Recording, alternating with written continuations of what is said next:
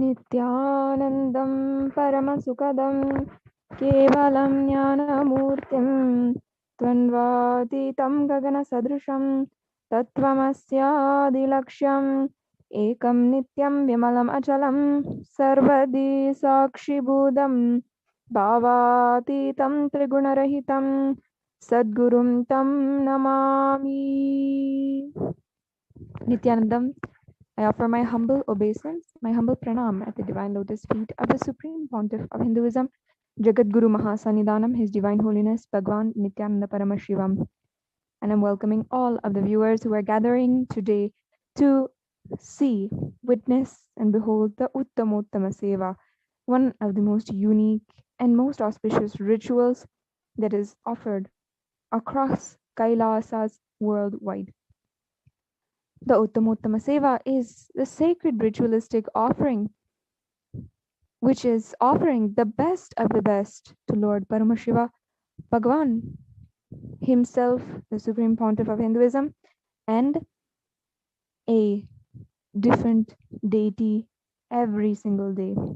Today we are offering the Uttamottama Seva for Lord Subramanya or Muruga, also known as Kartikeya. Before we go into today's Uttamottama Seva, there are a few really exciting announcements, happenings that are ongoing across Kailasa. The Supreme Pontiff of Hinduism has started for the last 1 week exciting Hindu e-nation building and daily all hands convention where across the Kailasas worldwide, there are so many hundreds of people who are gathering every single day, trained personally by the Supreme Pontiff of Hinduism for the becoming e-ambassadors of Kailasa. Let's understand, first of all, that as modern day human beings, we each and every one of us are online for more than 4 to 5 hours per day. And each of us, if we want to take up bringing a superconscious breakthrough to the world, and we understand the need of the hour, which the Supreme Pontiff of Hinduism is bringing to the world, we can start using the time that we are online and that we are sharing across the social media platforms in order to contribute to the world and make the presence of Paramashiva himself available for more and more people across the world. Today, you can become an e-ambassador by signing up at the link provided www.events.kailasa.org/e-ambassador.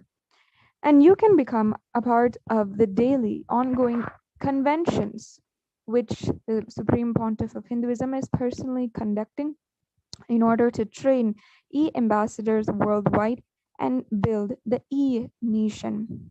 The nation of Kailasa is the enlightened Hindu civilizational e-nation, which across so many different platforms in all the languages the Supreme Pontiff of Hinduism is building now. So today you can take the opportunity and sign up to be an e-ambassador at the link provided. The next slide, please.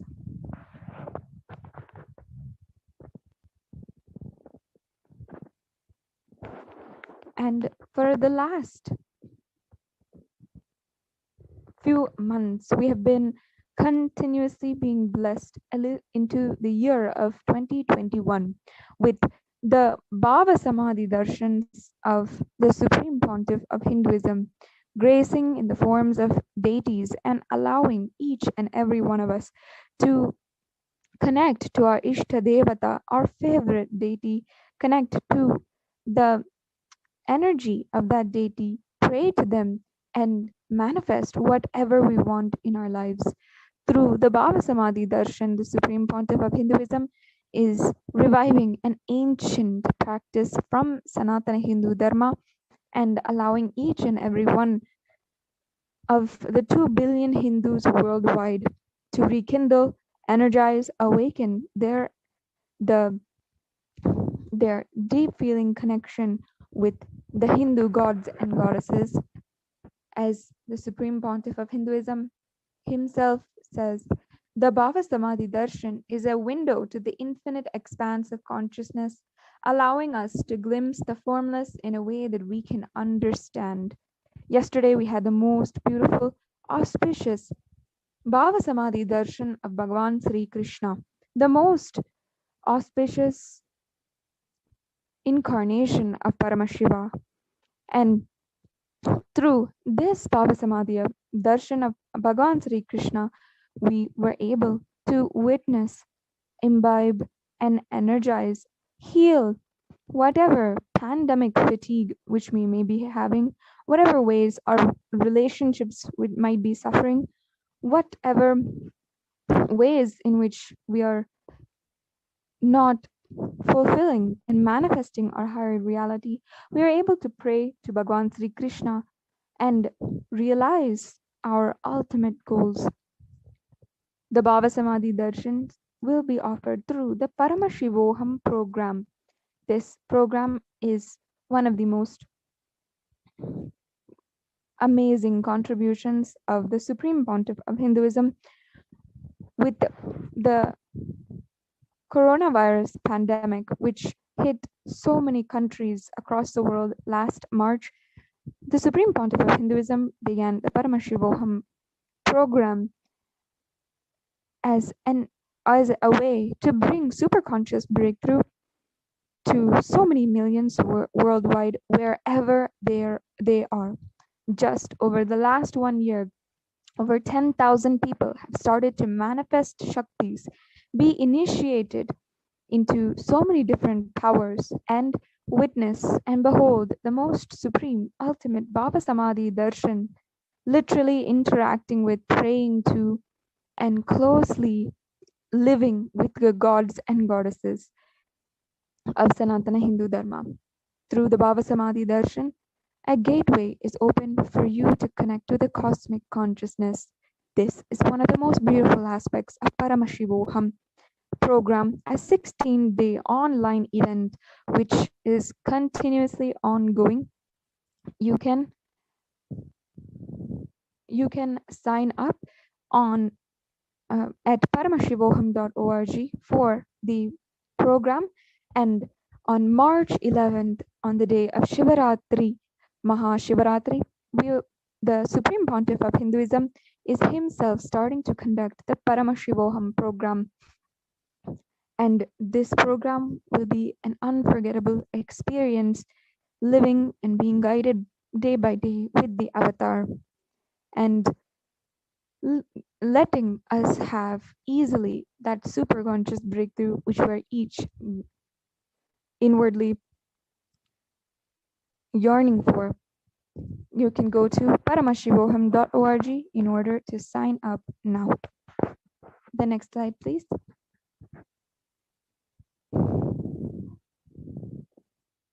Recently, an avalanche and massive flooding had hit alongside the Alaknanda and Dwalinganga rivers on the 7th of February. And for the lives who are lost and the people who have been injured, the Supreme Pontiff of Hinduism has since been intensely praying for their Atma Shanti. On February 11th, the Supreme Pontiff of Hinduism and the sannyasis of the Nithyananda order are holding an Maheshwara Puja in order to pray for the liberation of all the souls who are lost and heal the souls who are still grieving from the trauma and from their relatives or loved ones who were hit by the massive floodings and avalanche. If you can go to the official page of the Supreme Pontiff of Hinduism, which is indicated in this slide, and see the full message from the Supreme Pontiff of Hinduism for the avalanche and massive flooding that occurred on the 7th of February. Truly, it is a tragic and traumatic happening for so many people, but with the prayers of the Supreme Pontiff of Hinduism, all the pain which was caused, anything will be healed. The next slide, please.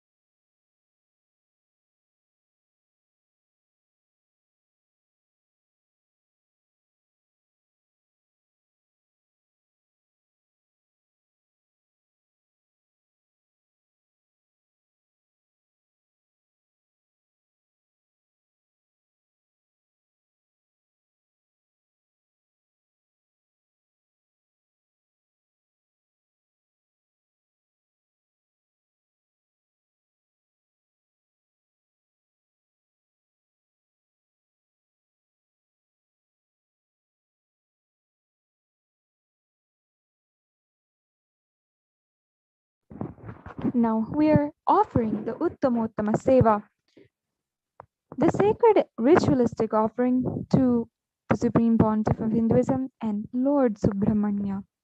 The Uttamottama Seva is the offering of the best which humanity can offer to Bhagavan Paramashiva. It is the best of the best food offered in Naivedyam, the best movement offered in dance or nritta, the best sound offered as music or sangita, and the best of the consciousness offered as power manifestation. The best that humanity can offer as gratitude is offered during the Uttamottama Seva. The next slide, please. Today, we'll be offering the Uttamottama Seva for Lord Muruga.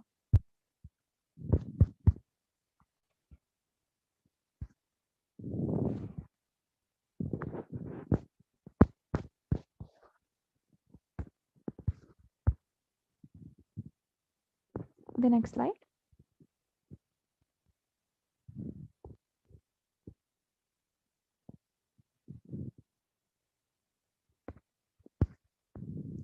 The Lord Subramanya is the son of Paramashiva and Devi Parashakti. The Lord Subramanya has another name, Kartikeya, and has 6 heads and is the embodiment of perfection. He was appointed the commander-in-chief of the gods and goddesses and thus named Devasenapati. With his matchless weapon, the Shakti or the lance, shining brilliantly like fire, he easily destroyed Tarakasura, the demon, and thus he became Shaktidhara and Tarakari. Being very young and virile, while slaying the demons of and the negative forces of the world, he is Kumara or Sanat Kumara. A forceful attacker in the war, he is known as Skanda. And Skanda also means one who has accumulated the power of chastity. He is a brave leader of God's forces created to destroy the demons which represent the negative tendencies in all of us. Kartikeya tends to the spiritual growth of aspirants, having the fire and energy to lead the army towards moksha. Lord Subramanya established the 6 enlightenment ecosystems. Through these enlightenment ecosystems, he gave superconscious breakthrough to the whole humanity. These include Palani, Tirutani, Swami Malai, Palai Mudircholai, and Tiruparanakundram and Tiruchendur. Tiruchendur is the ecosystem where Lord Subramanya destroyed the demon king Surapadman after a 6-day-long battle, at the end of which the battle, due to the compassion of Lord Subramanya, he turned Surapadma into a peacock, which is his vahana, and as a cock in his flag. In Tiruparakundram, the enlightenment ecosystem where Lord Subramanya came after destroying and liberating the demon Surapadman, this is also the place where Lord Indra gave his daughter Devyayani in marriage to Lord Subramanya. Palani is the ecosystem where Danda Yudapani Swami revealed the science of Aushadha and Siddha to the whole world. Lord Subramanya, as Danda Yudapani Swami, initiated Bogar, one of the 18 Siddhas, into this science, after which Bogar had written extensively on the science of Siddha and Aushadha. Swami Malay is the ecosystem where Paramashiva asked Subramanya if he knew the meaning of the primordial pranava Om. Lord Muruga said that he knew that meaning of Om and can expound on it only if Paramashiva himself can accept Muruga as his guru and listen to the exposition. As Paramashiva acceded to the request of Lord Muruga and heard the exposition of Om, Subramanya then received the name Swaminatha Swami. In Tirutani, the ecosystem where Lord Subramanya settled down from his ferocious state into the blissful state after destroying the demon King Surapadma. It is here that Subramanya himself performed the Shiva Puja to offer gratitude to Paramashiva for gracing victory in the war. In Palaya Mudircholai, this ecosystem where Lord Subramanya playfully tested the devotion of his ardent devotee Avayar to show the world the greatness of his devotee bhakti towards him.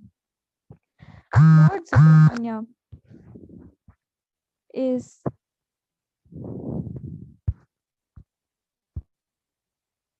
the deity who gave darshan at a young age to the Supreme Pontiff of Hinduism himself and revealed the alchemy science. We pray to him in order to vanquish all of the negative forces in our lives and help us and bless us with deep courage as we fight the battle among vitals and lead the army towards enlightenment. With this, let us now offer the Uttamottama Seva to Lord Muruga, and we will offer to the Supreme Pontiff of Hinduism, and this will take place from Adi Kailash, offered by the Nithyananda Gurukul Balasans. We will now proceed to the next segment of this Uttamostama Seva.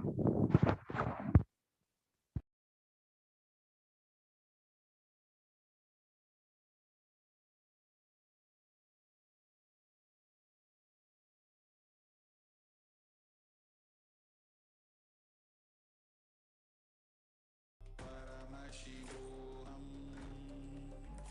Om Nithyananda Paramashivoham. Om Nithyananda Paramashivoham. Om Nithyananda Paramashivoham. Om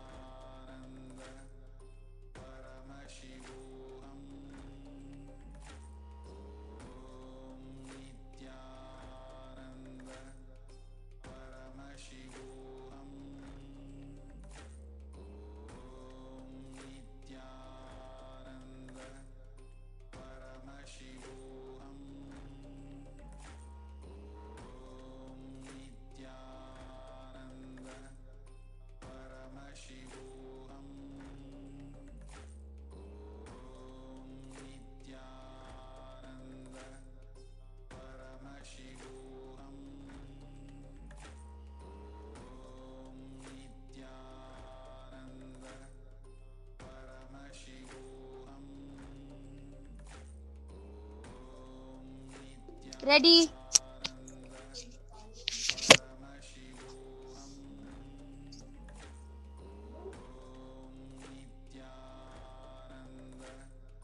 Paramashivoham. Nithyananda Paramashivoham. Nithyananda Paramashivoham. Nithyananda Paramashivoham. Nithyananda Paramashivoham. Nithyananda Paramashivoham. Nithyananda देवदेवोत्तम देवता सार्वभौम अखिलांड कोटि ब्रह्मांड नायक श्री नित्यानंदेश्वरी पराशक्ति समेत श्री नित्यानंदेश्वर परमशिव चतुर्वेद प्रिय चतुर्वेदमवधारय हरिः ओम अग्निमीले पुरोहितं यज्ञस्य देवं ऋग्विजं होता आरं रत्नधातावं हरिः ओम इषेतो चेत्वा वायवस्तोपायपत्तदेवो वस्तविता प्रार्पयतु श्रेष्ठतमाय कर्मणे हरिः ओम अग्न आयाहि पीतये गृणानो हव्यदातये निहोता सप्ति बर्हिषि हरिः ओम शन्नो देवीरभिष्टया आपो भवन्तु पीतये संयोरभिश्रवन्तु नः हरिः ओम. The next offering of the Uttamottama Seva at the feet of Devi Nithyanandeshwari Parashakti Sameta, Sri Nithyanandeshwara Paramashiva, is the offering of the Agama Slokas. Deva Devottama Devata Sarvabhauma Akhilanda Koti Brahmanda Nayaka Sri Nithyanandeshwari Parashakti Sameta Sri Nithyanandeshwara Paramashiva Agama Sloka Priya Agama Slokanavadharaya क्वचिद् वस्तुनि विन्यस्य शनैर्दृष्टिं निवर्तयेत् तज्ज्ञानं चित्तसहितं देवी शून्यालयो भवेत्. The next offering of the Uttamottama Seva at the feet of Devi Nithyanandeshwari Parashakti Sameta Sri Nithyanandeshwara Paramashiva is the offering of the Stotra Seva. देवदेवोत्तम देवता सार्वभौम अखिलांड कोटि ब्रह्मांड नायक श्री नित्यानंदेश्वरी पराशक्ति समेत श्री नित्यानंदेश्वर परमशिव स्तोत्र प्रिय स्तोत्रमवधारय. ओम नमो भगवते सदाशिवाय सकल तत्वात्मकाय सर्वमंत्र स्वरूपाय सर्वयंत्राधिष्ठिताय सर्वतंत्र स्वरूपाय सर्वतत्वविदुराय ब्रह्मरुद्रावतारिणे नीलकंठाय पार्वती मनोहराय सोमसूर्याग्निलोचनाय भस्मोद्दूलित विग्रहाय महामणिमुकुटधारणाय माणिक्यभूषणाय सृष्टिस्थितिप्रलयकालरौद्रावताराय दक्षाध्वरध्वंसकाय महाकालभेदनाय मूलाधारैकनिलयाय तत्त्वातीताय गंगाधराय सर्वदेवादिदेवाय षडाश्रयाय वेदांतसाराय त्रिवर्गसाधनाय अनन्तकोटिब्रह्माण्डनायकाय अनन्तवासुकितक्षककारकोटकशङ्खगुलिकपद्ममहापद्मेति अष्टमहानागकुलभूषणाय प्रणवस्वरूपाय चिदाकाशाय आकाशदिक्स्वरूपाय ग्रहनक्षत्रमालिने सकलाय कलङ्करहिताय सकललोकैककर्त्रे सकललोकैकभर्त्रे सकललोकैकसंहर्त्रे सकललोकैकगुरवे सकललोकैकसाक्षिणे सकलनिगमगुह्याय सकलवेदान्तपारगाय सकललोकैकवरप्रदाय सकललोकैकशङ्कराय शशाङ्कशेखराय शाश्वतनिजावासाय निराभासाय निरामयाय निर्मलाय निर्मदाय निश्चिन्ताय निरहङ्काराय निरङ्कुशाय निष्कलङ्काय निर्गुणाय निष्कामाय निरुपप्लवाय निरुपद्रवाय निरवध्याय निरन्तराय निष्कारणाय निरन्तकाय निष्प्रपञ्चाय निस्सङ्गाय निर्द्वन्द्वाय निराधाराय निरागाय निष्क्रोधाय निर्लोपाय निष्पापाय निर्भयाय निर्विकल्पाय निर्भेदाय निष्क्रियाय निस्तुलाय निस्संशयाय निरुपम विभवाय नित्यशुद्ध बुद्ध परिपूर्ण सच्चिदानन्दाद्वयाय परमशांत स्वरूपाय तेजो रूपाय तेजोमयाय जय जय रुद्र महारौद्र भद्रावतार महाभैरव कालभैरव कल्पांत भैरव कपालमालाधर खट्वांग खड्ग चर्म पाशांकुश डमरू शूल चाप बाण गदा शक्ति भिंडिपाल तोमर मुसल मुद्गर पाशा परिघ भुषुंडी षटग्नि चक्राद्यायुध विस्फारित ब्रह्मांड मंडल नागेंद्र कुंडल नागेंद्र हार नागेंद्र वलय नागेंद्र चर्मधर मृत्युंजय त्रयंबक विश्वरूप विरूपाक्ष विश्वेश्वर विषभवाहन विश्वभूषण विश्वतो मुख सर्वतो रक्ष रक्ष मां ज्वल ज्वल महामृत्युमपमृत्यु भयं नाशय नाशय चोर भयं उत्सादय उत्सादय विषसर्प भयं समय समय चोरान् मारय मारय मम शत्रून् उच्चाटय उच्चाटय त्रिशूलेन विधारय विधारय कुठारेण भिण्डि भिण्डि खड्गेन छिण्डि छिण्डि खट्वाङ्गेन विकोदय विकोदय कुशलेन निष्पेषय निष्पेषय बाणैः सन्ताटय सन्ताटय रक्षांसि भीषय भीषय भूतानि विद्रावय विद्रावय कूष्माण्ड मारीच वेताल ब्रह्मराक्षसगणानि सन्ताटय सन्ताटय माम् अभयं कुरु कुरु वित्रस्त्वं माम् आश्वासय आश्वासय नरकभयान् माम् उद्धर उद्धर सञ्जीवय सञ्जीवय शत्रुभ्यां माम् आप्यायय आप्यायय दुःखातरं माम् आनन्दय आनन्दय शिवकवचेन माम् आच्छादय आच्छादय मृत्युञ्जय त्र्यम्बक सदाशिव परमशिव नमस्ते नमस्ते. The next offering of the Uttamottam Seva at the feet of Devi Nithyanandeshwari Parashakti Sameta Sri Nithyanandeshwara Paramashiva is the offering of the Dravida Vedams.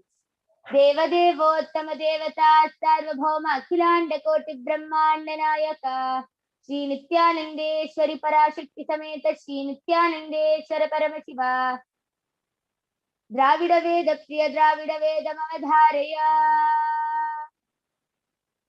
முத்தைத்தருப்பத்தித்திருநகையத்தித்திரு சத்தித்தரவன முத்திக்குரு வித்திக்குரு பரையன போதும் முக்கட்பரமர்க்கச் சுருதியின் முற்பட்டது கற்பித் திருவரு முப்பட்டு முவர்க்கத் தமரருமடி பேன பத்துத்தல தத்த கனைத்தொடு ஒற்றை கிரிமத்தை பொருதுரு பட்ட பகல் வட்டத்திகிரியலிரவாக பத்திற்கிரை தத்தை கடவிய பச்சை புயல் மெச்ச தகு பொருள் பச்சத்தொடு ரட்சி தருவது ஒரு நாளே தித்தித்தைய ஒத்த பரிபுர நித்த பணம் வைத்த பைரவி திக்கொட் கனடிக்க கழுகுரு கழுதாட திக்கு பரியட்ட பைரவ தொக்கு தொகு தொக்கு தொகு தொகு சித்திர பௌரிக்கு திகடகயன ஓத கொத்து பர கொட்ட களமிசை குக்கு குகு குக்கு குகு குகு குத்தி புதை புக்கு பிடியன முது கூகை கொட்புற்றல நட்பற்றவரனை வெற்றி பலியத்த குலகிரி குத்துப்பட ஒத்த புறவல பெருமாளே.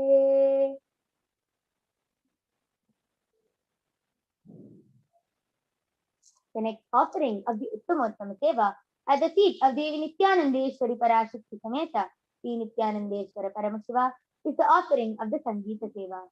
Deva Devottama Devata Sarvabhauma Akhilanda Koti Brahmanda Nayaka Sri Nithyanandeshwari Parashakti Sameta Sri Nithyanandeshwara Paramashiva Sangeeta Priya Sangeetam Avadharaya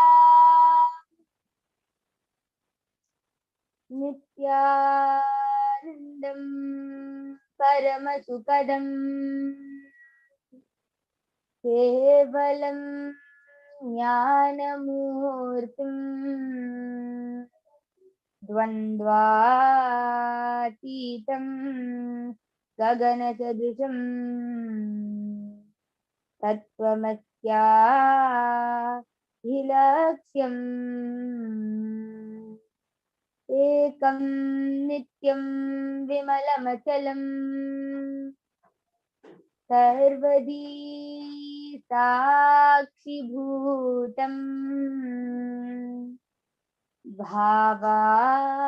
भावातीतं त्रिगुणरहितं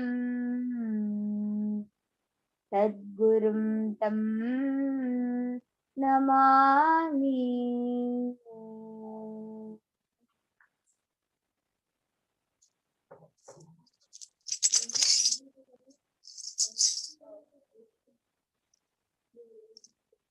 வேலவா வேலவா வேல் முருகா வா வா, வேலவா வேலவா வேல் முருகா வா வா, வேல் முருகா வா வா, வேல் முருகா வா வா, வேல் முருகா வா வா, வேல் முருகா வா வா, வேலவா சண்முகா முருகா முருகா, வேலவா சண்முகா முருகா முருகா, வேலவா சண்முகா முருகா முருகா, வேலவா சண்முகா முருகா முருகா, வலி மனாவாலா குஞ்சரி மனாலா, வலி மனாவாலா குஞ்சரி மனாலா, வள்ளி மனாவாலா குஞ்சரி மனாலா, வள்ளி மனாவாலா குஞ்சரி மனாலா, வண்ணமயில் வாகனா முருகா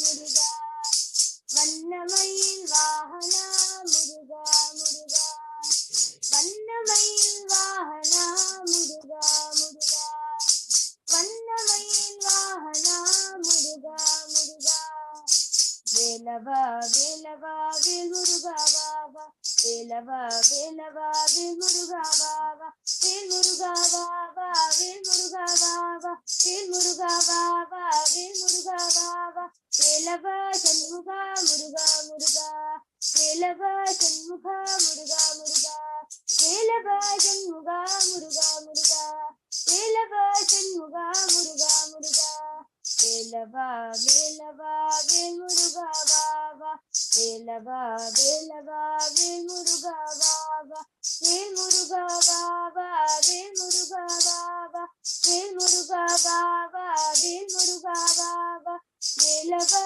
சண்முகா முருகா முருகா, வேலவா சண்முகா முருகா முருகா, வேலவா சண்முகா முருகா முருகா, வேலவா சண்முகா Muruga Muruga.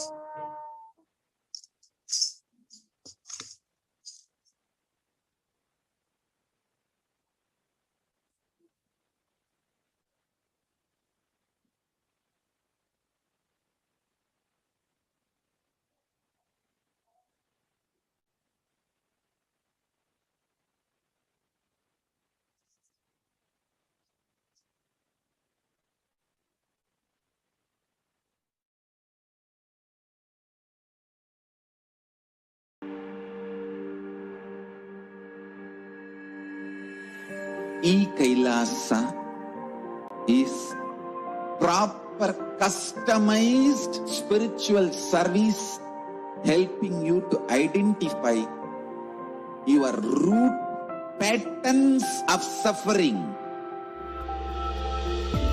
We have perfected the science of helping every individual from every cultural, religious, nationality background.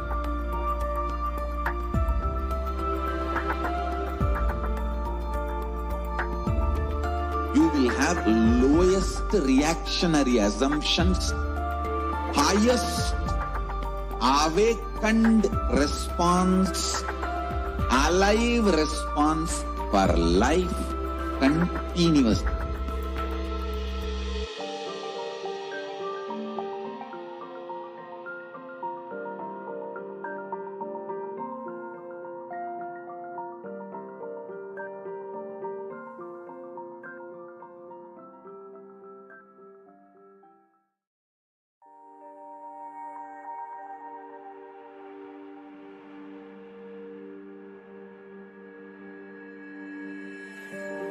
KAILASA is proper customized spiritual service helping you to identify your root patterns of suffering.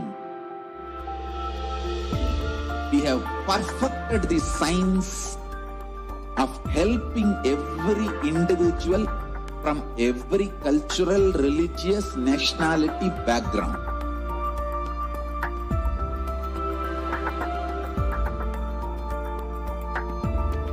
You will have lowest reactionary assumptions, highest awakened response, alive response for life continuously.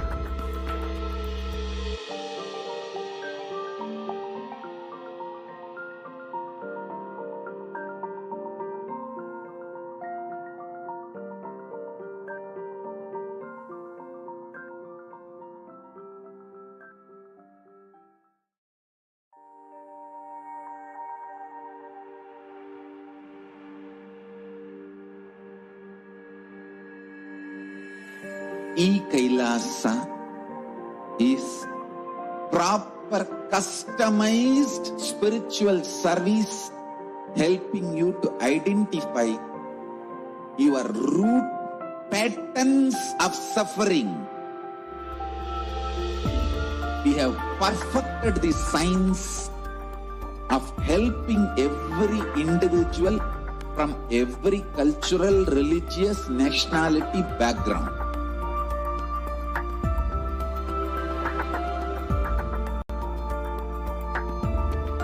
You will have lowest reactionary assumptions, highest awakened response, alive response for life continuously.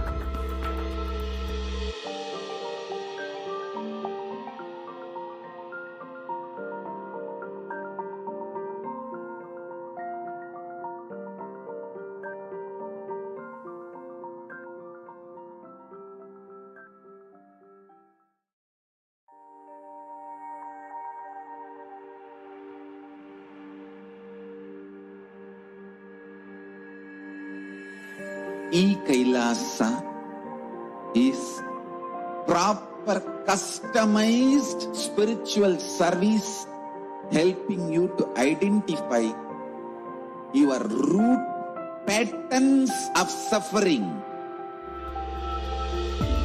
We have perfected the science of helping every individual from every cultural, religious, nationality background.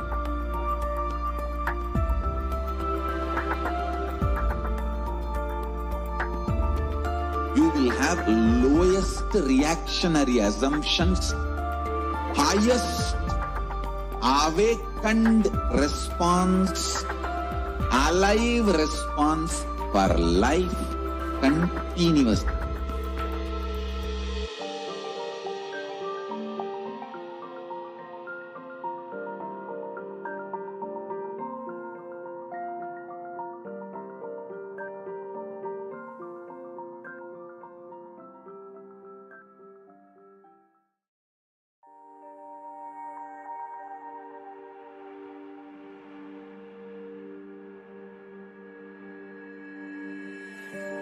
KAILASA is proper customized spiritual service helping you to identify your root patterns of suffering. We have perfected the science of helping every individual from every cultural, religious, nationality background.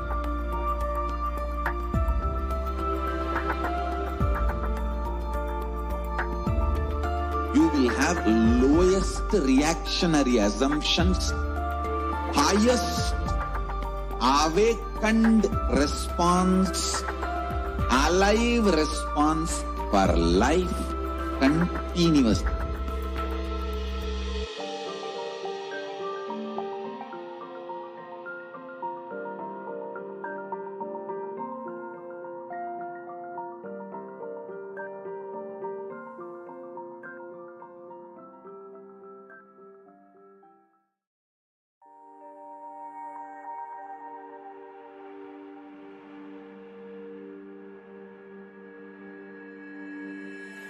KAILASA is proper customized spiritual service helping you to identify your root patterns of suffering. We have perfected the science of helping every individual from every cultural, religious, nationality background.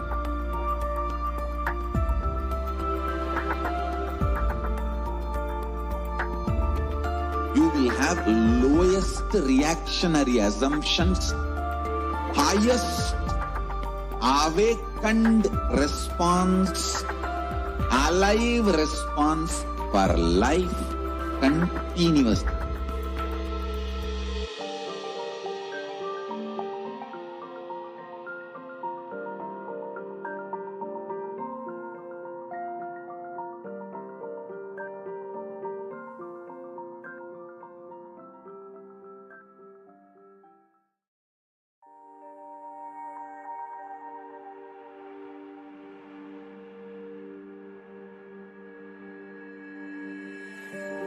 KAILASA is proper customized spiritual service helping you to identify your root patterns of suffering.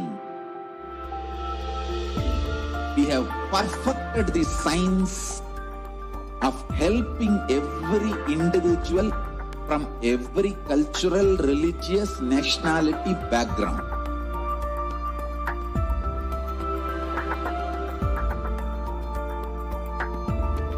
You will have lowest reactionary assumptions, highest awakened response, alive response for life continuously.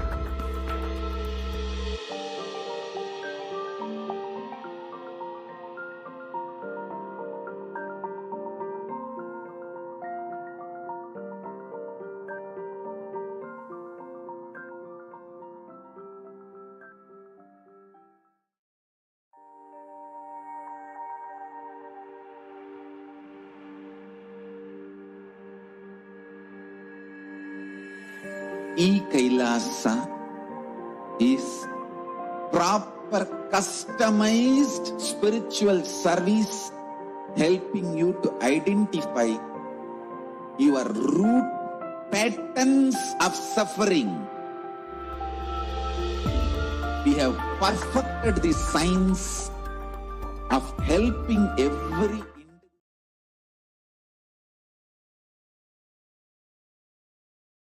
The next offering of the Uttamottama Seva at the feet of Devi Nithyananda Paramashiva Sri Nithyananda Paramashiva is the offering of the Nitya Seva. Deva Devottama Devata Sarvabhauma Khilanda Koti Brahmanda Nayaka Sri Nithyananda Parashakti Sameta Sri Nithyananda Paramashiva Nitya Priya Nittamavadharaya.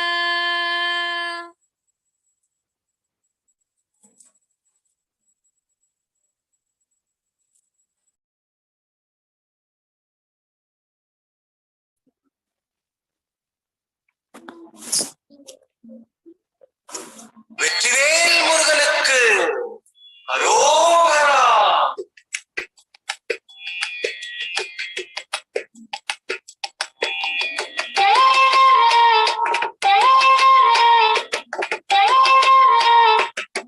அழகு தெய்வமாக வந்து பழனிமலை மீதில் நிற்போம். அழகு தெய்வமாக வந்து பழனிமலை மீதில் நிற்போம். ஆதிசக்தி என்னை தந்தவாரன் அசுர தம்மை வென்றபடி வேதம். அழகு தெய்வமாக வந்து பழனிமலை மீதில் நிற்போம். ஆதிசக்தி அன்னை தந்தவாரன் அசுர தம்மை வென்றபடி வேதம். நல்ல அமுதமென்னுமோ தமிழில் பாடிடும் அன்பர் வாழவே கருணை செய்குகன். அமுதமென்னுமோ தமிழில் அன்பர் வாழவே கருணை செய்குவன் என்றும் அருள் சுரந்தே காக்கும் அனுகூலன்.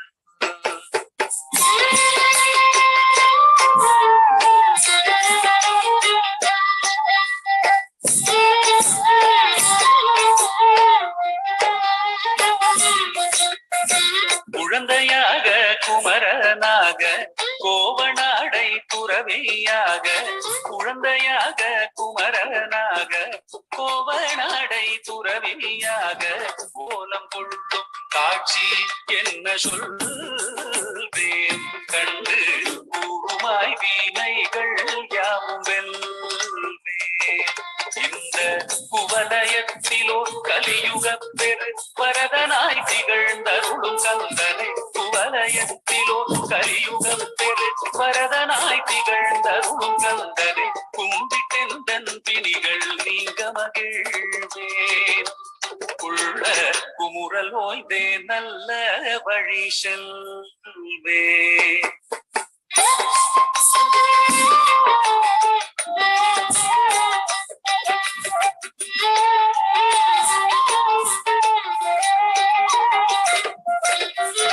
நீலமயில் மீதில் ஏறி ஆகினன்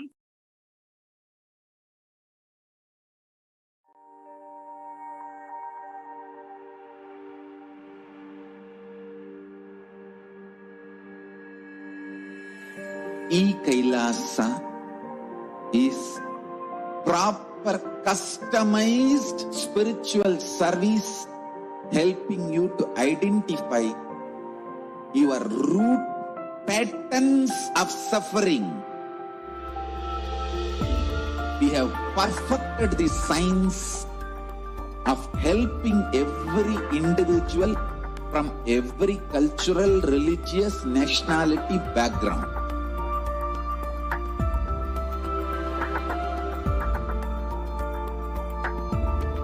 You will have lowest reactionary assumptions, highest awakened response, alive response for life continuously.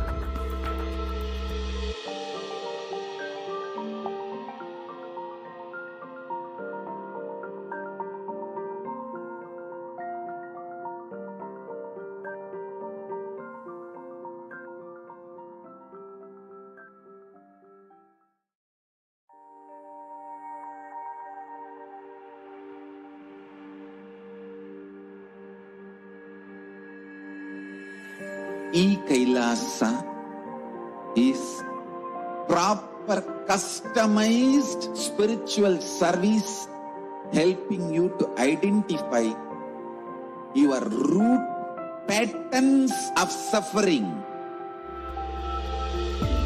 We have perfected the science of helping every individual from every cultural, religious, nationality background.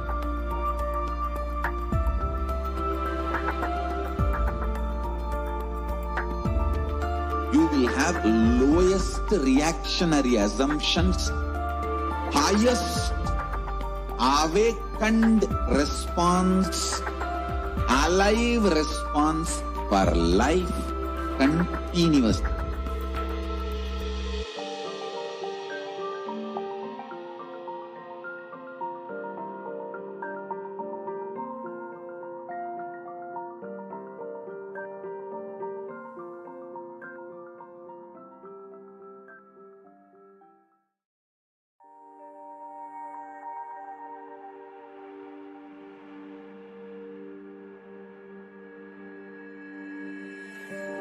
KAILASA is proper customized spiritual service helping you to identify. Devi Nithyanandeshwari Parashakti Sameta Shri Nithyanandeshwara Paramashiva is the offering of the Paramashiva Shakti Avishkarana. Deva Devottama Devata Sarvabhauma Akhilanda Koti Brahmanda Nayaka Shri Nithyanandeshwari Parashakti Sameta Shri Nithyanandeshwara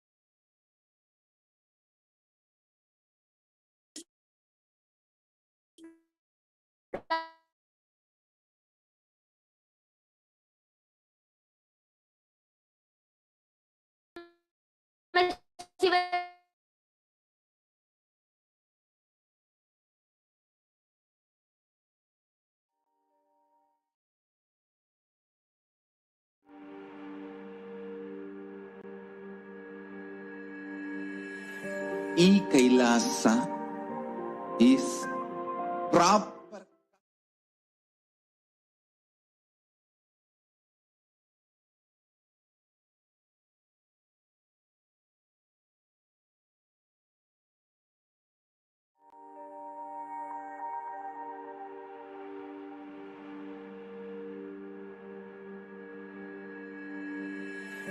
KAILASA is proper customized spiritual service helping you to identify your root patterns of suffering. We have perfected the science of helping every individual from every cultural, religious, nationality background.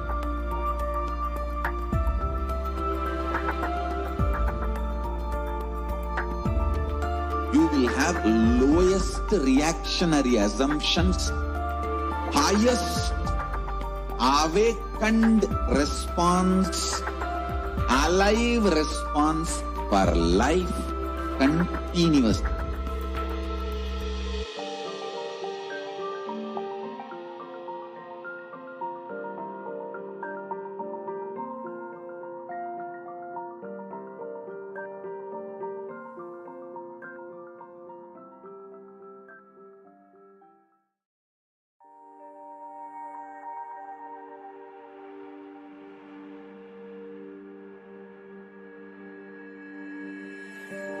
KAILASA is proper customized spiritual service helping you to identify your root patterns of suffering. We have perfected the science of helping every individual from every cultural, religious, nationality background.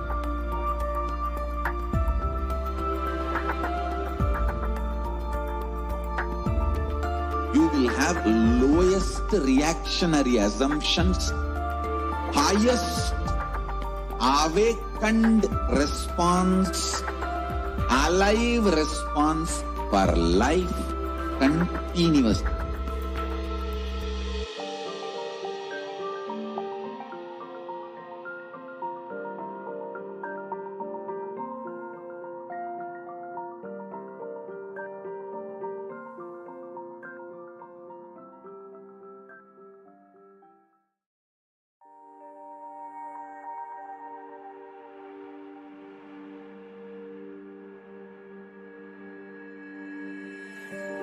KAILASA is proper customized spiritual service helping you to identify your root patterns of suffering.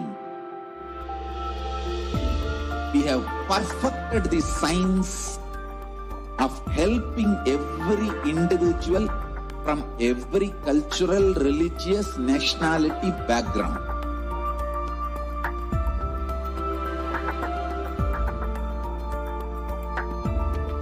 You will have lowest reactionary assumptions, highest awakened response, alive response for life continuous.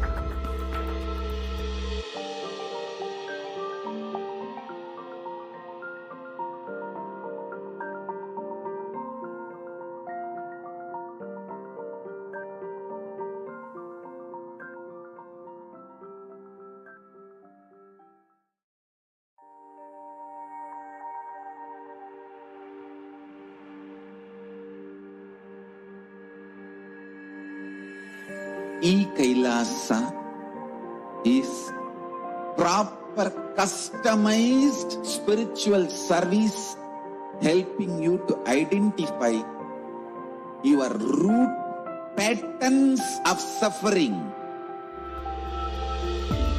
we have perfected the science of helping every individual from every cultural, religious, nationality background.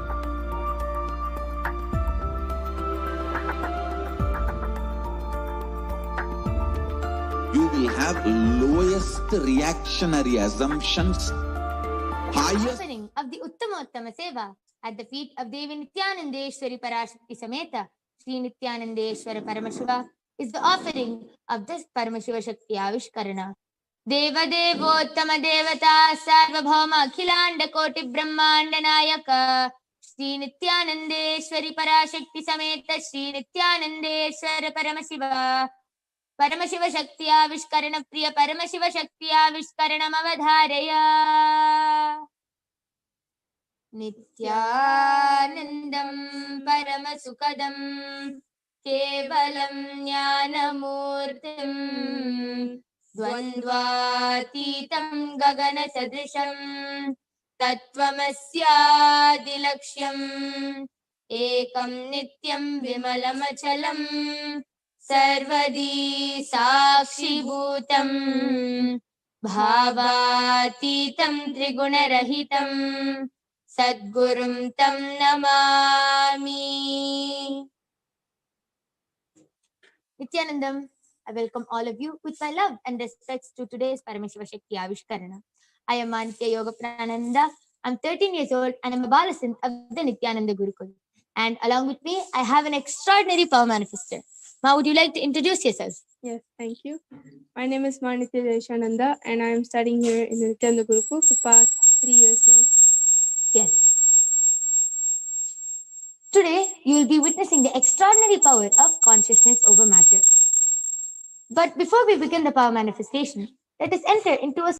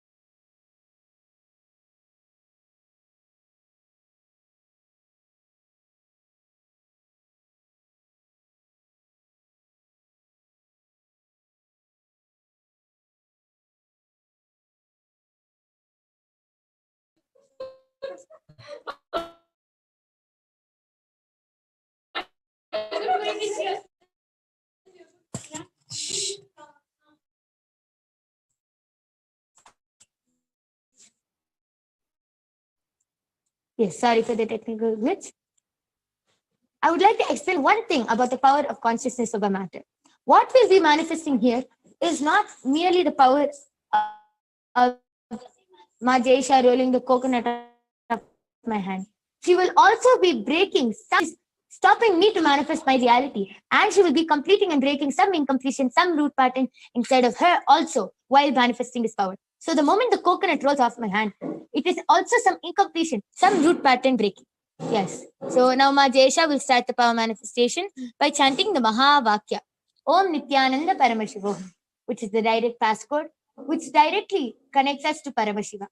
Yes. Majesha, you can start. Om Nithyananda Paramashivoham. Om Nithyananda Paramashivoham. Om Nithyananda Paramashivoham. Om Nithyananda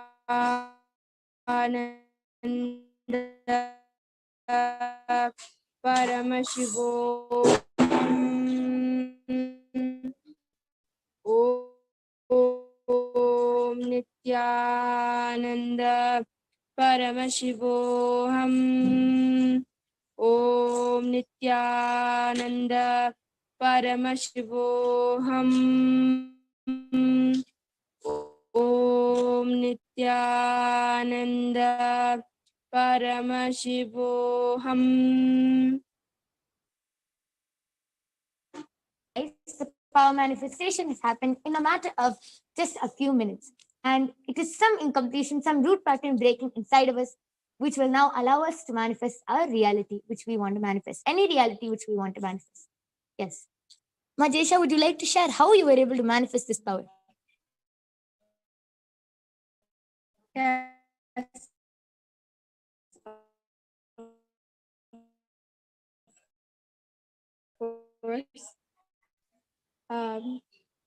While manifesting the power is that I'm just sitting and it's just Swamiji and it's all Swamiji's doing. So when you sit with the cognition of that, dropping the identity and letting Swamiji flow through you, that is when you'll see the powers beautifully manifest in you. And that is exactly what all Balasins and Nithyananda Gurukul do. The reason why we're able to manifest powers within minutes is because we drop that identity of, oh, I manifest the power. We drop that identity and we hold on to the cognition of it is just Swamiji, everything that is happening is only Swamiji's doing. That's when the power of power manifestation happens in me. And that is exactly what I always do when I manifest powers. Yes, amazing. Such a beautiful cognition to hold. And just before we end, one last thing I would like to share with all of you. I would like to share the Apta Pramana with all of you. The Apta Pramana is the experiences of Aptas, or Vedic rishis and scientists who have time tested and verified this science. So the Apta Pramana for the power of consciousness over matter goes back to the time of Dwapar Yuga. When Lord Sri Krishna was born in Mathura, King Kamsa was waiting to kill him, and his father Vasudeva wanted to take him to his friend Nanda. And when Vasudeva was taking Sri Krishna to his friend Nanda, he had to cross River Yamuna, and River Yamuna was flooded at that time, and there was no possible way to cross. He just simply connected with the divine and requested River Yamuna to part. Immediately, Yamuna parted and gave way for Vasudeva to walk along with Sri Krishna to the other side and take Sri Krishna safely to Nanda. And this is how our ancestors used to manifest these powers as a day-to-day lifestyle. And since that got diluted, since that science was lost, Paramashiva has again landed in the form of the Supreme Pontiff of Hinduism, Jagatguru Mahasannidhanam, His Divine Holiness Bhagavan Nithyananda Paramashivam, and is reviving this extraordinary science now. So don't miss a chance. All of you can also manifest these extraordinary powers. You can sign up for the Paramashivoham Level 2 program, and all of you can get initiated into these powers and manifest these extraordinary powers. Yes, and with this, I would like to thank all of you for joining us in today's Uttamottama Seva. We thank all of you. Please stay tuned for the Nithyananda Satsang. Thank you, Nithyananda.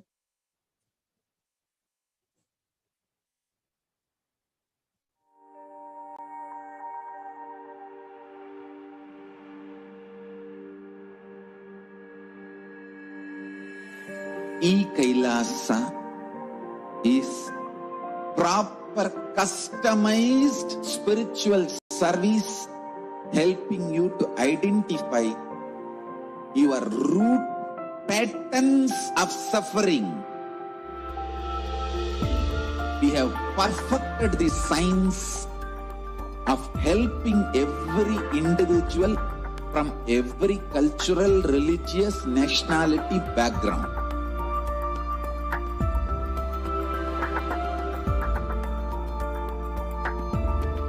You will have lowest reactionary assumptions.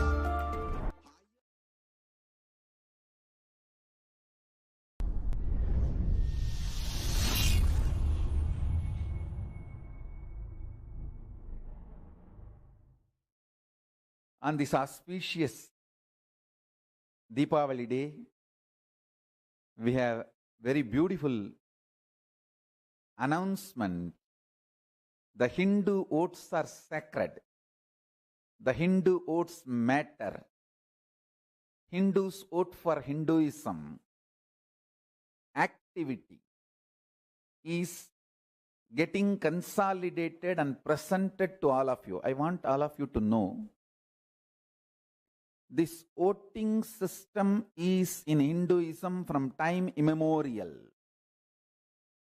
Even in the Vedas and Puranas, there are references where a concept is debated and voted. Not only in our Vedas and Agamas, even in the Puranas, there are enough historical reference. From time immemorial, this tradition was there, doing Vakyarthasadas, Jivarthasadas, Anubhava Mantava discussions, and then voting for certain concepts, principles, ideas, decisions to come to conclusions. So that same tradition handed over to me from my Guru Parampara, and I have revived for last 26 years of my life. I have revived this whole system, and here I am presenting the whole system. The Hindu parliament system and Hindu voting system. The work we have done in the last 26 years in multiple satsangs, public programs, I used to explain a concept and ask for people to raise their hands to vote for this side or that side. If you many times, if you attended my live satsangs programs in those days, you will know very clearly. I used to explain a concept, then I'll ask whoever understands, cognizes, please raise your hand. And I'll always explain the other side and say, whoever understands this principle, raise your hand. So it is the principle adopted from the ancient time. I was reviving the original parliament system as per the cosmic constitution of Hinduism was revealed in the treaties of the Nataraja Sabha within the Nataraja temple in Chidambaram. This temple remains as the only surviving ancient Hindu parliament hall till date, consisting of these 5 halls: Chit Sabha, Raja Sabha, Deva Sabha, Kanaka Sabha, Nritta Sabha. That together constitutes the ancient Hindu parliament. And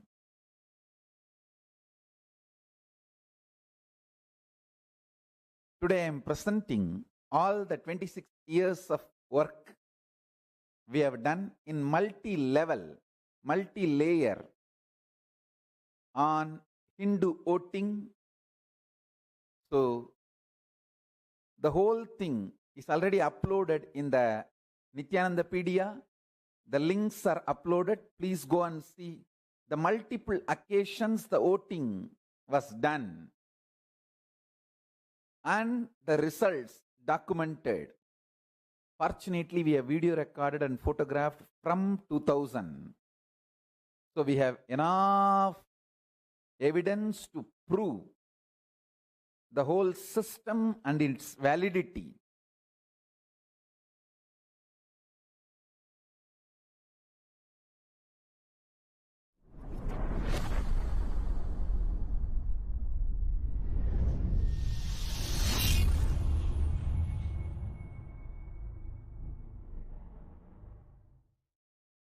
On this auspicious Deepavali day, we have very beautiful announcement.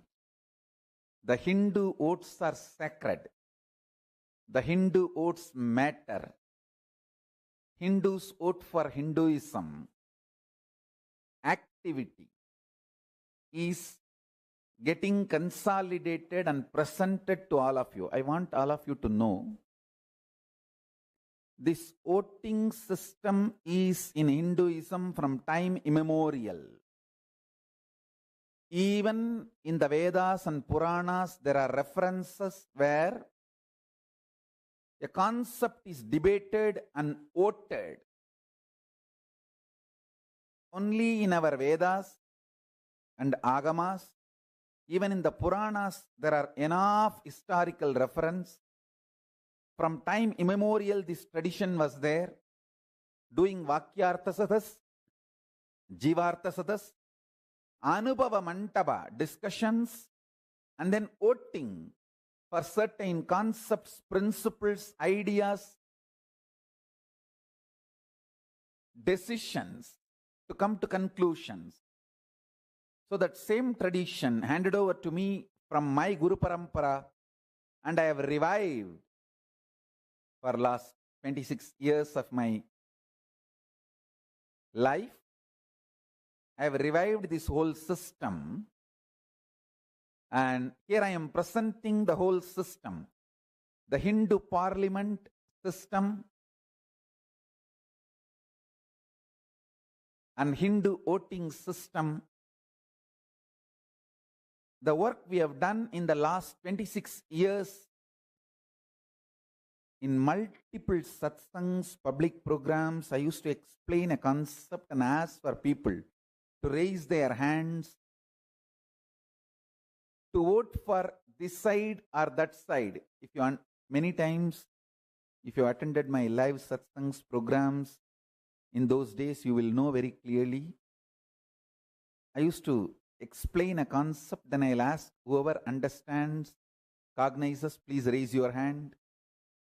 And I'll always explain the other side and say, whoever understands this principle, raise your hand. So it is the principle adopted from the ancient time. I was reviving the original parliament system as per the cosmic constitution of Hinduism was revealed in the treatise of the Nataraja Sabha within the Nataraja temple in Chidambaram. This temple remains as the only surviving ancient Hindu parliament hall till date, consisting of these 5 halls: Chit Sabha, Raja Sabha, Deva Sabha, Kanaka Sabha, Nritta Sabha. That together constitutes the ancient Hindu parliament. And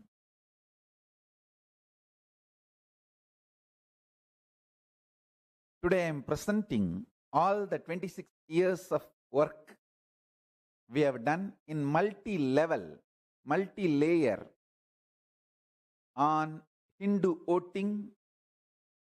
So the whole thing is already uploaded in the Nithyanandapedia.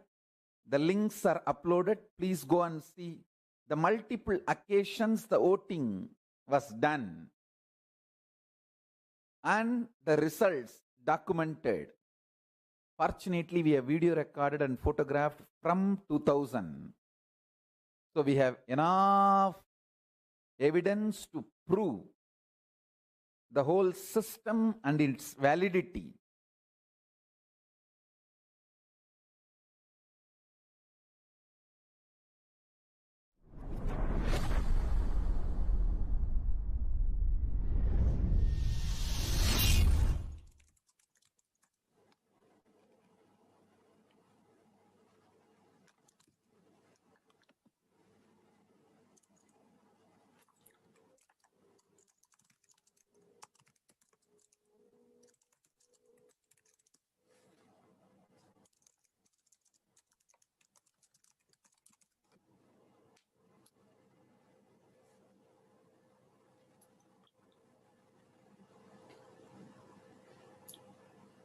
नित्यानन्दं परमसुखदं केवलं ज्ञानमूर्तिं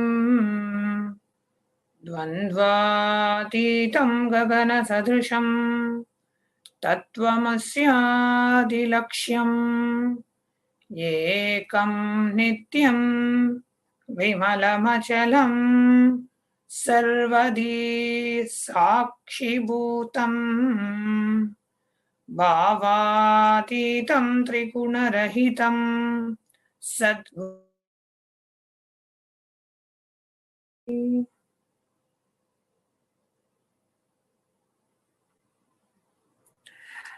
Nithyanandam, and welcome everyone for this beautiful evening.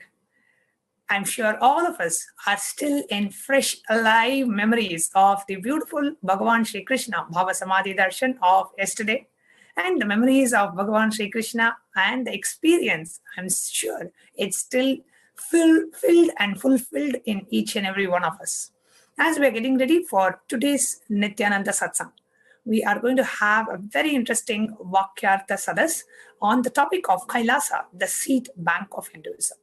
However, we are having not just one satsang per day, but we are having 2 satsangs per day. The first satsang of the day is in the morning at 8 a.m., which is exclusively only for the people who are a part of the Kailasa governance. It is not for public. It is for all the e-ambassadors, all the people who are a part of the Kailasa governance and the Kailasa nation building. We had a very, very, very special satsang, a meeting, a very intimate session, I should say, with the Supreme Pontiff of Hinduism, Jagatguru Mahasannidhanam, His Divine Holiness, Bhagavan Nithyananda Paramashivam. And if you are sitting and watching this live on Facebook or YouTube, and you're wondering, oh my God, what is that special intimate session with Swamiji? It's a private meeting that we had with the Supreme Pontiff, and it was actually a very intimate ambience where Swamiji shared so much about how the whole Kailasa happened and the need for us to make the Hindu nation happen. So if you are wondering, oh my God, that sounds interesting. How did I miss that? How did I get to miss this special private meeting with Swamiji? We are going to be having it in the India time morning. Will be a meeting exclusively for the Kailasa, the people who are a part of the Kailasa governance and government. And if you want to join and be a part of the government of the only and the greatest Hindu civilizational nation, Kailasa, here we are going to share how you can be a part of us. Come and join and be a part of Kailasa as an e-ambassador. What is an e-ambassador and how you can be a part of Kailasa as Kailasa's e-ambassador? We have Ma Nithya Pramayananda joining us today to share more about this. Nithyananda Ma.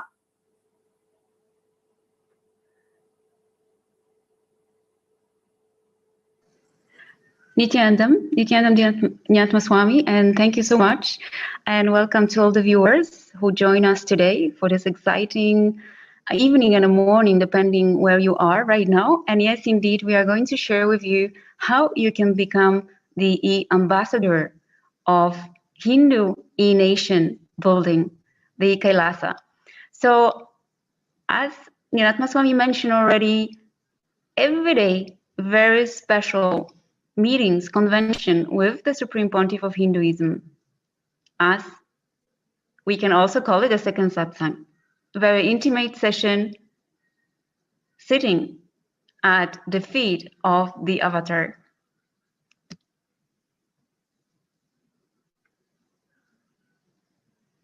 So I would just remind you the post that Swamiji has done himself on the 31st as an invitation to everyone to join the only Hindu nation, to be part of the e-governance of Kailasa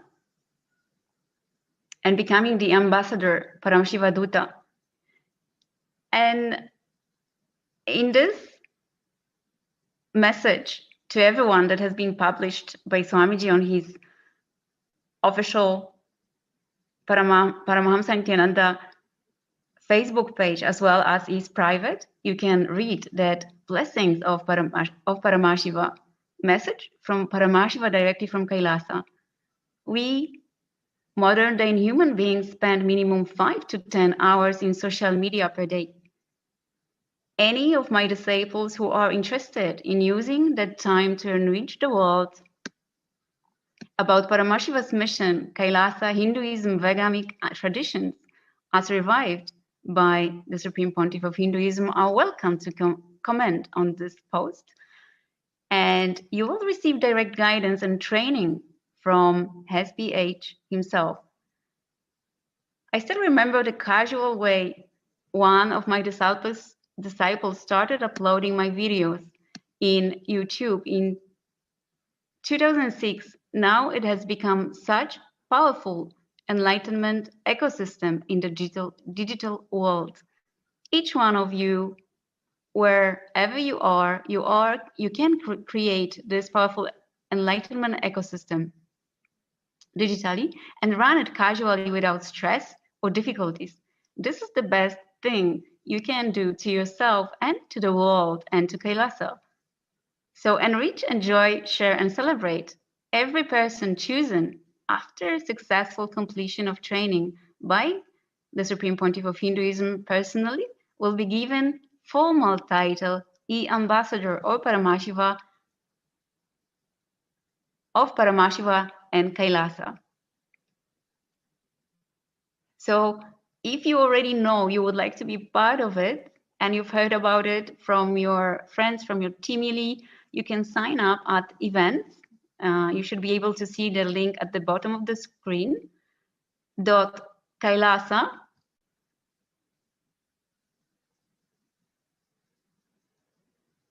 .kailasa.org/e-ambassador. So welcome invitation, warm invitation to join. And why to become, if you are new, what is the reason that you would like to become e-ambassador? One of the projects building the greatest Hindu nation, living the workaholic, active, and contributing lifestyle of building Kailasa digitally with intensity, integrity, and enthusiasm, as described by Paramashiva on the world's most populated nation, the internet, will ensure our visa and green card to Maha Kailasa. It is direct blessing from Paramashiva, the kind of punya one receives for personal contribution in reviving and preserving these great ancient sciences of enlightenment to people directly is too extraordinary. It is a one-stop spiritual repository for all humanity. And as always, we give you the reference, scriptural references, and the verse 164 of Sri Guru Gita says, a wise person, fully liberated, always lives in this manner. O Parvati, one who serves him wholeheartedly and with deep devotion is relieved of all delusion and is liberated.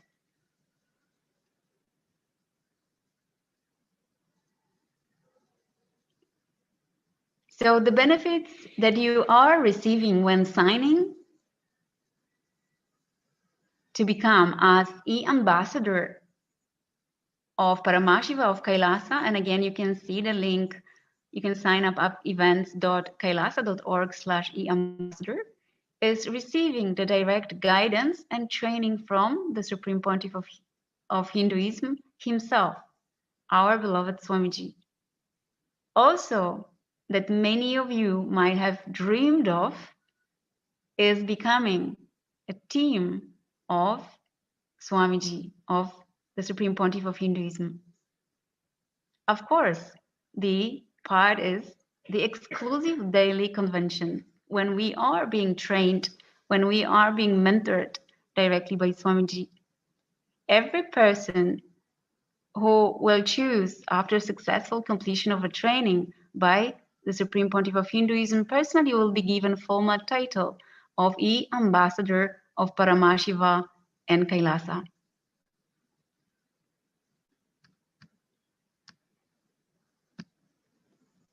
And what does the E-Ambassador?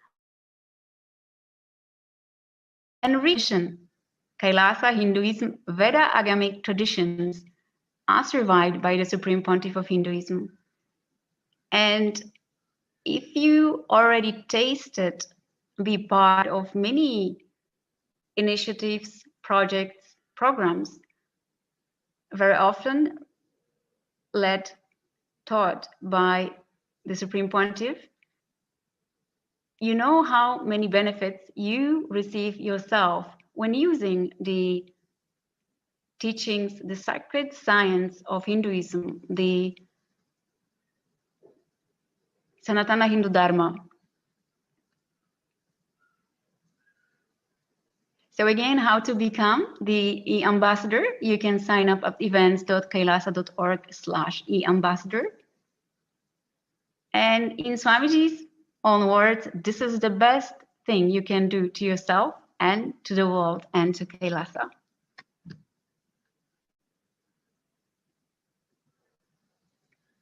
So once again, a warm welcome and invitation to join. And thank you for your attention. Wonderful. Thank you so much, Ma Prameya, for beautifully introducing about the e-ambassador project. Swamiji calls it Paramashiva Dhuta. Dhuta means messenger. So we are all e-ambassadors of this beautiful civilization and nation, Kailasa. And Swamiji himself mentioned in one of the very special delegates meeting, he said, I want all my disciples to become e-ambassadors of Kailasa. And if you are watching us live and if you have already signed up to be an e-ambassador, I request you to comment under the SPH JGM post on Facebook. Comment that, yes, I have already signed up to be an e-ambassador. If not, please go ahead and sign up now saying, yes, I am now signing up to be an e-ambassador. So come to our SPH JGM Facebook live page and please comment under the live feed. And for those of you who are watching as new and you just joined us, tuned in into Kailasa's HDH, SPH, JGM, Nithyananda Paramashivam Facebook page and watching us live, invite you to come and join us as an e-citizen of Kailasa and receive your free e-passport. How can you receive it? Let us take a look at this video.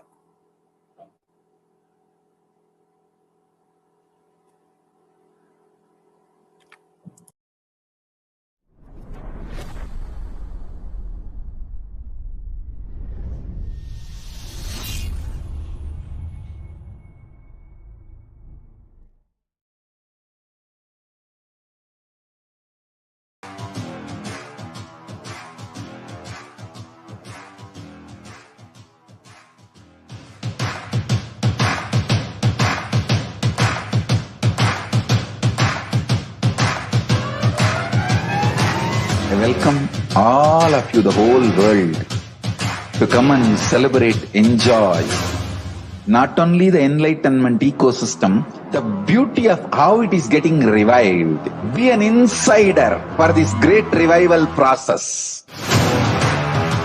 If you are an insider even for a startup company, you will understand not only the result of the company, even that being an insider is such a joy. Being an insider when it was happening is something extraordinary. So, I welcome all of you to come and be part of an insider of this revival of Kailasa, the enlightenment ecosystem, sovereign order of Kailasa, Kailasa nation itself. I request and welcome, invite all of you to become e-Kailasian, get your free passport and make billions receive this free passport.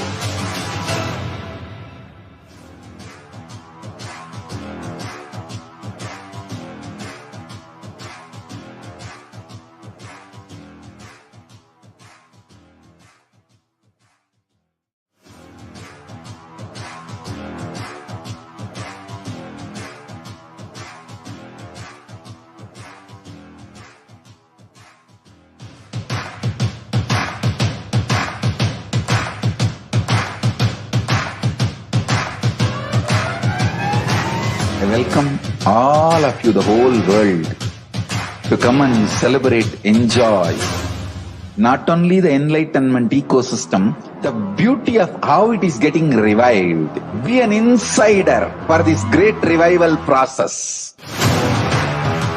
If you are an insider even for a startup company, you will understand not only the result of the company, even that being an insider is such a joy. Being an insider when it was happening is something extraordinary.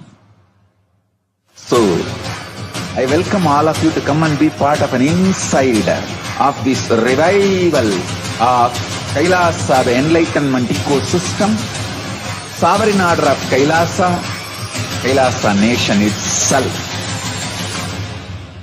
I request and invite all of you to become e-Kailasian. Get your free e-passport and make billions receive this free e-passport.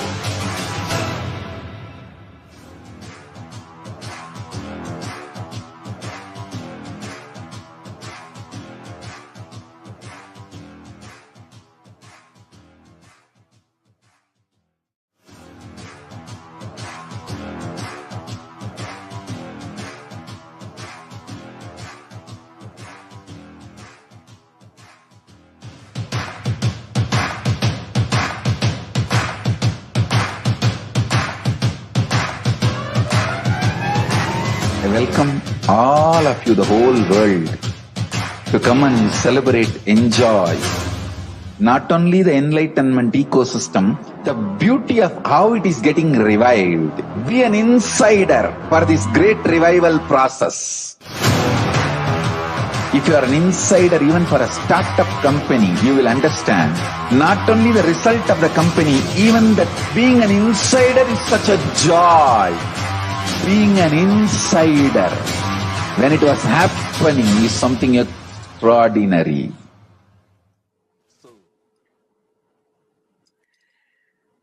Nithyanandam, and welcome everyone for today's very interesting Vakyartha Sadas. So the topic that we have for today is Kailasa, the seed bank of Hinduism. We have very interesting panelists that are joining us today in the Vakyartha Sadas panel. First, let me give an introduction to the topic. What is a seed bank? Okay, so seed bank is a place where we store the seeds to maintain the genetic diversity of the species.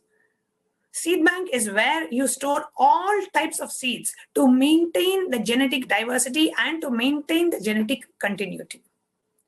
In the context of Hinduism, today Kailasa is the only seed bank available for Hinduism. How Kailasa is a seed bank for Hinduism?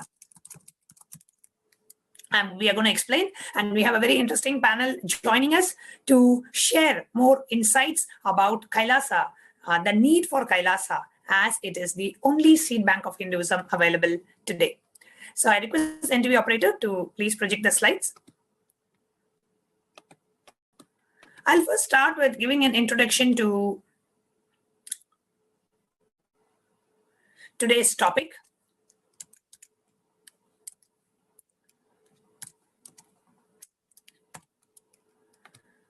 What is Kailasa?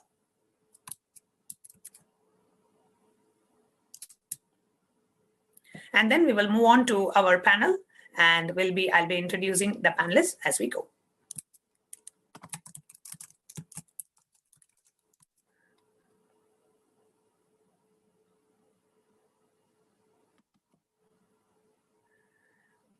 Kailasa is a powerful where high-frequency beings can land, literally a cosmic airport.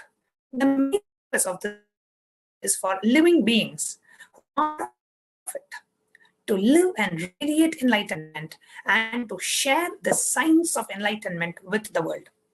Kailasa is a power manifestation-based ecosystem where Kailaya-vasis, the residents of Kailasa, manifest and radiate all the powers revealed by Paramashiva in the ancient text, which is the Vedas and the Agamas.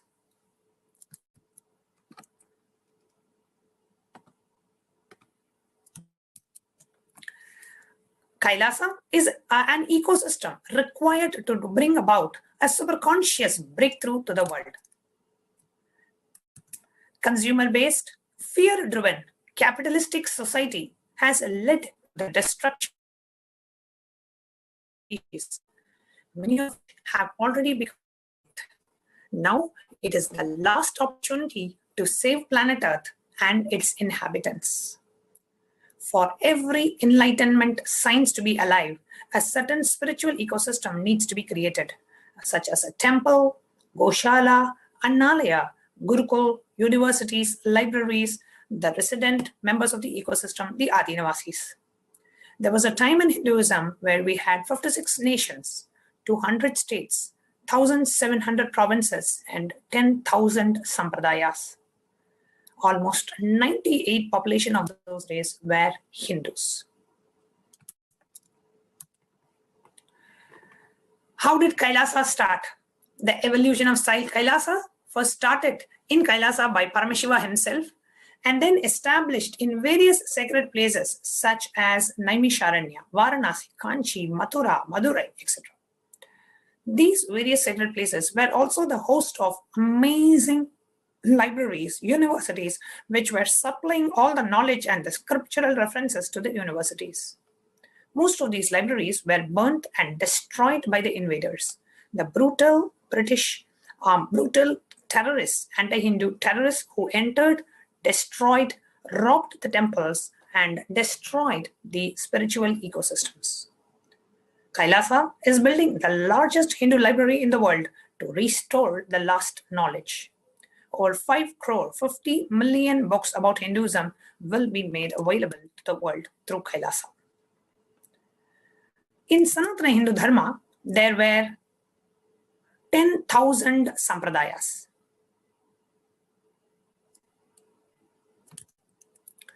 Religious spiritual traditions keeping the enlightenment signs of the sampradaya alive.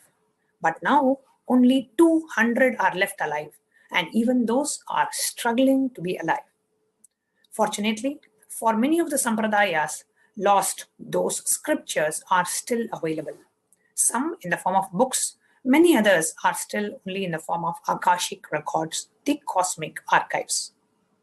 Fortunately, that is why we today have His Divine Holiness, the Supreme Pontiff of Hinduism, Bhagavan Nithyananda Paramashivam, our beloved Swamiji, who is involving hundreds and thousands of people to have direct access to the Akashic records, manifesting the extraordinary powers of accessing the cosmic archives and downloading and penning them down. And it is along with receiving the initiation to manifest the power to read the Akashic records, one needs a body which is living and radiating the Brahmacharya, literally living like God on planet Earth. So you need the Brahmacharya, a body and the lifestyle, a person who has lived that lifestyle and living the lifestyle of Brahmacharya to be able to manifest powers like Akashic records. So Akashic reading is an advanced power which needs, the major and the main component is the initiation from the Guru. But to receive that initiation from the Guru, the Brahmacharya lifestyle is mandatory. Brahmacharya is not just celibacy. Brahmacharya is living and like God and radiating like Paramashiva. That is Brahmacharya. One of the aspects is also celibacy, but it is wrongly translated in the West as celibacy. So Kailasa is a place where almost 1 million power manifestors will be living and running at least 10 million temples and monasteries, which are spiritual embassies of Paramashiva. Like Surya, the sun is the life for the planet Earth. Knowledge is the life for Kailasa. In Kailasa, everything related to superconsciousness is revived, established in such a way that they will never get lost. Therefore, ever serving the humanity. Kailasa is based on the enlightened civilization where everything happens on ultimate cosmic principles and ultimate possibilities and powerfulness. Rooted in non-violent coexistence, Kailasa provides the Vatavarana, the atmosphere for all beings to realize their highest potential, Paramashivatva, to live as gods and goddesses. Now, what is the need of the hour? Blissful coexistence. The first understanding we need to have, the purpose of the world, the primary principle of the universe is let us all coexist and celebrate our life. So out of extreme greed, we are making planet Earth exclusively for us by making all other beings inclusive. Planet Earth belongs to all other beings also, but we are forgetting the cosmic logic. Planet Earth cannot afford the meat-based lifestyle. Killing animal life for our taste buds is no more a practical lifestyle as per binary logic or cosmic logic. the amount of resources needed for meat and milk production and the amount of pain and torture suffered by the animals is inhuman. In both levels, meat-eating lifestyle is impractical. The two important sacred truths of the cosmos. The cosmic logic is karma. The cosmic solution is dharma. Ahimsa, non-violence. In Kailasa, the ultimate principle is ahimsa paramo dharmaha. The non-violence is the best, is the highest dharma, the highest right way of life. Why this COVID-19 pandemic is on us?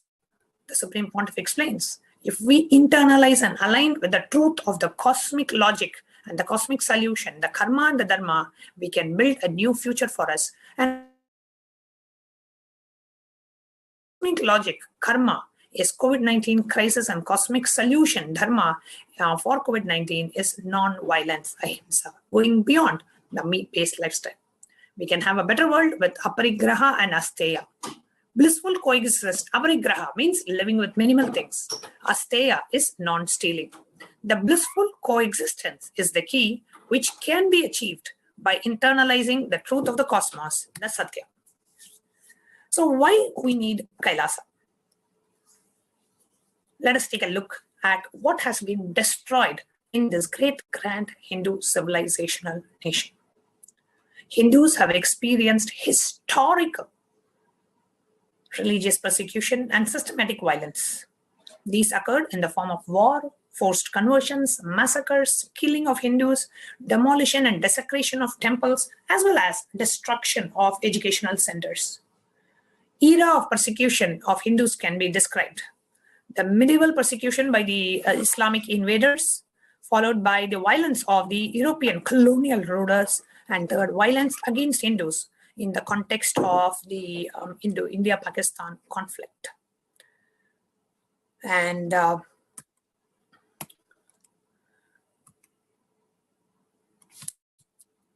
we can move to the next slide.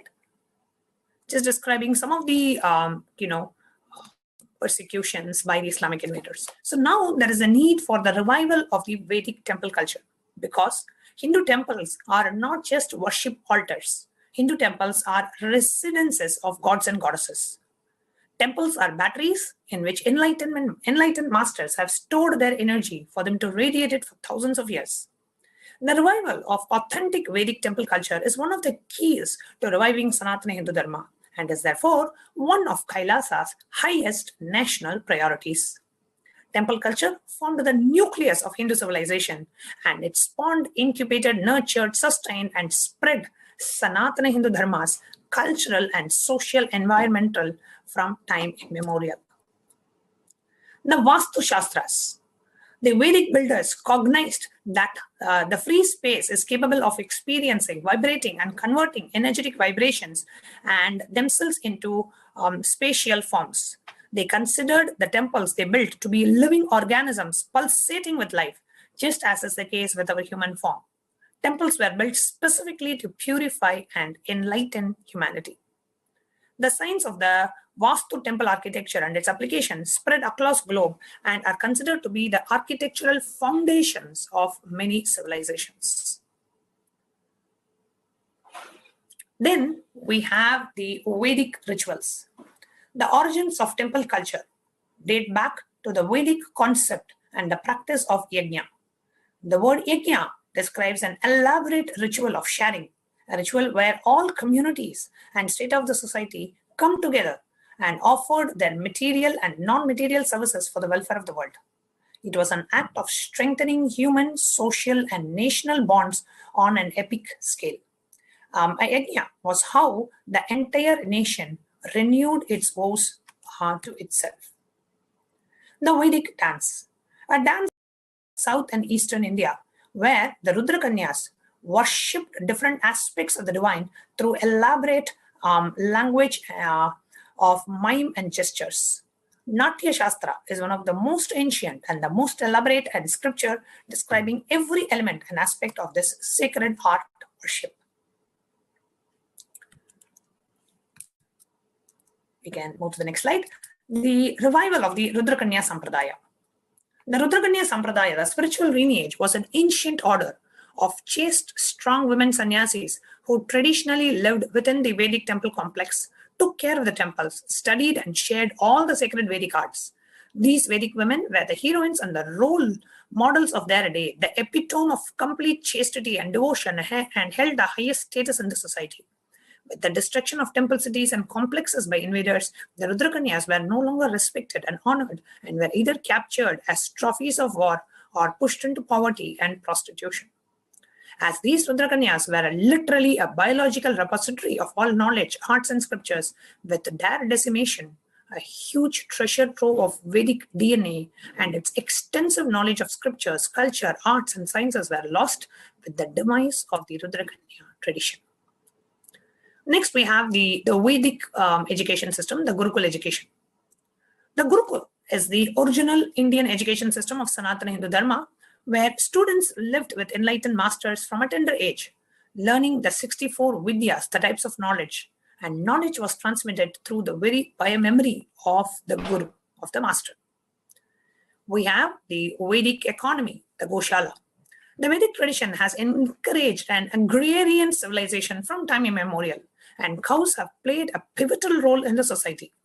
A cow is revered as the most sacred animal to the Hindus, a fact that is evidenced by the dedication of several hymns and rituals, reverentially addressing them as Gomata, the divine mother cow, in all the sacred scriptures, including the Vedas, Agamas, and the Puranas. And in the Adi KAILASA in the temple, the day starts with worshipping the cow. So the Go Puja is the first ritual that is performed every morning in Adi KAILASA. Then we have the Annalaya, the food for the soul. Annadan is a tradition that holds a very intricate spiritual meaning deeply connected with the concept of Advaita, oneness, which Swamiji took the time to explain on the meaningful day of Mahalaya Amavasya in Bridi Ashrama.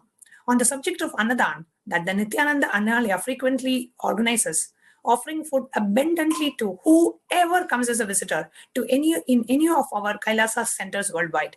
Swamiji explains the punya of giving food and water.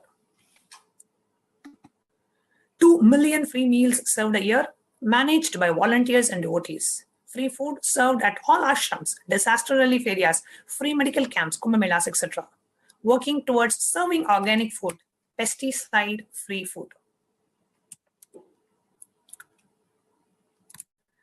We can move to the Vedic ecology. The Vedic tradition has always encouraged living in a sustainable manner in alignment with nature. Therefore, it adheres to an organic, vegetarian, cruelty-free lifestyle by promoting organic farming as well as a holistic lifestyle of non-violence, harmony, and mutual upliftment and respect for all beings, human and plant or animal. Then we have the revival of these sacred arts. The ancient lineage of the Vedic scientists and artisans applied their knowledge of Shilpa, the sculpting of various arts and crafts, and extended to every aspect of culture, including the architect, metallurgist, sculptor, potter, perfumer, the wheelwright, painter, weaver, dancer, musician, and even into the arts of love. The quintessence of the Vedic civilization was expressed in the science and art forms of Shilpa, the work of art. Shilpa is discussed in the Agamas, Puranas, and Vastu Shastra, where it is linked to the Vishwakarma, the divine architect. These arts were all considered deeply spiritual and granted the sanctions of a sacrament in the ancient culture.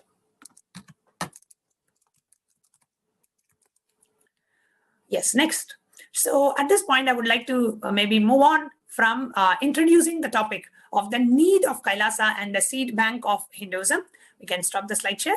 And I would like to go and introduce our Vakyartha Sadas panel for today. We have beautiful women from pretty much all over the world who are joining us today in the Vakyartha Sadas panel.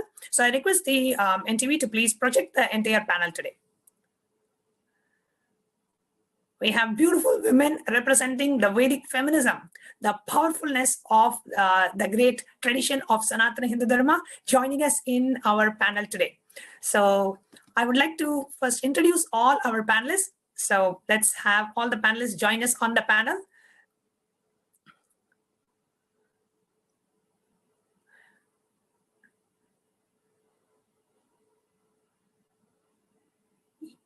Yes, beautiful.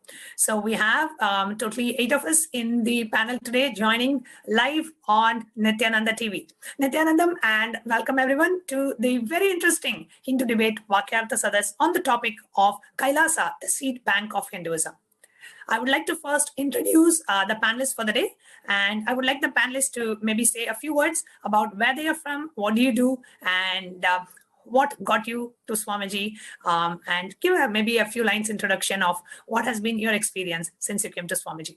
So first we will start with Ma Nithyananda from Bangalore. Ma, can you unmute yourself?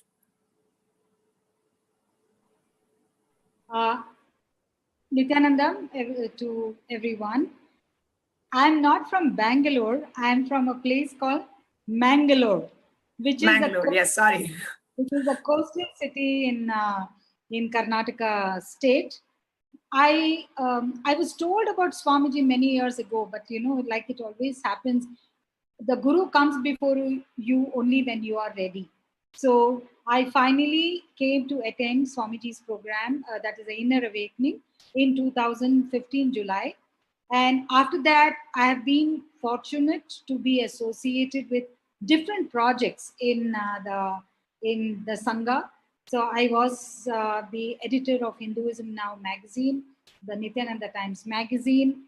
At the moment, I'm into one of the Ganas projects, supporting the Annalaya team, writing, basically my core area, what I do for the Sangha is in writing, researching, editing. So right now I am doing a lot of work in the Annalaya, writing blogs, editing the recipes, and actually doing quite a bit of work on the Bhaga Shastra.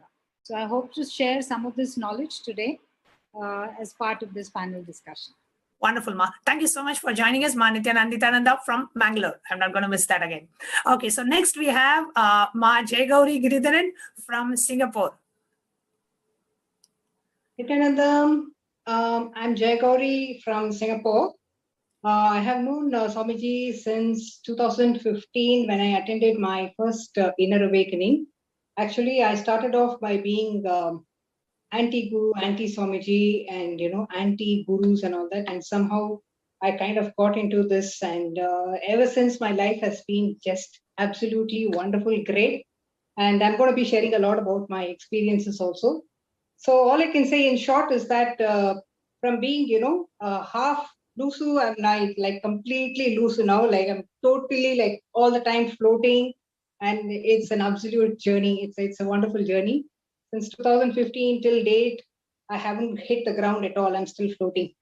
So that's where Swamiji can actually take us. And I've attended a lot of programs with Swamiji, and the biggest breakthrough I ever got was being with him in the 3 months Nithyananda Yogam program, where I was like 3 months just absolutely looking at him, seeing how he works. And it's an amazing transformation. And all I can say is that I haven't hit the ground. I'm still floating. So enjoy and let you fly more and more and more till we enjoy and continue to experience the oneness with Swamiji. Beautiful, Ma. Yes, next we have Ma Nithya Kalpavrikshananda, an Apat Sannyasi from Singapore. Nithyananda, Ma. Nithyananda, Ma. For me, I only know Swamiji for 1 year. Actually, today is a very special day because last year on the 9th, I took my Atmalinga initiation. So exactly 1 year. And Swamiji did a very, very breakthrough, great breakthrough in my life because I had a big lump in my breast.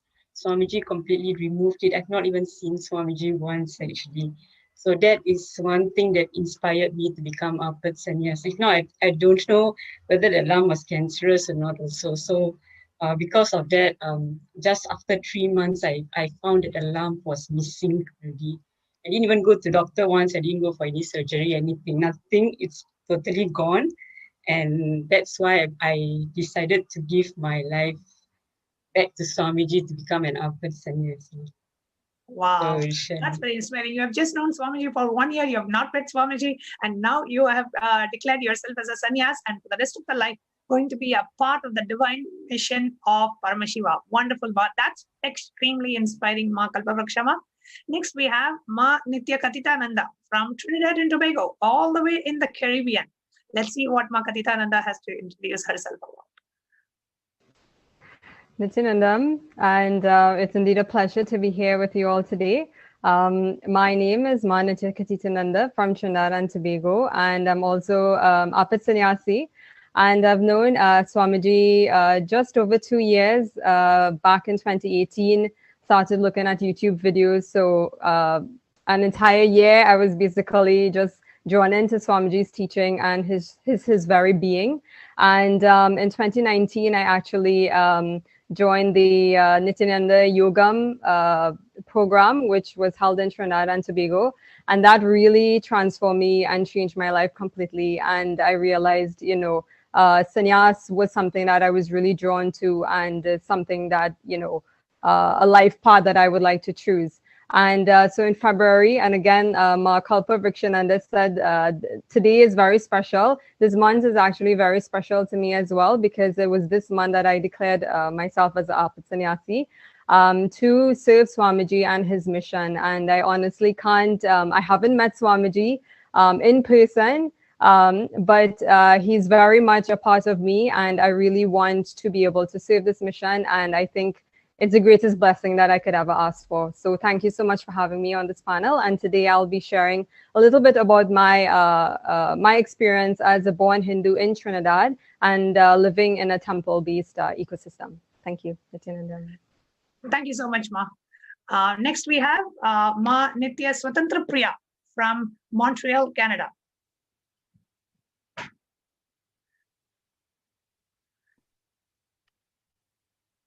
Nithyanandam, everyone. Yes, my name is Swatantra Priya. I'm been connected to Swamiji for a very long time. So my mother connected to Swamiji about 11 years ago. For myself, the journey took a bit longer. I was very resistant actually to Swamiji in the beginning. And my connection really happened 4.5 years ago. And I always remember that day in my life, that night in my life where I was sitting by myself and just going through so much emotional up and down, feeling so stuck and being so angry at life, feeling like this cannot be the purpose of life, always going through the same patterns over and over again. And in that moment, my yearning, my calling to the cosmos was so intense that I heard Swamiji calling me from inside my own being. And despite any resistance that I had in the past, that calling from inside my being changed everything for me. I went to my first inner awakening, which was in Varanasi in 2016. And I'll always remember being in front of Swamiji. He was on this stage and asking all of us, why are you here? And so I looked at him and I said, Swamiji, I'm here because I want to feel so powerful. I want to feel so unshakable, like nothing can get to me inside. And he just looked at me smiling. And that same day, he did the mandala process and awakened my Kundalini Shakti when I had no idea what Kundalini Shakti was, or even Hinduism, nothing, no knowledge. He gave me straight that raw experience, which was so intense. And in that moment, I knew he's the one. He is the one. Since then, my life has completely transformed. I cannot think about my life before Swamiji. It's like a different life, a new life. And actually, I declared myself Apat Sannyasi. And the reason why, what really created that shift in me is when I started realizing how much Tyaga Swamiji has done, how much sacrifice Swamiji has done. And the moment I realized that Swamiji had to sacrifice everything he loved the most, that moment was the shift for me. And I said, Swamiji, this is my love declaration to you. Apat Sannyas is my love declaration, telling you that whatever happens, you know, whatever it takes for Kailasa to be revived, I'll be with you. And so my life is for Swamiji. And now I'm also Gurukul Acharya, which is my heart. I've always been with kids. I actually have a degree in psychology, in law, and I've been a director in a tutoring center and always have been with kids. So now when I learned that Swamiji is reviving the most epic, the most glorious, beautiful, powerful education system, I'm just so grateful to be a part of it. So I'll be sharing about Gurukul today. Thank you so much. Beautiful, Ma Swatantra Priya. That was actually a wonderful introduction to yourself. Thank you so much for joining us on this panel today. Next, we move to Ma Indupriyal from Tamil Nadu. Nithyanandam Swami.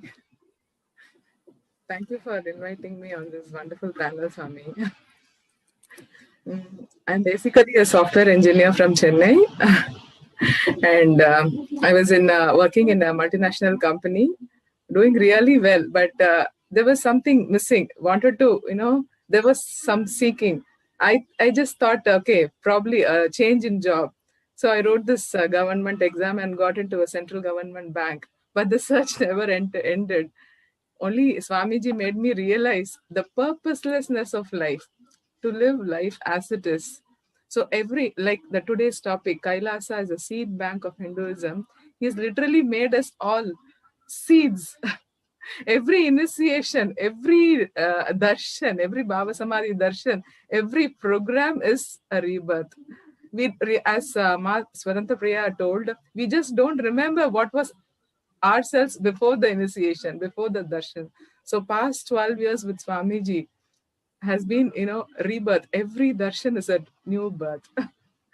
Thank you for the opportunity, Swami. Beautiful, Ma. Thank you so much for joining us today. And we have next Maha Katitananda from the US joining us. Nithyananda, Ma.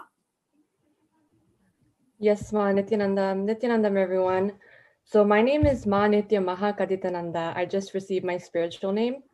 And I just, it's been such a long and such a wonderful journey with Swamiji. And he has completely transformed my entire life and my entire being. And today I wanted to share about how Swamiji transformed my perspective about Hinduism and religion, and also my experience as a disciple of Swamiji. I have been an Adinavasi in 2017 when I met Swamiji. I went to Mahasadashi program, and since then I decided to stay back, and being a part of the ecosystem, being a part of the Hindu Vedic culture as a lifestyle, the food that we eat, the lifestyle, the whole ecosystem has completely changed my entire life. So I just wanted to share my experience today. And thank you so much for having me on this panel. Wonderful. Thank you so much. Okay, so we have this beautiful panel today, and we are going to discuss on the topic of the need for Kailasa and the need for the seed bank of Hinduism. And, as we understand about the seed bank, where we need to protect and preserve all the aspects of Sanatana Hindu Dharma, the great enlightenment civilization, for the purpose of humanity, for the purpose of the future. And Swamiji, through Kailasa, is doing just that, is reviving every aspect of Sanatana Hindu Dharma. Once, when we were in a conversation in the Adinam, somebody asked Swamiji, why 1978? And because Swamiji was born and he came down to the planet Earth in the year 1978, and Swamiji said 1979 would have been too late. 1979, his avataric mission, if it had happened in 1979, it would have been too late.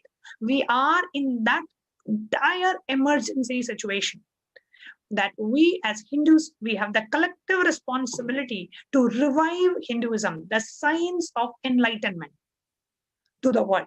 It is only available in Hinduism, and it is our responsibility to bring back that enlightened civilization. And Paramashiva has happened just for that, just to revive the Kailasa enlightened ecosystem. And in spite of so much of attack and persecution and character media assassination and relentless persecution on Swamiji, where he even had to leave his own monastery, but Swamiji's commitment to Hinduism, even though he did not have a country for himself, he created this nation for Kailasa. So today in this Vakyata Sadas panel, we are going to talk about and debate about the topic of Kailasa, the seed bank of Hinduism. And I would like to invite our viewers who are watching us on Facebook and who are watching us on YouTube. You can comment in Facebook or on YouTube under the SPH JGM Nithyananda Paramashivam channel on Facebook, which is Swamiji's official Facebook page. And if you're watching us on YouTube, you can comment there as well. Okay, and you can comment about the need for Kailasa. You can comment about the seed bank of Hinduism.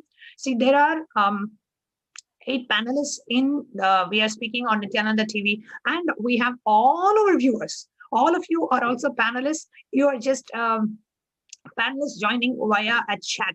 fora. Okay, so it's not just 8 of us who are discussing and debating on this topic. We are a few thousands of us who are watching this live telecast. So do comment under the Facebook Live and YouTube live feed, and we will be taking those comments and reading it. And you are also a participant in this Vakyartha Sadas. Okay, so to start with, we would start with, well, we all were born as children.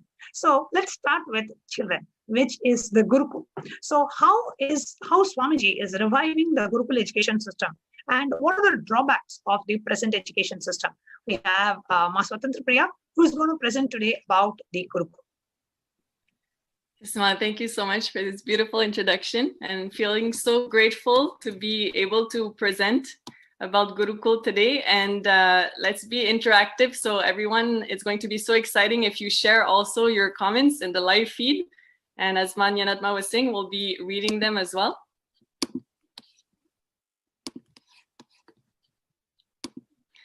So let's start by seeing how Swamiji defines education.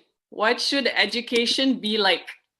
So Swamiji tells that education means constantly breaking your impossibilities, making all the best possibilities manifest.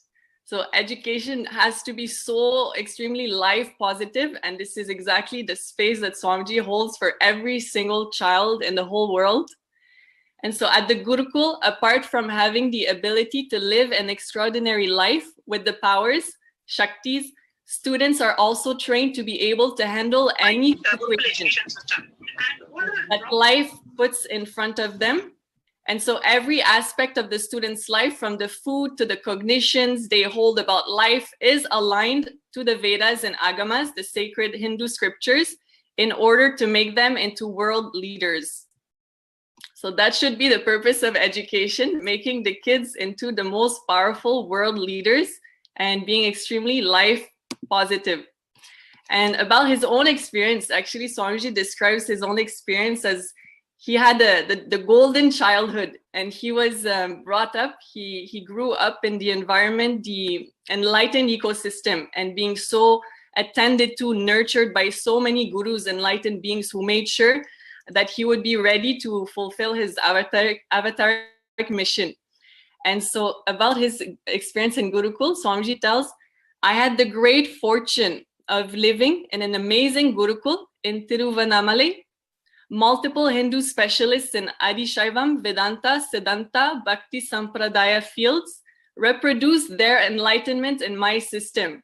And whatever I received from my gurus, I am sharing it and reproducing it in my Gurukul. And Swamiji always says that whatever best he receives, he will always give to his kids first, the Gurukul kids. And so what happens in the Gurukul? Actually, Gurukul is the best environment in all dimensions to build the body properly and the mind and awaken the consciousness in each child. So your body has to be properly built when you are young with the right conscious, powerful cognitions, pure organic sattvic food, intense, sincere yoga, puja, everyday satsang and powerful cognitions, and Vakyartha Sadas and Jivartha Sadas. So all this is beautifully being revived in Swamiji's Gurukul. And why Guru? Actually, Gurukul means Guru's home. Guru is most important in Gurukul. And traditionally the kids would grow up and live with Guru 24 hours every single day, living with Guru. And so learning together. The child is not only the one learning, Guru is also learning, and it's the most peaceful, the most beautiful relationship, intimate relationship filled with so much trust is there. And so Swamiji says, the great enlightened beings, gurus, only can bring up kids because our Hindu tradition knows kids are not dump yards to dump our patterns, our anger, our violence, our failures, our greed, our desires, our fears. Kids are pure possibility. They are a lamp to be lit. And the right words, powerful cognitions, we teach the kids become the Chit Jagat Granthi, the consciousness and body knot, the connection between consciousness and body. So Guru Swamiji is the lamp that lights all the lamps, and every child who is blessed to be with Swamiji is is in really the best possible space to reach their own, to realize their own highest possibility, to make sure that through initiation, the divine particle is awakened in them so they can live life at their peak possibility. So now, before we go more into depth into what is happening in Gurukul, let's understand what are the problems of the modern education system. And here there are 6 points, 6 issues. You can add to those. Please share your experiences in the live feed. It will be so interesting to get everyone's perspective of your own experience of the modern education system, the drawbacks, and where do you feel it's going, if it's going anywhere, and then what is the solution. So please share. It'll make the conversation so rich. So 6 issues of the modern education system. First of all, it's been designed based on industrial age values. So the modern schooling model is based off an industrialized era that was aiming at producing factory workers during the 18th and 19th century. So it was designed for kids to be obedient and making sure that the kids did not question authority. Students had to follow instructions precisely and not talk or socialize with others. And each student was graded on their memorization and ability to follow protocol. And so basically it is very obvious that this model is not suitable for the 21st century. What we need, what the world needs right now, is kids who are brought up in a way where they can express their creativity, kids who know how to communicate their ideas and to collaborate with others. But because of the modern education system, our children do not get that chance to develop those skills because that system is based on industrial values. Second issue is the lack of autonomy and control. So Swamiji always tells that we have to be our own boss. This is the space that he holds for all the kids, for everybody, not just the kids, but it starts as a child, having that right cognition of what is your possibility for life, being your own boss. But in today's world, if you are important at work, then you are managing your own time. You are making decisions regarding what to do and when to do it. But life at school looks very different. So basically the system that is in place now is sending a very dangerous message to the kids that they're not in charge of their own lives, that they just have to follow whatever is laid down instead of taking the charge and making most of their lives. So actually very life negative in that way, just limiting the possibilities. And the third point is the inauthentic learning, because basically everything in the modern education system is based on memorization. And so the system defines a generic set of knowledge that all the children must know. And then after a few months, they have to be passing this exam. And basically, this is also my own experience when I was in school. A few days after the exam, you forget most of the knowledge. So it's an extremely redundant, yes, inauthentic way of learning. And then the point number 4 is that there's no room for passion and interest. Actually, Gurukul gives the most freedom to kids to explore, to discover what they came here for, and to really give them that opportunity to specialize in whatever field they feel connected to and passionate about. But here in the modern education system, there's an extremely standardized system where each child must learn things at the same time in the same way as everyone else. And this doesn't respect the basic fact of being human, that each of us is unique and different in our own way. And actually one more problem, so many problems are coming from that, but one of them is that kids learn they compare themselves, basically. They assess who they are based on the comparison, because everybody is assessed the same way and asked to do the same thing. And so that jealousy comparison becomes the way that they build themselves, which is extremely unhealthy. Point number 5, the modern education system does not take into account the differences in how we learn. Again, so each being is unique. Each being learns in a different way. Differences in how we learn, how much time we take to learn something, what tools and resources work best for us. So the system has no room for such differences. And finally, point number 6 is the lecturing. So the fact that the teacher is in front of the students have to sit there quietly for 5 hours a day, at least 5 hours a day.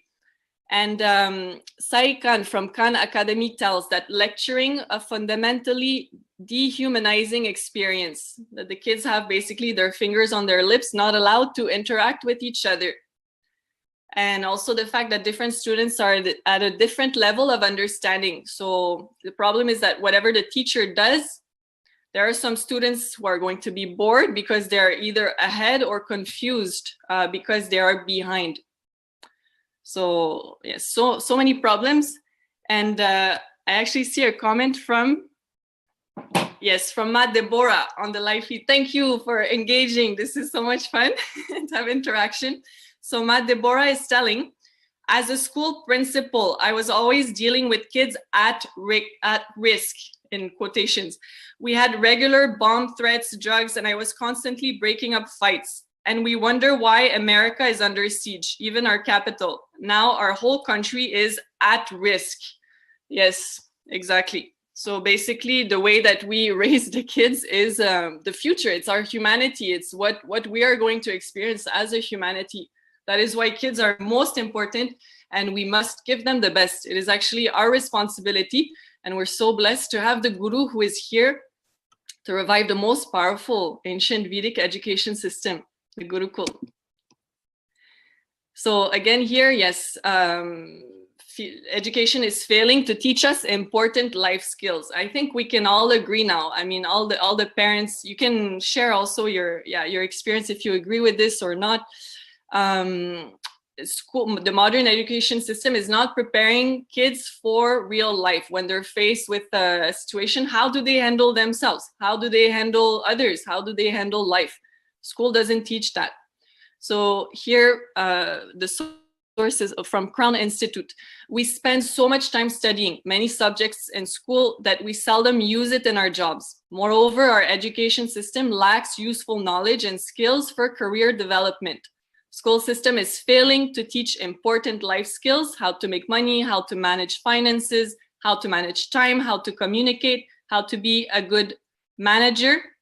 And school systems are failing to recognize and develop students for their passion and interest. They lack on enhancing soft skills that are in demand across all the industries and jobs. And Swamiji has spoken a lot about this. Nowadays, in the 21st century, we have internet and the digital world is everywhere. We all use it. And so this old way of making the kids memorize all these things, and it just takes a single click on Google and just searching that word and then all the information comes.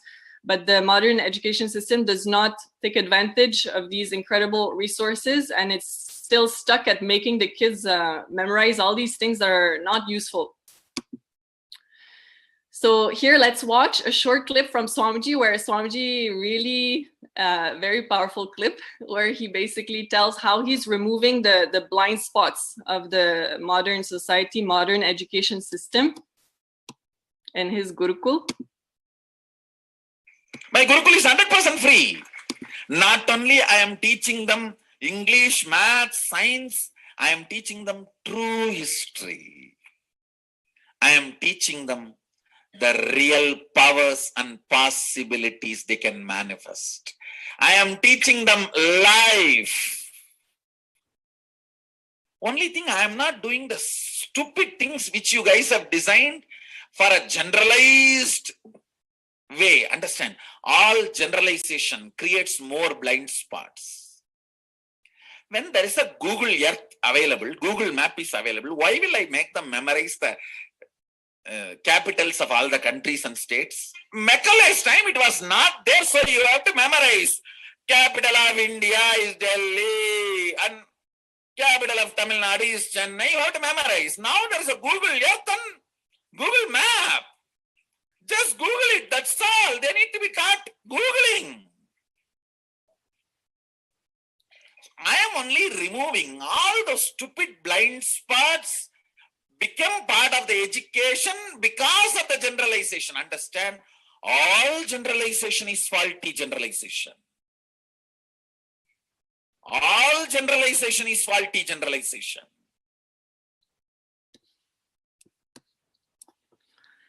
Yes, and I'll read one more comment from Ma Deborah. Thank you so much for being engaged. So Ma Deborah is telling, yes, the life skills. Like Swamiji is telling, he's teaching the kids the life skills. So let me just, yes, go back. So the life skills. Look at how we resort to grabbing, arguing, and violence when we are brought up in a conflicted education system. Gurukul teaches non-conflict. This is absolutely true. Actually, at the beginning of each class, we chant Shanti Mantra. The kids chant Shanti Mantra, which is the peace mantra for peace, because everything in Gurukul is for peace. And the skills of naturally manifesting compassion and intelligent problem solving. And then Renoshan is telling, one click that he's having, more than the words, we listen, imbibe, and mirror the inner space of the teacher, Acharya, the one who is teaching, yes, why they're teaching, what is their authentic vision is too important. The context that the person teaching holds, it's too important because it shapes the kid, yes. And being in the space of Guru, being raised in Gurukul is too important because obviously, as we know, Swamiji, as avatar, he holds the highest possibility for the kids. So when the kids are imbibing Paramashiva space itself, then they become Paramashiva and they live their life as Paramashiva, which is the greatest way to live. Life becomes a celebration. And so just to summarize, so the contemporary system of education is becoming redundant and students are no longer able to connect the theory they study in school to practical life. But the Gurukul education is constantly developing along with the changes in trends and new researches, and that is being pro-life. This is life positive, always constantly evolving, changing, and transforming. So here we have some researches, one of them from Harvard Health Publishing, Harvard Medical School, yoga for anxiety and depression, because the kids in Gurukul, and now we have e-Gurukul, so we teach the kids online also. So we do yoga, and here the research shows that yoga really helps to modulate the stress response, so really good for anxiety and depression. So by reducing perceived stress and anxiety, yoga appears to modulate stress response systems. This in turn decreases physiological arousal, for example, reducing the heart rate, lowering blood pressure, easing respiration. So there's also evidence that yoga practices help increase heart rate variability, an indicator of the body's ability to respond to stress more flexibly. So this is just one example. So many researches have been done, and you can also look up for yourself. It's so obvious that yoga is necessary for kids. It should be part of the curriculum, the lifestyle. It has to be lifestyle. And then chanting in Sanskrit increases the brain cognitive area, the Sanskrit effect. So in that specific research project, it was done on this context. The findings show that memorizing Vedic mantras increases the size of brain regions associated with cognitive function, such as memory, both short-term and long-term. And then in the report, yes, it was written that the Indian tradition holds that rigorously memorizing and reciting mantras enhances memory and thinking.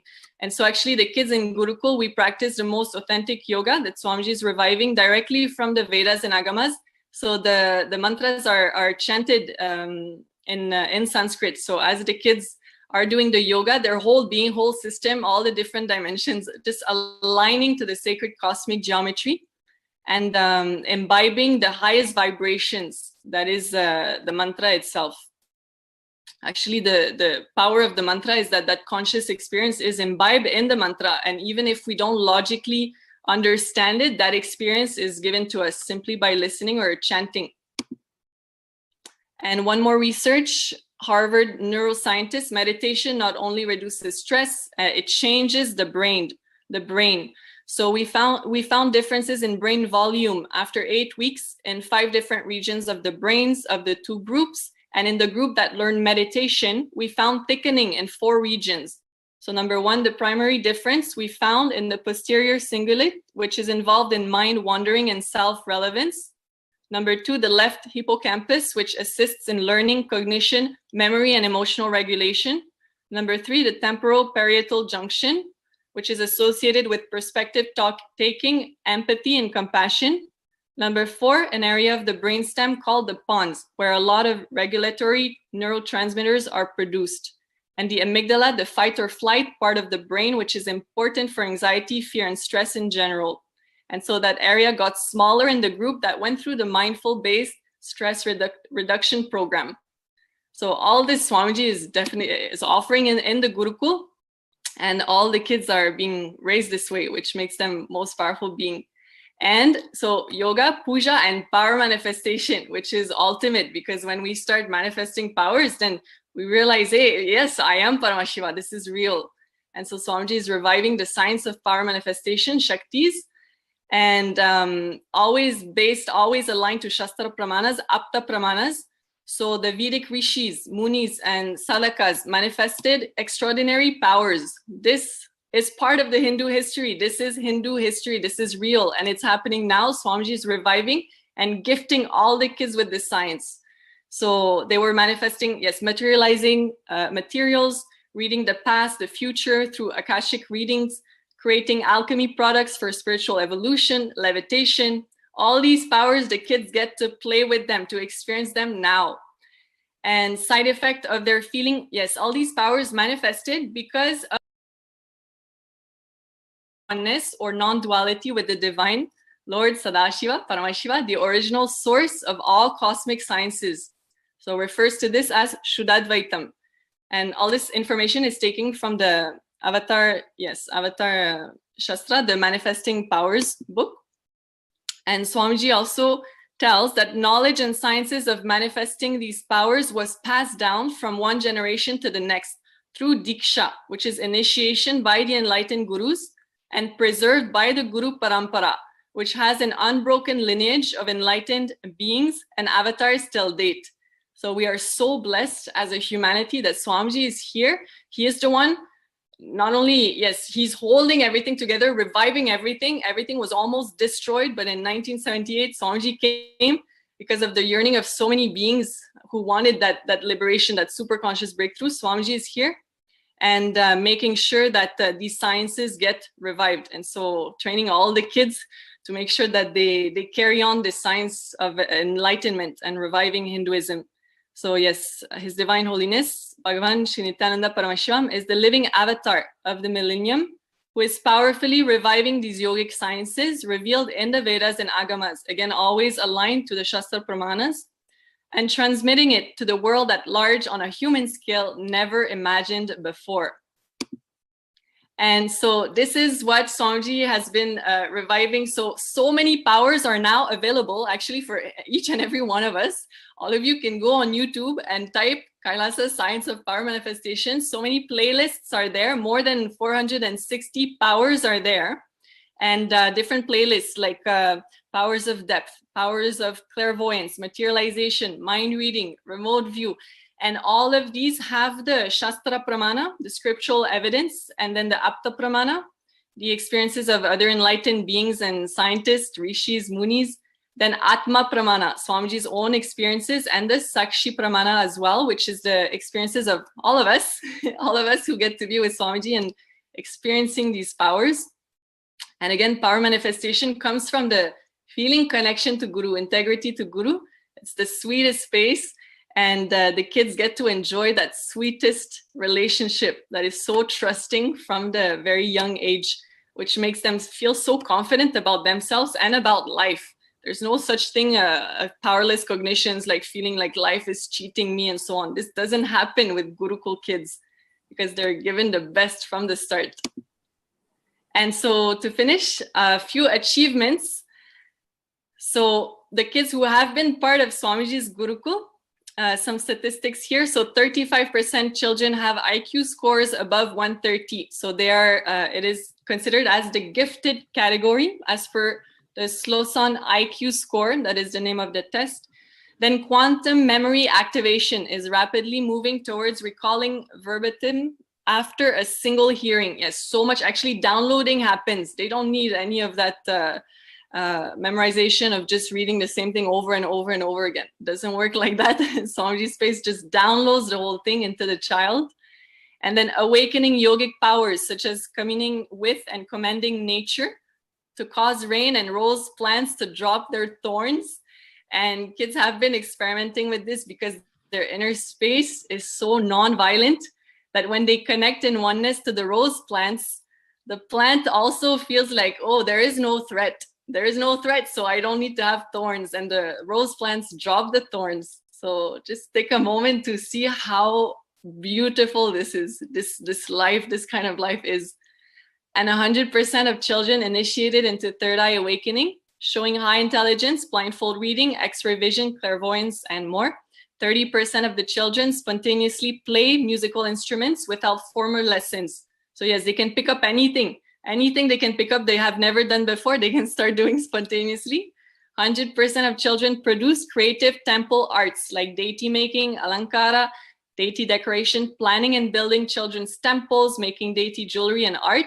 100% of children organize and conduct their own temple rituals around the year. And so basically, yes, kids do become their own boss. They become the leaders of our humanity. And we have a testimonial from Ma Sherry, who is from Toronto, Canada. So we started e-Gurukul. E-Gurukul is happening all over the world. So wherever you are, you can be a part of it. You should be a part of it. You will be gifting your child with the most powerful environment. And so Ma Sherry shares that Colin's experience in a Nithyananda e-Gurukul has so far surpassed any expectation I may have had going in. As a matter of fact, this entire experience has exceeded my understanding about what education is and how we should be teaching our kids. This is not your tired old regular school program. This system is designed for highly involved, highly integrated, and highly motivated beings who are manifesting the highest reality possible. The strength these children have and the knowledge they have access to is beyond anything we have been conditioned to understand about life and learning. My son is 6 years old and has access to a guru, teaching him, guiding him, initiating him into powers and powerful cognitions, and manifesting them as his ultimate reality. I cannot stress enough how important it is for kids, especially to have a guru in their lives. They are extremely fortunate beings to be able to be part of the Nithyananda Gurukul. These kids are not regular children. They are the enlightened leaders of tomorrow. So everybody, wherever you are, you can register for Gurukul, be a part of the revival of this most epic education system, and realize that what you are gifting your kid, your child now, is going to shape them into the leaders who are going to lead everybody else into the superconscious breakthrough. So thank you so much. Yes, thank you so much for this opportunity to share. Gurukul is my heart. I care so much. I feel so responsible, and I feel most grateful that Swamiji is gifting me this blessing, yes, of being Gurukul Acharya.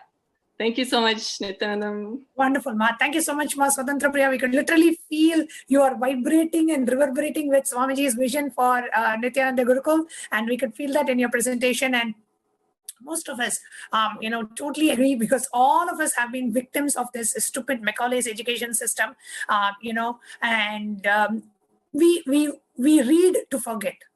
We read to ensure that we forget whatever we read, because when we read itself, we know it's totally useless. As Swamiji said, who cares about who won the Battle of Panipat, and how is that going to be useful in our life? But we are tortured with this information and tortured with the so-called education system, and we are more suppressed than more made alive. So Gurukul, the Nithyananda Gurukul is the only way out if you want humanity to be self-driven, inspired, and moving towards a violence-free world. And Nithyananda Gurukul is the only solution. And especially in this COVID times, when most of the kids are joining school online, please ensure and enroll them in Nithyananda Gurukul. They just have to join on Zoom and do a video conferencing platform, and they are able to beautifully experience this Hindu the right form of education system. Okay, so thank you so much, Ma Swatantra Priya, for sharing. And I invite all our viewers who are watching us on this YouTube, on Facebook, please actively participate, please actively comment, and we would like to read out your comments, read out what is it that you would like to share, as it is meant to be a Vakyata Sadas. So we want every one of us to come and share as well. Okay, so next I would like to have our Ma Nithya Kaditananda, Ma Nithya Mahakaditananda, to please go ahead and share the Hindu, the right context for life. Yes, Ma, please go ahead. You look so Hindu than most of the Hindus in the world today, with the beautiful Rudraksha, the Tilak, and the Basma. You look so beautiful, Ma. Please go ahead. Thank you, Ma. Yes, so let me just go ahead and project. So yes, so we have, I will just read out before Mahakadita starts. We have a Facebook comment. Ma Shanti Ravishankar from Toronto. She's saying, Canada is blessed with wonderful children and acharyas. Thank you, Ma. So looks like Ma Swatantra Priya, people there are enjoying your classes for the Gurukul children. Yes. Please go ahead, Ma Mahakaditananda. Yes, so starting off, Hinduism, Guru gives the right context and the right principles to live by for Hinduism. And this is what I feel is really important. So just wanted to share on this topic. Today it seems there's so much stigma and fear around non-religious spiritual concepts and theories. It may be set by atheists, agnostics, Hindus, non-Hindus, non-believers alike. And as someone who grew up in a Catholic Christian household, my mother was Catholic and my father was Christian, and family members who are now no longer religious, almost to the point of fearing religion from past trauma upbringing, I can see why one might have certain judgments about religion. However, if the right context is delivered and becomes experiential within us, it can actually change society, giving human beings the possibility for a superconscious breakthrough, the possibility, and change the course of humanity. And that is what Swamiji is actually doing for humanity. Supreme Pontiff of Hinduism, Jagatguru Mahasannidhanam, His Divine Holiness, Swamiji, as a single village boy to Supreme Pontiff of Hinduism, and not just Supreme Pontiff, he has achieved a great deal for human beings to wake up and start living enlightenment in such a tangible way, awakening the highest possibilities in every being through teaching the spiritual sciences of Hinduism to the world. Swamiji has shared over and over again the importance of building a Vedic mind and a yogic body. Over the years, Swamiji has given so many powerful cognitions to give the right context and understandings to live by, and always gives direct references from the scriptures, the Shastra Pramanas, to clear any doubts, to close the gap, and to prove that it is foolproof and has been time tested. So here Swamiji translates one verse from the Upanishads. He says, if the right context is set before grasping the truth or the action, certainly the result is different than the superficial knowledge acquired from the wrong context of grabbing without cognizing the subtle truth. So the essence that Swamiji gives in this sacred secret, the key truth from this verse is that the context you set for you before entering into the life is more important than what you do and what you don't do in your life. He then gives the example, and we've heard this before, Swamiji says, traveling becoming pilgrimage, ritual becoming puja, food becomes prasada, and music becomes kirtan, man becomes human. So if the right context is given, the path becomes a possibility, it becomes authentic, and it becomes clear. And one important point Swamiji shares and continues to share is that modern day Hindus are suffering because of the wrong context forced upon us by society. But we can say this not just for the Hindus, but for the entirety of the world. Because if you think about it, most of the time it is subjective, opinionated to the individual, and the wrong context is brainwashed by society unconsciously by people who have not yet fully understood or experienced the truth as it is. Excuse me. So here on the 23rd of December 2013, in Nithya Satsang, Swamiji talks about the concept of God. And Swamiji has been talking about this from long before. And Swamiji talked about how society forces their beliefs about one God and forcing them on Hinduism, forces us to believe Hinduism also believes one God. And Swamiji made it very clear in the satsang that Advaita does not support the idea of one God. So here Swamiji very clearly explains that Advaita, which is the principle of oneness, does not mean monotheism.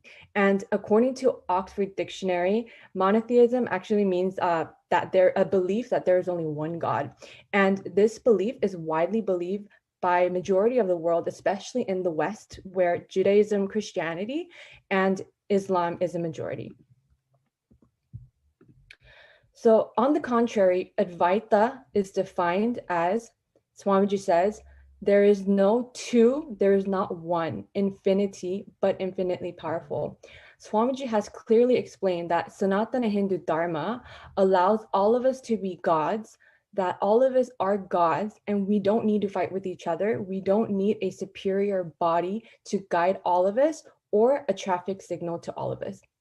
Swamiji says they are all independent intelligence. All of them exist and no need for a superior body. Same way, all of us are gods and there is no need for a superior body. You realize your potentiality, you establish yourself in the space of completion. So that is the ultimate essence of what Swamiji teaches, and all the hard work that Swamiji has done to empower humanity through darshans, initiations, programs, public discourses, revelations, and it is all for us to experience oneness, Advaita, with Paramashiva, and to awaken the God particle in us, for us to realize our highest potential, Paramashivatva. So over and over again, Swamiji's message for us is very clear: to make a powerful declaration, to establish yourself in peace, powerfulness in your will and doing, and intensity in action to manifest all the best things in life. Swamiji teaches to create a powerful cognition invoking the supreme power, Paramashiva, the supreme power of the cosmos, the universe in you, and unclutch from everything you experience as you and the world.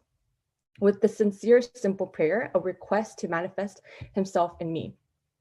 Swamiji actually said that if 10,000 people can do this all over the world, it can bring a superconscious breakthrough to humanity. Then he guides us again and again to detox the body from solid foods like, Nirahara Samyama, so many different processes and revelations. And he has shared so much to give and support humanity to have a superconscious breakthrough, which can literally change the world, which is the mission of KAILASA. So ultimately, Swamiji gives us the right context to live by, of life to live by through teachings of Hinduism. So this is a statistic.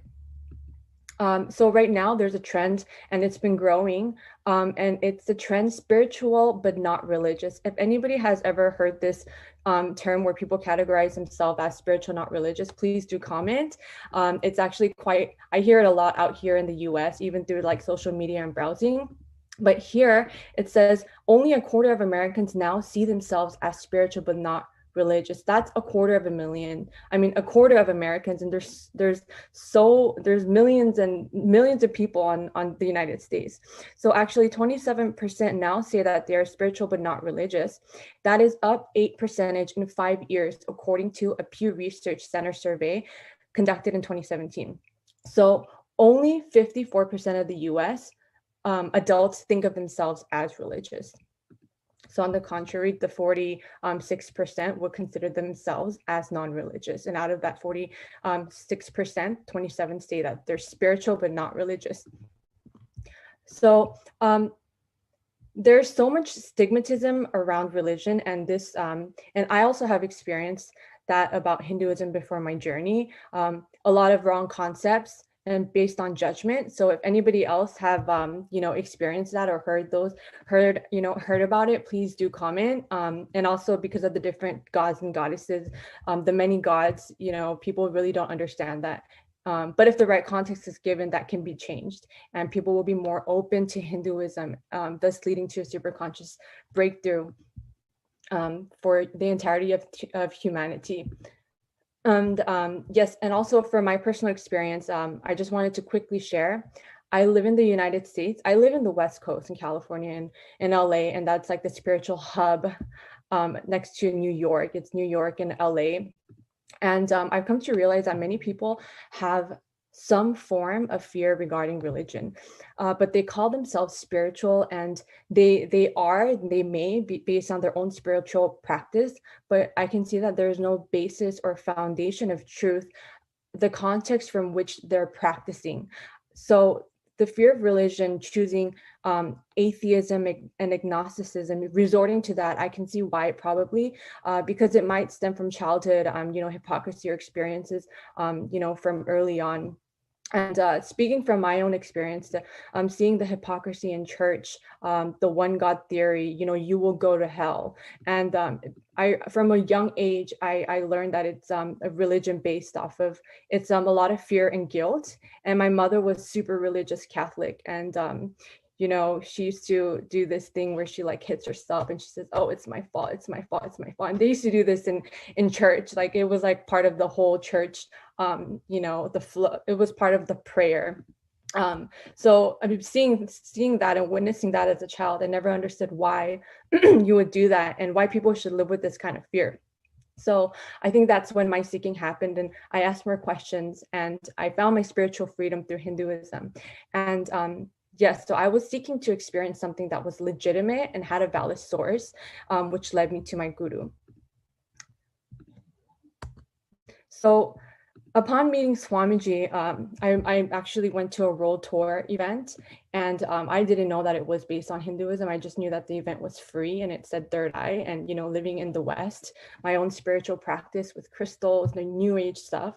Oh, it's a free third eye event. So I went and I got a reading from the Balasant, and she told me my root pattern. That was exactly what I was praying at the moment for a breakthrough. And when Swamiji came on for the first time, I saw, oh my gosh, that's the figure that would pop up in my YouTube feed. So and now I know that it was the trailer for Mahasannidhanam. So, and I actually ended up manifesting my way towards Mahasannidhanam. So that was an opportunity.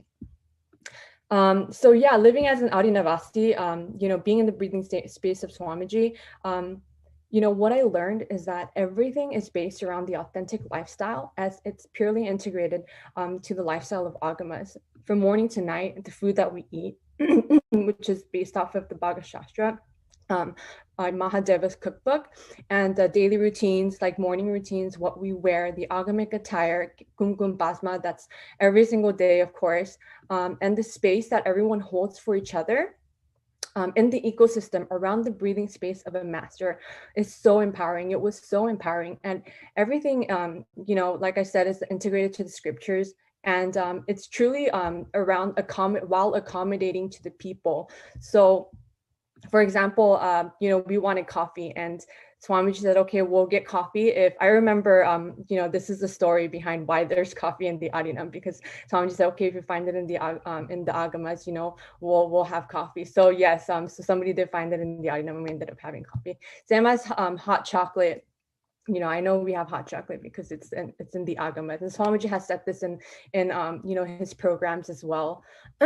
So Swamiji constantly accommodates to everyone, and no matter what background, professional experience, caste, and country, wherever you're from, Swamiji and Sangha holds everyone to their highest and best possibilities, and that is the best experience and truly a transformational experience of my life. So there were countless unforgettable moments, being with Swamiji, like the kirtans, and as Adinavasis, we had the priority to, when inner awakening would happen, like Mahasannidhanam every 3 months a program would happen.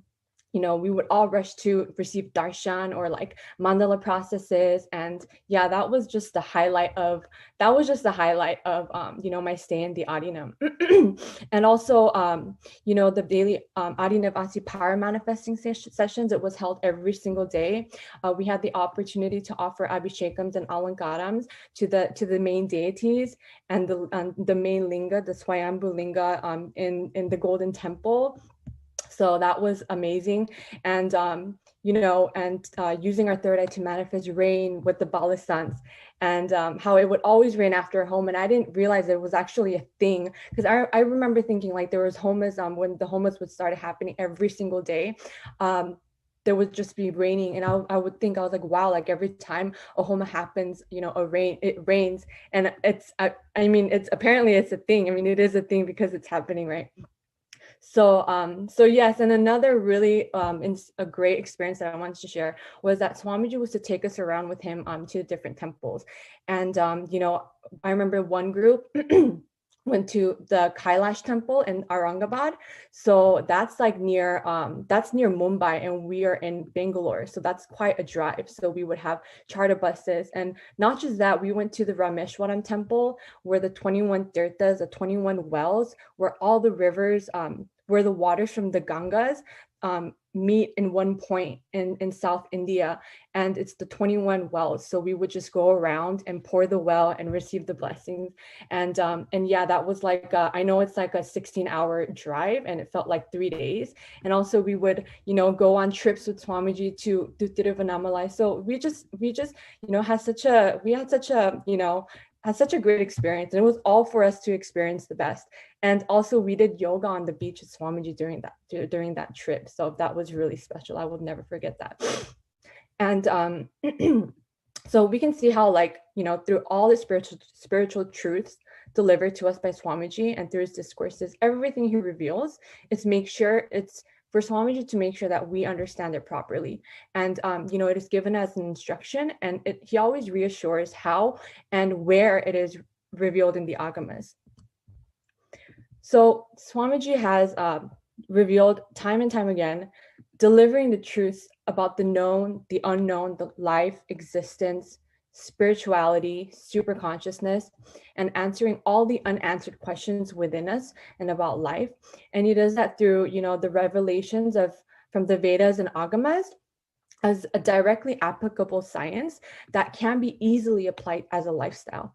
And for most of us devotees and disciples of Swamiji, we all know that these truths have become experiential within us and to our own uniqueness. As a practical experience, and it deeply transforms our inner space. So, and lastly, Swamiji has made it so friendly and so personable in such a user-friendly way in which we can all relate with. So it really cannot be comprehended by a logical mind, by the logic, because that experience is beyond our own thinking capacity of our conditioned binary logic. So Swamiji once said, because your logic cannot grasp it before you experience it, we reduce the understanding of our logic. Anything reduced to the understanding of the logic is not the ultimate truth. So Swamiji is literally planting the seed of superconsciousness, a superconscious breakthrough to every being who crosses paths. And more people are starting to realize the true value and the true context of Hinduism and what Hinduism has to offer through all of Swamiji's teachings, contributions, and the experience of the guru-disciple relationship, which ultimately keeps the lineage of the traditions and passing down of the knowledge of Hinduism alive. And it's extraordinary to think that how he is able to give each and every one of us these experiences, and how Swamiji is able to handle all the attacks and persecutions and degrading of his public image and defamation. Yet he still sits there in Padmasana, and he makes himself available to us every single day, attending to us, even through the internet, through live streams. He laughs with us, he jokes with us, and he gives us more and more breakthroughs. So I just wanted to quickly share my transformational experience you know, when I actually met Swamiji, I actually prayed for a life teacher who can teach me all the authentic truths about life. And yes, and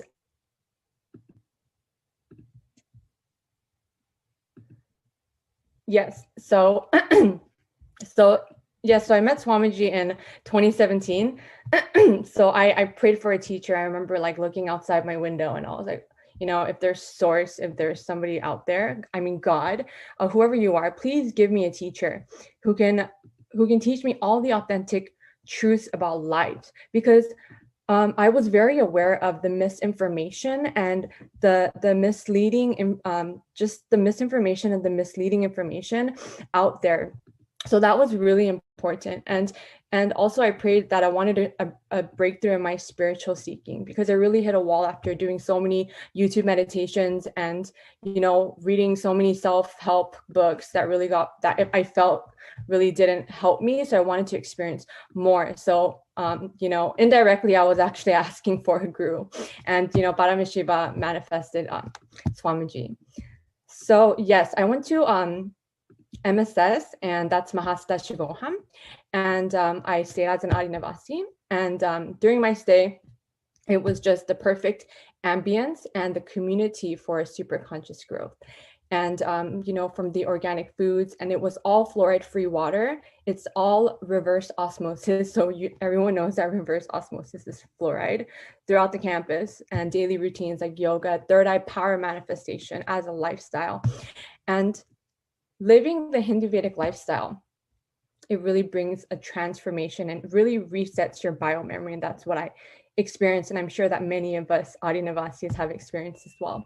So ultimately, you know, being a part of, you know, Sangha, meeting Swamiji, Swamiji really answered all the unanswered questions, and Swamiji transformed the myths that I was brought up with about Hinduism, because society likes to project fear of, you know, like, for example, different Hindu gods, and keeps the sacred religious components and the benefits out. So in the West, you know, many places like to keep the religious aspect of yoga and third eye science and the chakras away from Hinduism. And I, you know, initially learning, little did I know that it was actually from the Hindu scriptures. So really quickly, you know, Swamiji in this one discourse, he's talked about a long time ago. It's in the Shiva Sutras. Swamiji has said, this is how you lose the roots. The essence is lost. Swamiji explains difference between Western logic and the Vedic logic way of learning. So Swamiji says the Western logic is knowledge based through textbooks, memorization, like Ma Swatantra Priya had said earlier, which is superficial and skin deep. And Vedic knowledge is through Shruti, what is heard from person who is living the truth and becomes experiential.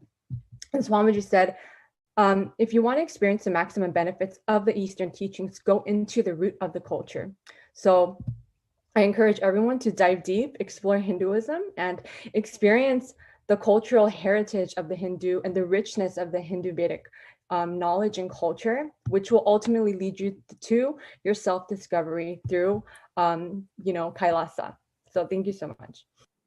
Beautiful, Ma. Actually, beautifully shared about so many different aspects of Sanatana Hindu Dharma that Swamiji is reviving. And we actually felt like we are talking to somebody who's been born and brought up and dipped in Sanatana Hindu Dharma, and that's how we feel. So beautiful. That actually stands as a standing testimony of how much Swamiji's teachings has reached out and is appealing to the global audience. So the science of enlightenment is not just for Hindus, it is for humanity. It is for all of us to benefit. We have a lot of comments from our YouTube viewers. So we have, I'm going to read some of the comments from our YouTube viewers. Meenakshi Nallappan is saying that Gurukul children have the highest truth, that they are pure consciousness as their powerful cognition. This is all that needs to be taught and learned. Meenakshi Nallappan, this is so true. You were to the point. And we have Ma Nithyananda saying, I'm a high school teacher and the exam system is actually blackmailing students and teachers both to adhere to the curricula determined by the politicians to promote their agenda. Absolutely, and all of us have been victims of such a stupid propagation and victimization. Absolutely. And we have a lot more of our YouTube viewers who are joining us and commenting us on YouTube. And we have Leela. Leela saying, I'm so thrilled to hear Nithya Mahakaditananda's experience. I just love this satsang. Leela, welcome, and do come and join us in this segment. Okay, so then we have Mavriti Sharma. Mavriti Sharma is also our YouTube viewer. Mavriti Sharma is saying, I loved your experience. So Mavriti Sharma also seems to love the experience of each and every one of us. Okay, so we have Dr. Balananda is also sharing on YouTube. She's saying, yes, the experience of valid self-discovery is truly experienced by a living master.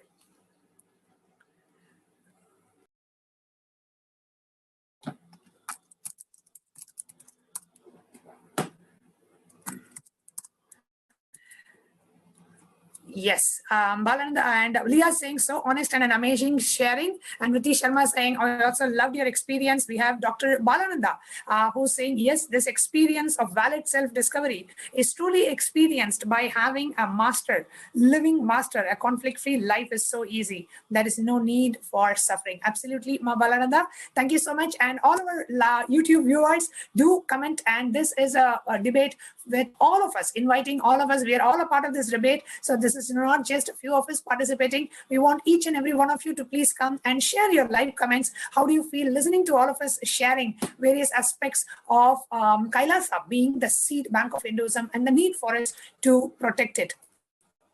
And your inputs and your comments actually, are the inspiring, like a trigger for all of us as it is being received by the patrons of Kailasa and by all the e-citizens, e-passport holders, and all the Hindus worldwide. So thank you so much for every one of your support. Next, we have Ma Nithya Kaditananda awaiting in the Caribbean to share about Kailasa, the seed bank of Hinduism. Nithyananda Ma.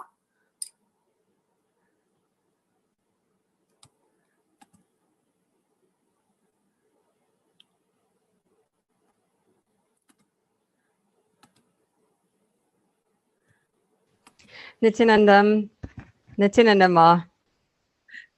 Yes, Nithyananda, please go ahead. Okay, great, Ma. So Nithyanandam, everyone, and thank you again so much for having me here. I just want to say how extremely grateful I am just listening to these stories and perspectives from the presentation so far. It's really, really inspiring, and I feel so proud.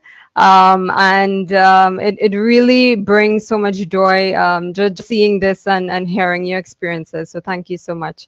So today I'll be taking you on a personal journey as someone who is a born Hindu, born and bred in the Caribbean, in Trinidad and Tobago. I know several people may not have even heard of the island, but we're very close to Venezuela, South America. And it was in 1845 when our ancestors came from India to this side of the world to seek a better life, right? To seek jobs as indentured laborers and also to create a whole new life on this side of the planet. So what I wanted to share with you is my personal journey, how I came about meeting Swamiji, and why I've also declared myself as a Apit Sannyasi to serve Swamiji and the mission to help build Kailasa Nation, because it's really, for me, it's the most important thing is to help revive Hinduism. So Kailasa, the seed bank of Hinduism. So Kailasa is a statement of the grand Hindu narrative to the world.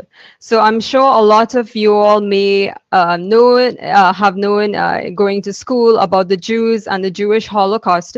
But did you know that over 500 million Hindus have lost their lives over the past 500 years? And it is because of this lost sort of history or unknown narrative that we need to bring this to the entire world and also revive Hinduism to all its glory. So Swamiji beautifully shared here all over the world how the Jews felt the need for Israel. Same way Hindus felt the need for Kailasa to keep the Hinduism alive. And he has been really emphasizing the need for us to have physical Kailasa territory and civilization as well. And he said, we need at least one small place to keep Hindu religion legitimate religion, with its pure form at least like a seed bank. At least like a seed bank. Kailasa is done as a seed bank for Hinduism. So earlier, the other panelists would have shared about Kailasa being the seed bank. What I see is now that we have this opportunity to come together and revive Hinduism, we should really put some emphasis on actually reviving the authentic Hinduism and the culture that has been given to us as a gift. So, as I mentioned before, Swamiji has been reiterating the very reason for his birth on planet Earth as a reviver of Hinduism. And again, he says, I will come again and again and again to do this work. I have come for this work and I will perform it. I will achieve it. To tell you honestly, I have done it. I just have to do further expansion. And I'm just going to share a quick thing. Now, back in 2018, so I was born Hindu, lived on this part of the isle of the world. And I have to say, you know, given the best of the East and West, I thought I was a decent practicing Hindu. But however, in 2018, I felt like something was really missing in my life. And I began, you know, literally praying and crying, you know, please show me the way. Please tell me what is missing in my life. I really had no idea. I had great relationships, great family, great Hindu ecosystem as well, but there was just still something missing. And luckily through YouTube, you know, the digital world, I came across Swamiji and my life changed forever. And now during this time, I learned so much. I learned a lot about Swamiji, about Hinduism, but I also learned about the Hindu Holocaust. And again, you know, for me, this was something that was completely new. I felt like, you know, where was I living under a rock all this time? How did I not know this, right? And I think personally, I took Hinduism for granted. Having been born in it, you know, I just, you know, did what was required, you know, learned, asked questions, but I really took Hinduism for granted. And when I came across Swamiji and the, tremendous sacrifices and the massacres and the sort of persecution that he went through, it really broke my heart, I have to say. And I felt, you know, as a Hindu, what was I doing? You know, I call myself a Hindu, but what was I doing? And I felt I needed to stand up. So out of 49 ancient civilizations that existed pre-Bronze Age, only one survived, right? Only one. And this ancient civilization, however, which is the Hindu civilization, still did not have a separate nation, right? So all this time, you know, we were persecuted, but still not having a Hindu civilization where we can strongly revive this beautiful lifestyle. So Kailasa is the first nation with territory, with Hinduism as a constitution. And Kailasa is Hindu civilization nation with territory. So Swamiji, when I came across him in 2018, you know, I spent an entire year looking at YouTube videos, and I was so drawn to him and the messages that he was sharing. And I said to myself, my God, where were you all this time? And I felt like, you know, all these truths were being revealed, but why wasn't it out there to the entire world?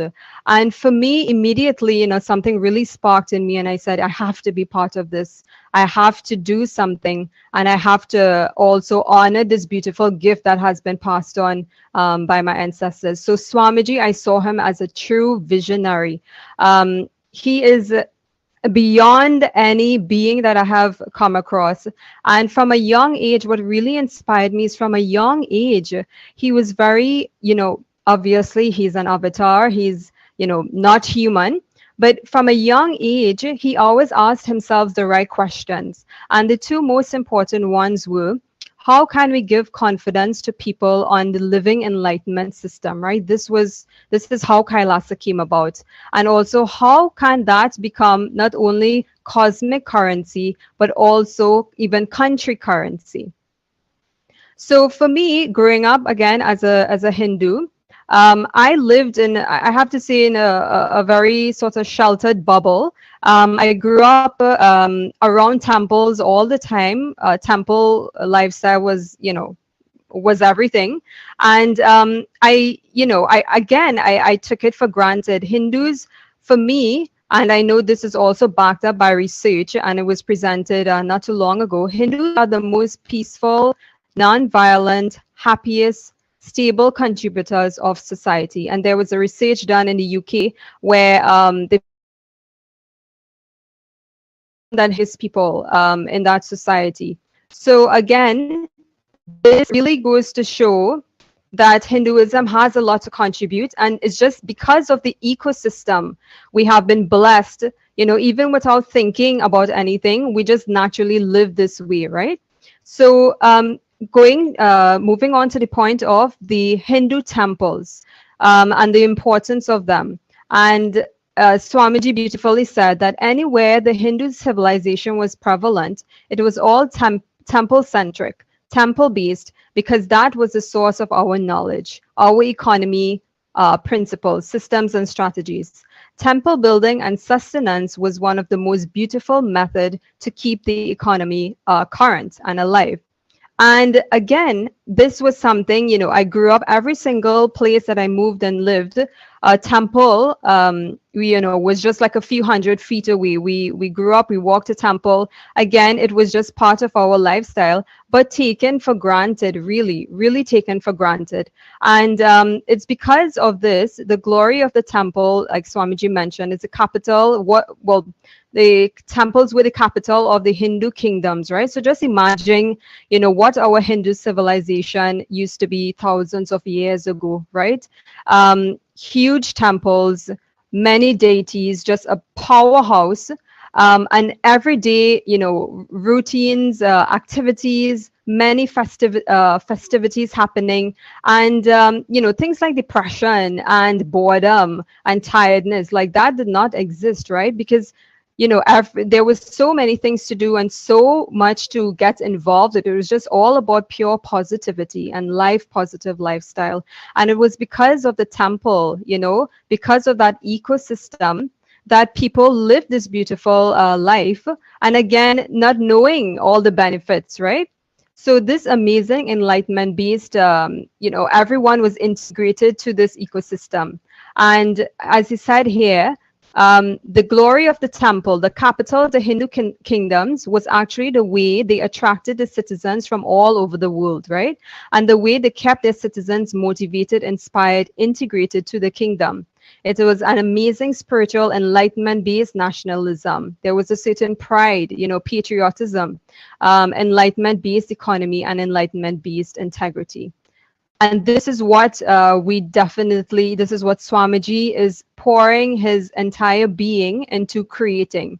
So now in Trinidad and Tobago, where temple-based Hindu ecosystems survived, right? So over the last 175 plus years, we have been quite lucky to, I will say, have thrived as a Hindu community.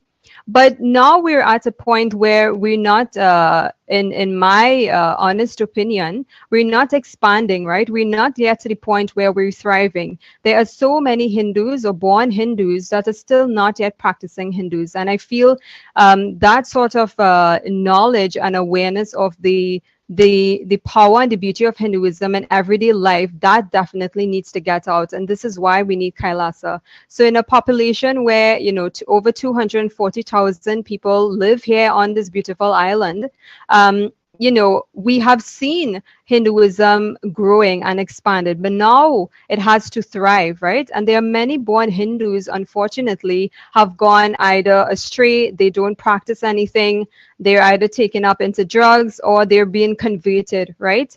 And it's really unfortunate, you know, where we are right now, but there is hope, right? Swamiji is bringing hope to all of us, and definitely giving us the tools, the techniques, the knowledge, the wisdom, the initiation, the cognitions, every single thing to help bring this. And this is all for us, you know, this is all for us and all for humanity. And Swamiji beautifully said here, I want to tell you, all Hindu kids claiming too much of freedom and throwing tantrum without taking the responsibility, you are destroying Hinduism and the living enlightenment tradition. And I just thought that this was really powerful, because from a young age I felt like very responsible, right? For making sure that Hinduism survived. Now, I didn't know that, you know, this wasn't something that someone taught me. It was just like my natural way, right? And my mother, I have to say, you know, she was very service oriented, and she always taught the need to be service oriented. And I realized, you know, growing up in this ecosystem, now looking back and seeing it from a completely different perspective, we were very blessed to have that sort of activism, and again to have the temple lifestyle. However, we have lost quite a lot. The Hindu education system that was presented before very, very beautifully showed the limitations and how the Gurukul system can really provide a complete, integrated, powerful way of living. For me, as a you know, someone, a young professional, I'm an engineer, you know, did civil and structural engineering, worked in the oil and gas sector for over a decade, and in project management, and you know, being part of the outer, you know, Maya world, and working with like international companies. For me, it started really. My eyes opened up when I started to work, because I realized, oh my goodness, there's so many people out there, they're completely lost and they don't have what we have. And I started feeling that sense of gratitude. And also, we were not able to speak about religion or politics or things like that, but they were very curious, you know, the food that I ate, you know, they will always ask questions. So why are you vegetarian, you know, and why don't you in my case, I had a milk allergy, something that I developed over some time because of all the chemicals and dairy products, why I became vegan. And all of this, again, really connected in a sort of indirect way to my lifestyle and to the Hindu lifestyle. So Hinduism has so much to contribute to the entire world in every single field, judiciary, administration, medicine, astronomy, astrology, you name it. Hinduism has every, you know, the solution to every problem, I have to say, for the entire world. And Swamiji beautifully shared as well that as Hindus, we are responsible to bring the solutions to all of the issues that humanity faces. And an opportunity again for us to step up and take a leadership role in this space. I did not know about all this brainwashing that happened. I didn't know about the persecution. I had no idea that so many Hindus were killed and massacred, and just the way that it was done. And again, I have to really thank Swamiji and Sangha and this entire ecosystem for really awakening me to that knowledge. Otherwise, I may have been, you know, continuing, you know, my job and my career as a sustainability consultant and living in that Maya world. But now, through blessings of Swamiji, I am here, and you know, I'm stepping up as a young Hindu to play my role and part in this entire KAILASA Hindu nation building. So unfortunately, now as Hindus, Hindus even started believing that Hinduism is functional only for religious purposes or enlightenment purposes. So many kids, you'll see they're like, how is this even applicable to me? Hinduism isn't seen as quote unquote cool. But Swamiji is making it that way and very relatable to every being on planet Earth who's able to connect with this. So this brainwashing still continues to happen. And again, Swamiji beautifully shared here, Vivekananda visualized, Yogananda yearned, Aurobindo accelerated, Osho worked, Maharishi Mahesh Yogi mandated, and due to their sincere efforts and hard work for the last 200 years, with all their blessings, Nithyananda manifested Kailasa. So again, for me, this is, personal journey is as a Hindu, a young Hindu growing up in this ecosystem, thinking that I had everything, thinking I was doing a pretty decent job being a Hindu, serving in Hindu organizations. This was a huge wake-up call for me. And I really, want to urge all the especially the born Hindus, to really wake up to the truth that Hinduism is still under threat. We still have a lot of work to do, but it's great work. It's all opportunities for us to expand and to really tap into all of these great blessings that we've been, really showered with. And especially to the young ones out there, Hinduism is cool. I don't know the words that you all use, but cool. Hinduism is really the best, beautiful lifestyle. And for me, take it from me, I've gone through the entire thing, 14 years in a career, did pretty well, started, even taking up different activities, working in or volunteering in many different non-profit organizations. But I will tell you, Kailasa is, there's nothing like this Kailasa ecosystem. And if you are able to connect with this and really give and volunteer of your time, I tell you, it's only going to be enriching for you. I have learned and grown so much from this, and I am just eternally grateful. So young Hindus out there, born Hindus, anyone, please do be part of this Kailasa nation building. Swamiji himself is also training us every single day as well. So connect with Bhagavan and just offer yourself to this beautiful Kailasa nation. Thank you, Nithyananda. Yes, Nithyananda. Thank you so much, Ma Nithyananda. You pretty much literally summarized and summed up the whole situation today and towards this revival of this enlightened ecosystem. And you are walking the path as declaring yourself in the path of sannyas and being a part of this huge revival. Okay, so next we have Ma Nithya Kalpavrikshananda from Singapore. Nithyananda Ma, so can you share about your personal experience and how you came to experience Swamiji, and today you have declared and walked the path of sannyas, and how Swamiji is reviving this huge temple arts and temple science? Thank you, Masami. So today, I'll just continue on the Vedic heritage.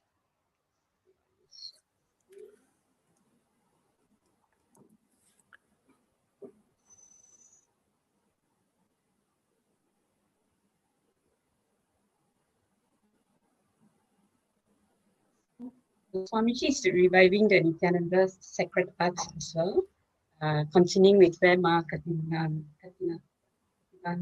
has stopped. I'll continue with the sacred arts. Mama, Kalpavriksha Ma, your Yes, voice is a little low. Okay, Ma. Is it better now, Ma? Yeah. Yes, Ma, go ahead. Yes. I think you need to make the slides in a presenter. I think it's currently in a presenter mode. You need to put it in a full slideshow mode.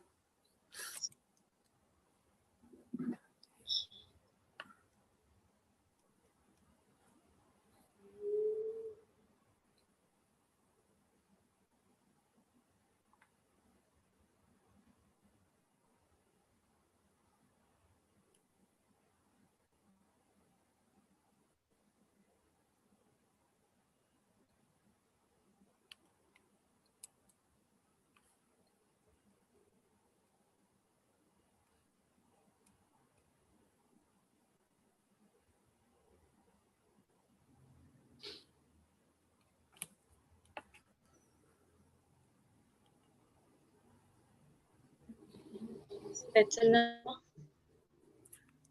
Yes, Ma. Yes, go ahead. Okay. So I'll continue with the Nithyananda Sacred Arts, how Swamiji is reviving the sacred arts. Sacred arts is established to preserve, revive and spread the Vedic temple arts, architecture, artifacts for people to live and experience the rich consciousness-based Vedic heritage, restoring the tradition and livelihood of Stapatis, the temple architects. Actually, before I came to Swamiji, I didn't even know there's something known as Stapatis. A lot of things only after I came to Swamiji, actually, because I used to go to the temple, I just take my hands and pray and I just come out. I was born and brought up in Singapore. We all have this, we don't really go and explore so much. We just go and pray and then we work, and that's how our lifestyle is. But after coming to Swamiji, it's so interesting because there's so much things like whatever we are going through now is all something very unique to me as well. Because being quite new to Swamiji, it's also very interesting to read about all this and to experience the initiation also. It's really great. So I'll just continue from here. So His Divine Holiness, Nithyananda Paramashivam, is upholding the purity of the science of temple, building by bringing new life and livelihood to this rare Stapati artisans community, along with the authentic science of temple arts. Each step of the Stapati task is outlined in the Vedas and Agamas. The accomplishments: continuously producing temple structures, deities, bhavanas, which is the vehicle of deities, temple jewelry worships, items, kavachams, sacred weapons, deity, crowns, jewelry of deities, chariots and thrones as per the Agama Shastra. Sacred creations are sent to all the Nithyanandeshwara Hindu temple and home temples in 33 countries, including Singapore, Malaysia, USA, Canada, Australia, and Indian states. So in Singapore, also we have very beautiful deities, all sent by Swamiji, our temple, decorated so beautifully. And creation of metal deities, Panchaloka, 5 sacred metals, and temple arts in not only Panchaloka, but also in silver, stone, sheet metal, marble, and wood, creating large temple structures and deities in granites. And we also have 1 lakh Vedic artifacts collected from all over India, rejuvenated and distributed for everyday usage to infuse deeper consciousness and better health into modern day living. So this is the materials used by Bhagavan. We have 562 metal statues weighing 17,325 kilo, stone granites, which is 267 statues weighing 1.07 million kilo, and 482 marble statues, which weigh 96,400 kilo, and wood statues, we have 261, and finally, jewelry and decoration. We have for 1,280 deities. So, quoting from Swamiji's word, Swamiji says that science of using the energy of space is the basis of Vastu Shastra. We live in harmony with the universal energy by constructing dwellings and structures in a manner that fits with the energy of the universe. To wrap up, I'll just play the video.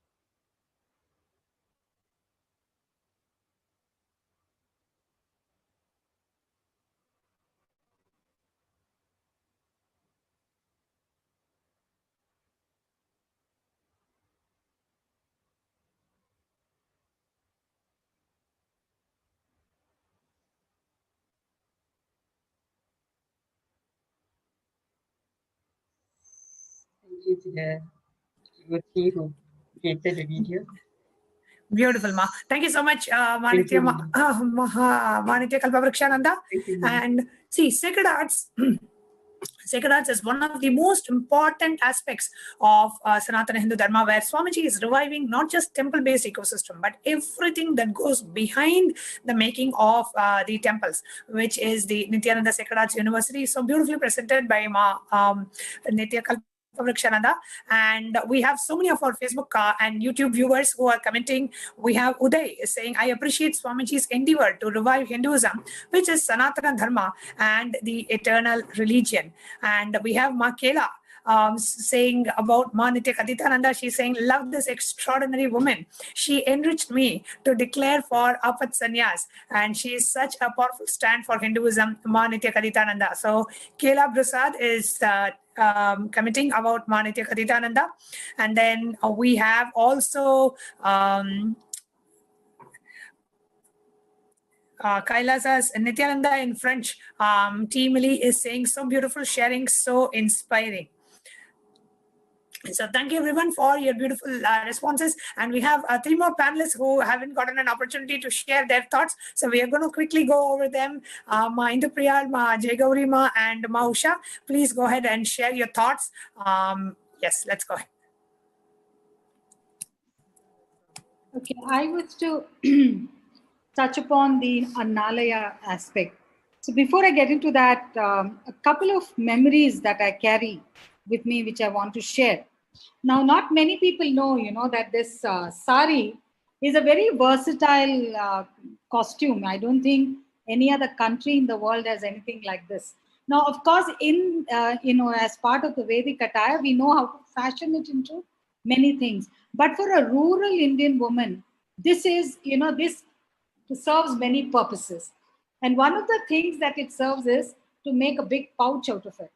So one of the earliest memories I carry is of my grandmother setting out, not in a village, but in the city of Mumbai, where we used to live in a gated kind of a community, but there were plenty of trees and plenty of greens available.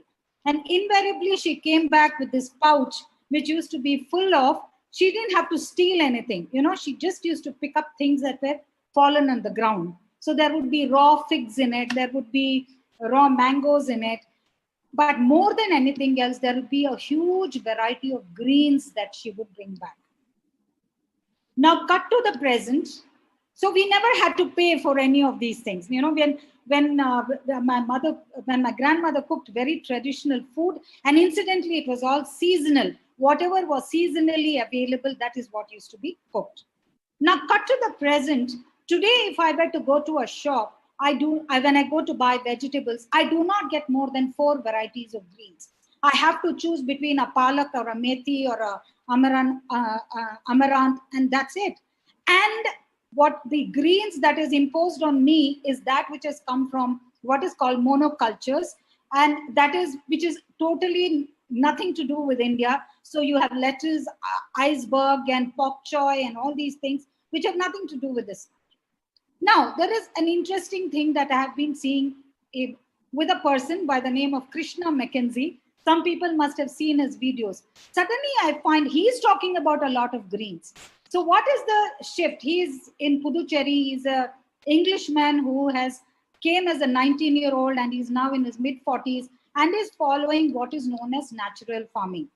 Now, growing agriculture is something, it is the Vedic people who taught to the entire world, which is something a knowledge which has been denied to us. It has not been accepted.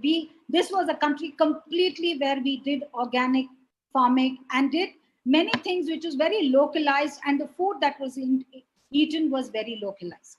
So this is one thing that if we need to bring this whole back, this whole way of living back, Kailasa seeding is, as a seed bank is very, very important. There's another thing, movement that is happening in India. Ushama, I'm just going to go over to Ma Jagatguru and Ma Indupriyal, and then we can come back. Just a moment, please. Yes, Indupriyama, you wanted to say something? Yes, Swami.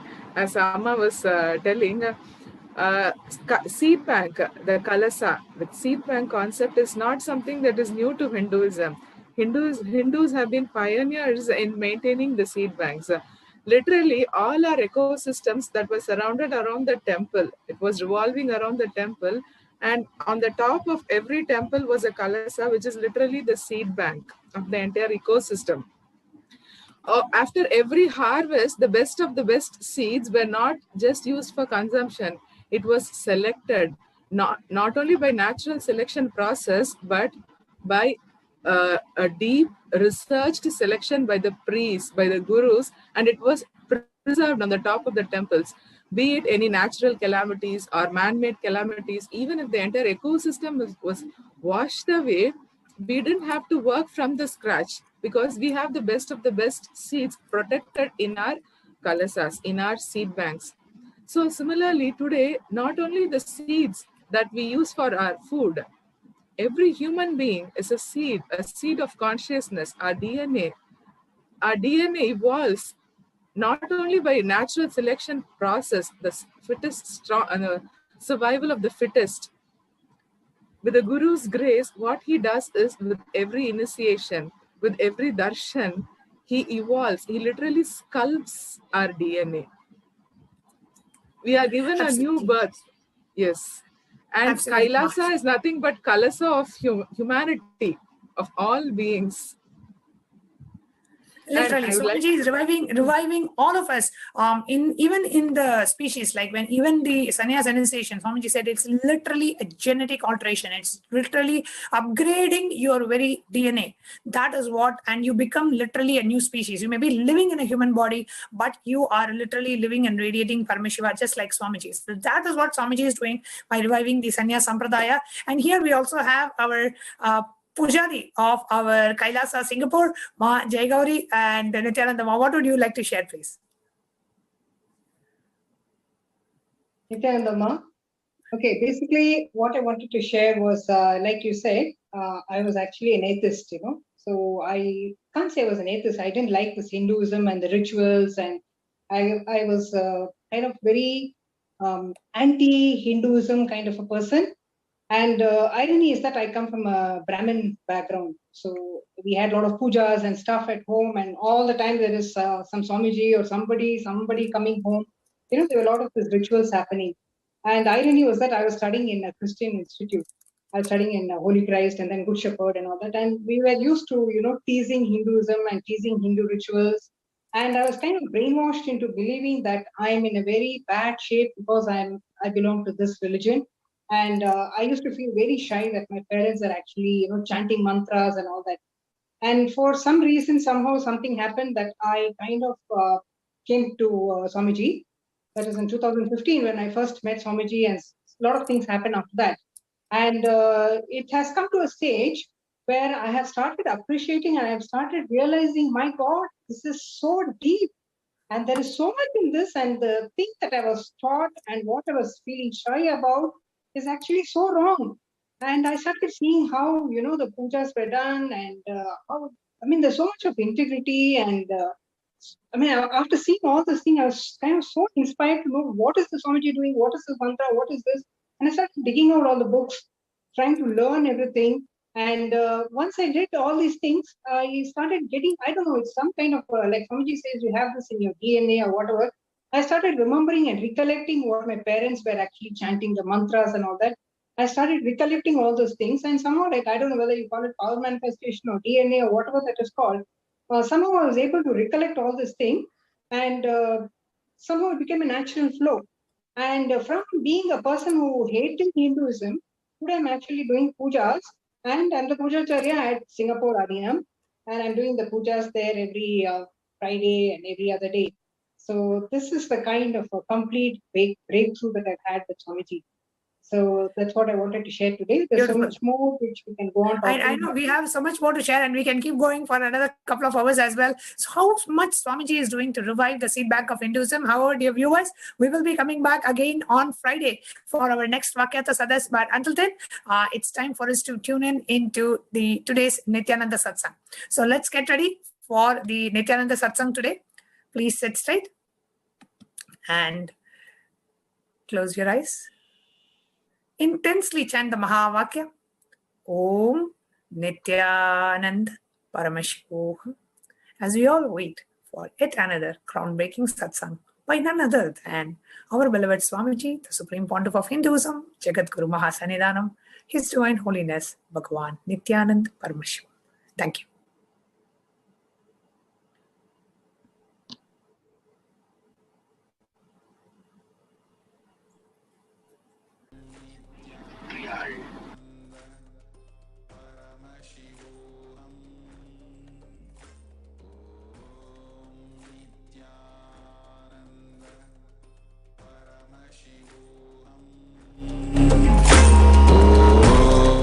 Nithyananda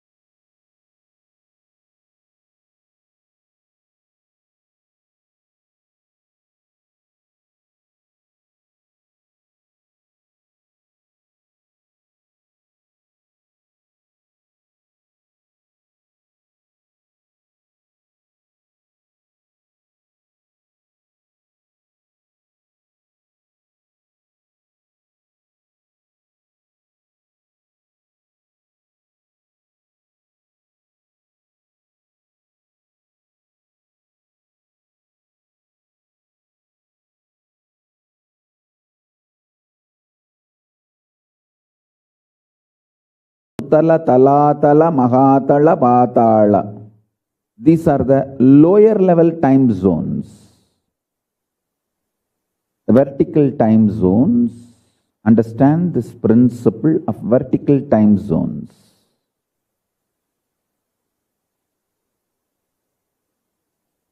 The higher lokas and lower lokas, where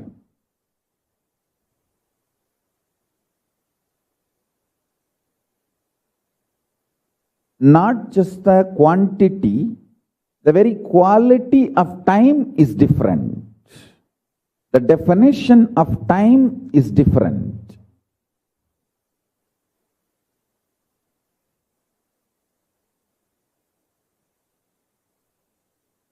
If you listen carefully, you can get the powerful conclusions I am conveying. Listen.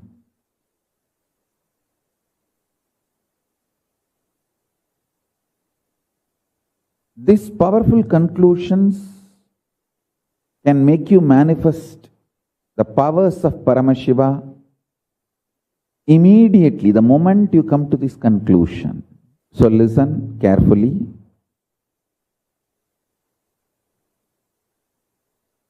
All of you have your presence in all 14 lokas. For example, in Nagaloka, there is a being with your face and snake body. I am giving you this as an example. In Tapoloka, there is a rishi with your face and the body of the rishi, tapasvi. I'll give you one more example. In all 14 lokas, you have your account, bank account opened. If you are intense in your tapas, in your tapoloka account, you have $1 million. If you are very shallow with your demonic attitude and aptitude, your demonic loka, the patala, your personality has practically zero money. Understand carefully. I'll repeat the example. All of you have your presence established already in all 14 lokas. The human body, human frame is such highly evolved hardware, highly evolved framework. If your consciousness is matured enough to handle the human hardware, you already have your presence in all 14 lokas.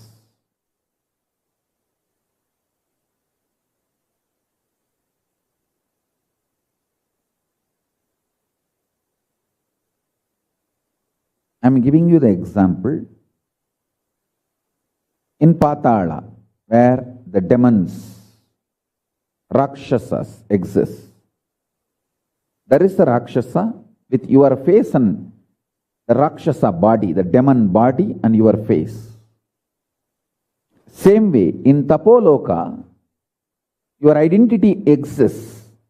There is a person with your face and a tapasvi, great rishi body. The more tapas you do, your tapoloka identity is strengthened, empowered. The less demonic activities you do, your demonic personality in Patala Loka is slowly dissolved. He loses his power over you, and he is also slowly dissolved, and you are liberated. So understand, your presence exists in all 14 lokas. You already have a reserved place in all 14 lokas. Your decision, you have a conscious freedom to empower which loka identity you want to manifest in your everyday life. Come to these powerful conclusions. The truths I am revealing is directly from Paramashiva, which he revealed in Vedas and Agamas in Sanskrit. Now he is revealing in English. Only the language is different.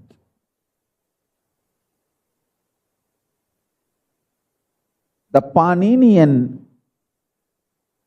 phonetic and linguistic grammatic methodology Paramashiva used in Vedas and Agamas, now he is using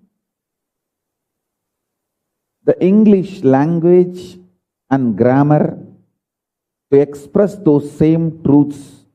So listen intensely and carefully.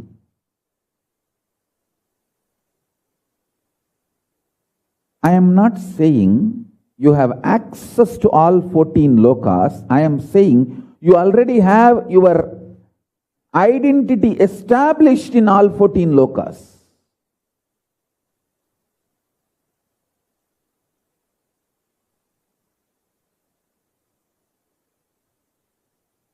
If your stomach is burning with the Jataragni, the fire of hunger, if you are still capable of feeling hunger, be very clear. Your identity is already established in Swargaloka. Only if your presence is there in Swargaloka, you can feel hunger. Your capacity to feel hunger and your identity in Swargaloka is one and the same. If you are able to feel the hunger, be clear. This is a good news for you. Already you have your presence in Swargaloka, maybe weak. That is why you are not experiencing it every day, but you have your presence.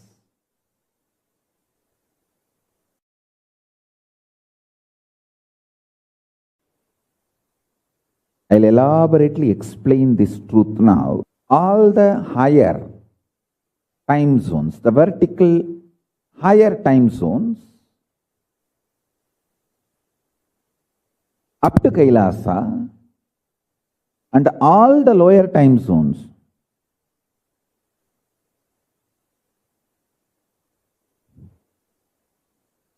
up to Patala, all these 14, your identity is already alive. It's like ladder. Anytime you can go into any one of your identities and open your life, open your new existence, open your possibilities.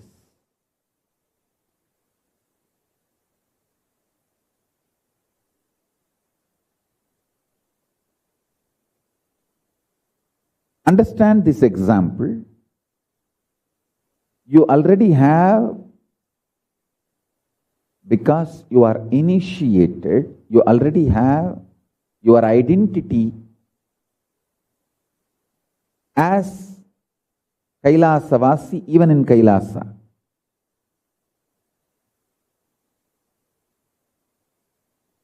All human beings have their established identity in all 14 lokas.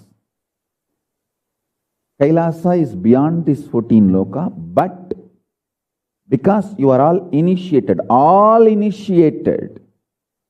ones have their identity established in Kailasa. I'll give you, for example, once again I'll repeat this example. The Patala, where the asuras live, there is a being, your extension, with your face and asura body, asura sarira. Same way in Swargaloka, already there is a Deva, God, with your face and the God body.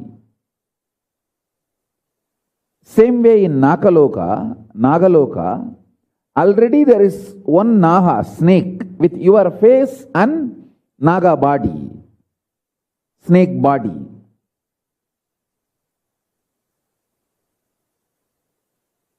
Your existence is alive, spontaneous, simultaneous in all 14 lokas. If you are initiated, not only these 14, the space of Kailasa also, your existence is assured. The doors of Kailasa is opened for you. Now listen. You have the freedom to strengthen any of this identity in these 14. You have a freedom to strengthen or weaken any of these 14 identities. You can be demon if you continuously come to powerful conclusions that demonic qualities are the best to succeed in this world. If you come to this conclusion again and again and start acting on this conclusion, be very clear, you are strengthening your demonic identity and you start planning your future in Patala, the Asura Loka. If you come to the conclusion, very dharmic way of living, win-win, will always be the best strategy.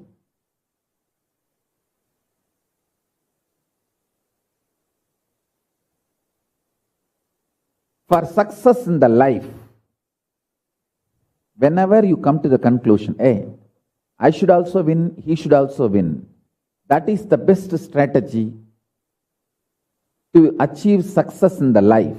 And you start executing those strategies, those conclusions, then your personality in Swargaloka gets strengthened, and more your intensity in Swargaloka gets strengthened, and you start manifesting your future time in Swargaloka.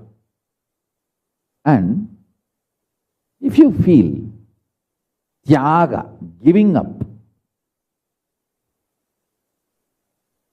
vairagya, the absolute tyaga is the best strategy for success. Your personality in Tapoloka, highest zone, your identity in Tapoloka gets strengthened. That gets empowered. And naturally your future starts manifesting in Tapoloka. So each of these loka opens up for you based on the powerful conclusions you arrive, based on the actions and activities you do. So understand this truth deeply so you can start manifesting not only the highest zone, Tapoloka, Satyaloka, all that, you can manifest Kailasa itself. Pure integrity, absolute integrity to Guru and Paramashiva.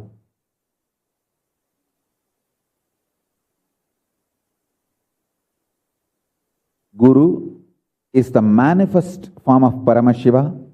Paramashiva is unmanifest source of Guru. Absolute integrity to Guru and Paramashiva makes your Kailasa personality, identity manifest intensely.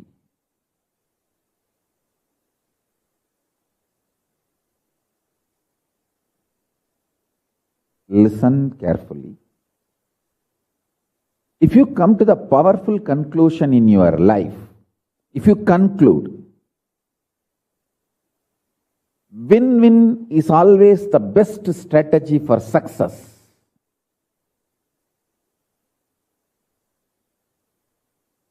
Your Swargaloka identity starts getting stronger and stronger.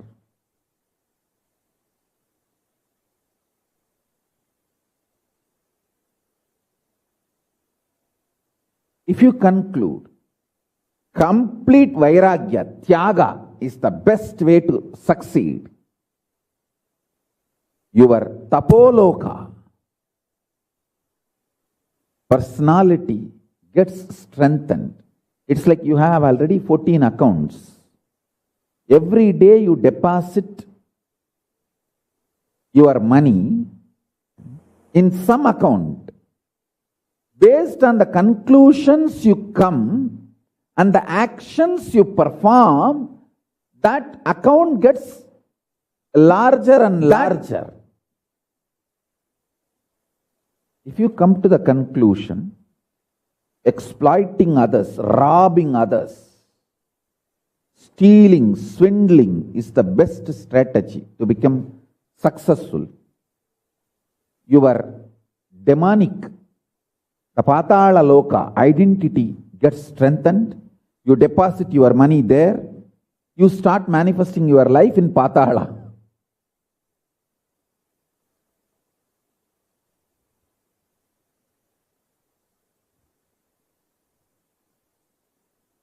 If you feel, no, I should not kill others, but I have a freedom to rob.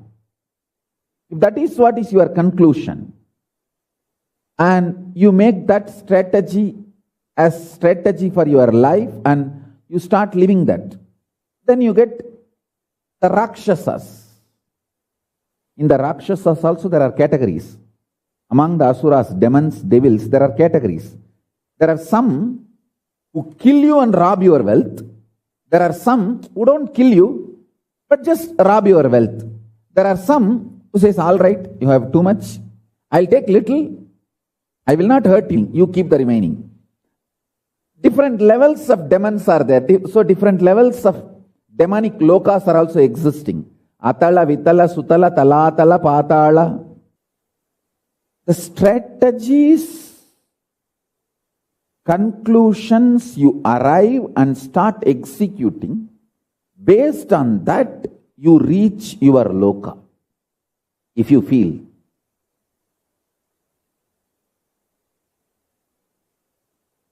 Win-win is the best. I should also win, he should also win. That kind of deals are the best for success. Then your Swargaloka identity gets strengthened. You start manifesting Swargaloka in your life. What I am revealing today is the principle of karma. See,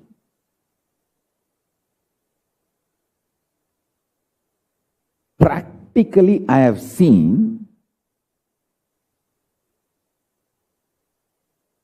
when people fall in love with me, experience feeling connection, it is not just they put a flower for my photograph or keep small nevedyam for my deity. It is their whole cognitions, powerful conclusions about life becomes like mine.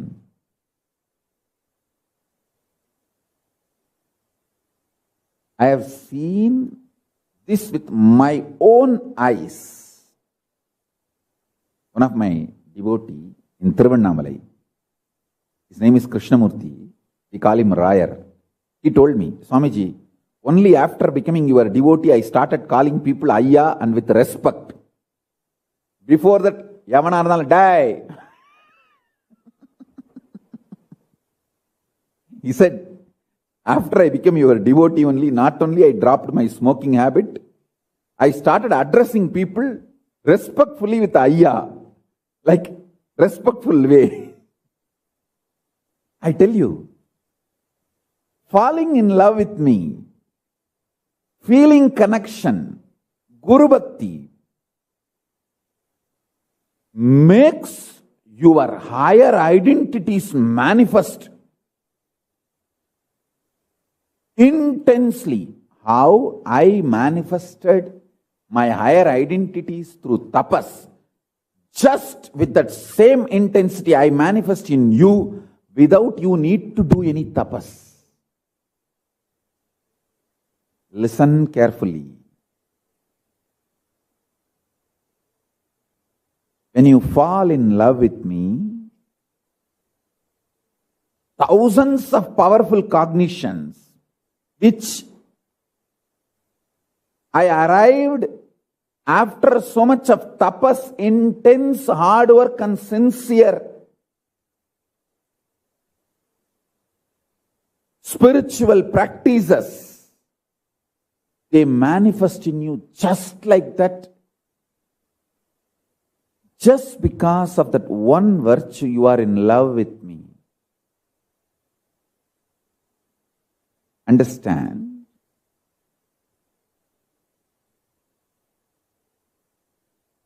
In Sanskrit, we have two words, sadhana, sadhya. I'll give you the example to understand these two words. If you sit in Padmasana, listen. If you sit in Padmasana for 42 minutes and don't feel numb, your heart is functioning 100%.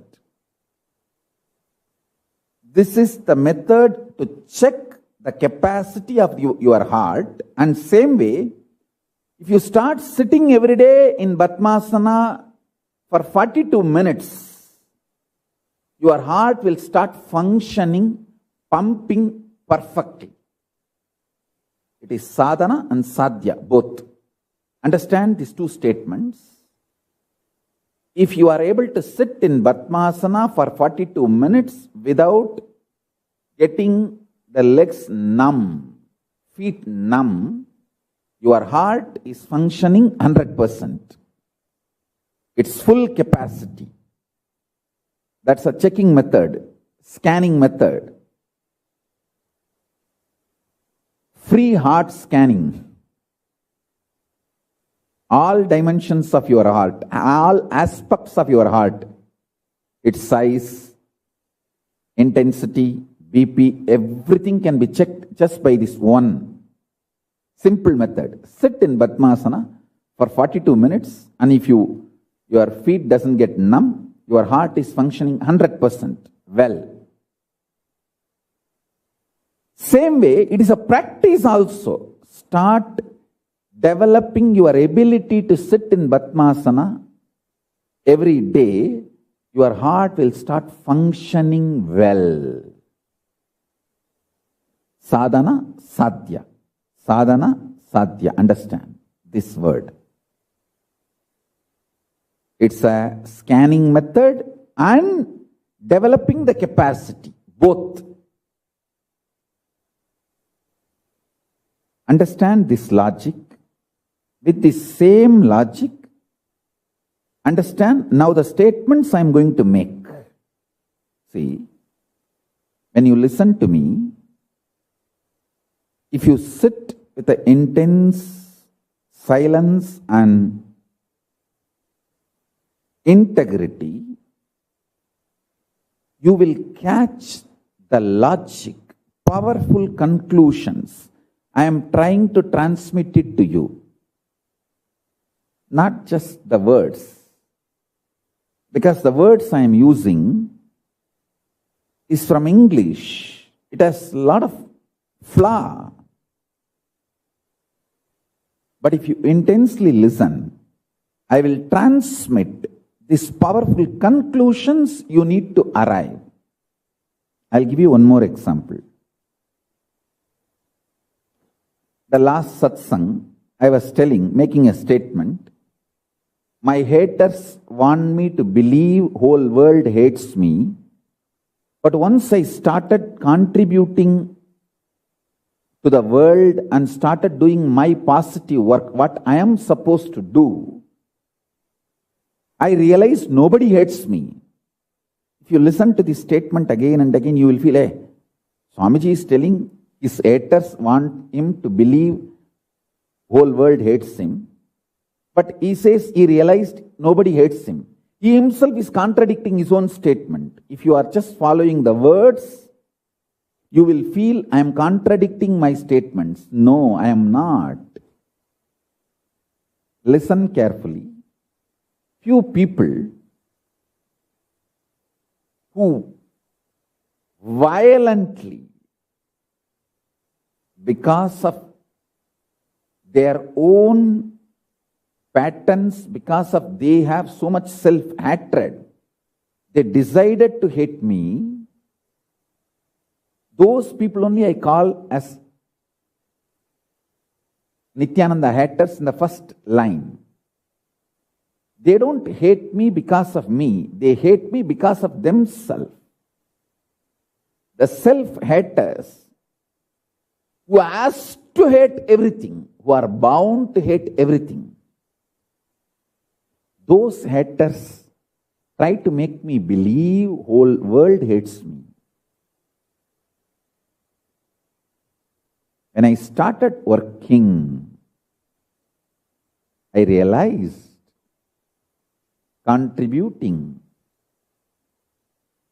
doing my positive contribution, nobody hates me.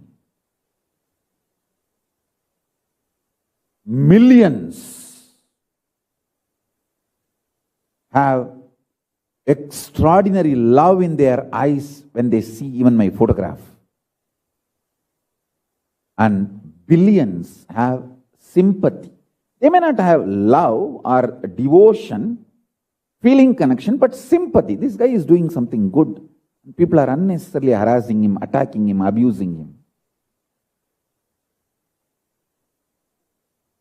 Very few who can't tolerate themselves go on having the indigestion inside, just vomit. Indigestion inside is self-hatred. Vomiting is hating others. Only those people who have the indigestion of self-hatred vomit their hatred on me. I could see clearly. These powerful conclusions, when I arrived to these powerful conclusions, I was liberated from this load of others' opinion, others' interference in my existence. I tell you, this gives you Paramashanta Swarupa. All of you adopt these powerful conclusions, these powerful cognitions. You will be liberated from thousands of sufferings. I can say almost all your sufferings. All your sufferings are unnecessary, uninvited, voluntary intervention of stupid self-hatred individuals vomiting their self-hatred on you. Anyone who is interested in your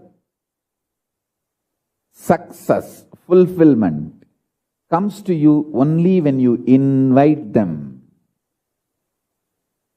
I don't go to anyone unless they invite me. Even digitally, only if you click on my channel and want to listen to me, you can listen to me. I don't do any promo, any advertisement. There are so many other Hindu gurus, leaders, their advertisements comes in our YouTube channel. When you open my video, their advertisement opens up.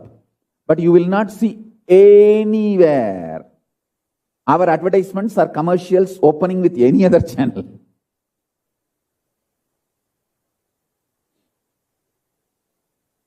If you want to listen to me, I am available. If you invite me, I am available. If you invite me, I'll gush into you like Ganga, Jnana Ganga. But I'll never intrude in you, invade you. I am very clear. Anyhow, understand this one example, which I was trying to tell you. If you just listen to the word, my haters want me to believe the whole world hates me, but when I started contributing positively to the world and doing my work, I realized nobody hates me. If you listen intensely, sincerely, you will understand the logic I am trying to convey, the powerful conclusions I am trying to convey, the knowledge I am trying to give you. If you just see the words, you will feel, there is a self-contradicting words. Now the statements I am going to utter, the truths I am going to reveal, if you sit intensely and listen, you will receive all the powerful conclusions I am conveying. If not, you will be sitting and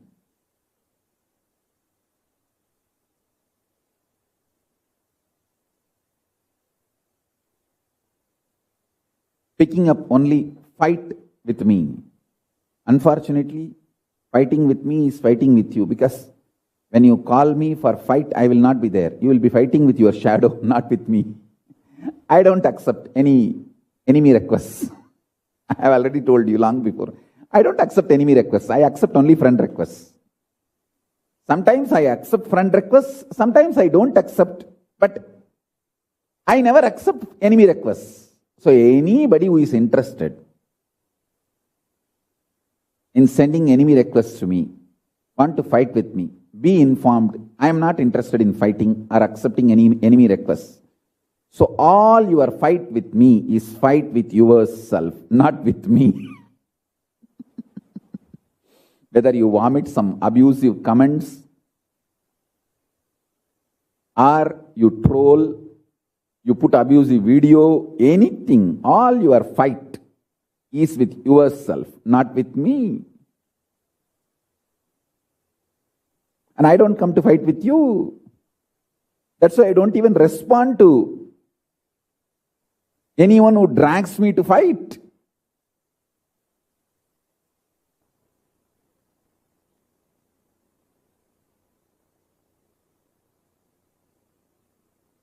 If you are interested, listen with integrity. I'll give you most beautiful, powerful conclusions.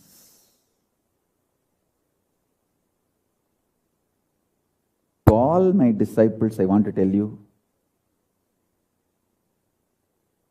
it's your love. Just because of your love, I am revealing these great truths and sharing with you all. And I know even now how many millions have the tears of joy, tears of bliss in your eyes the moment you see my photograph or videograph, or the moment you listen to satsang, and the powerful cognitions and powerful conclusions hit your heart and opens your being.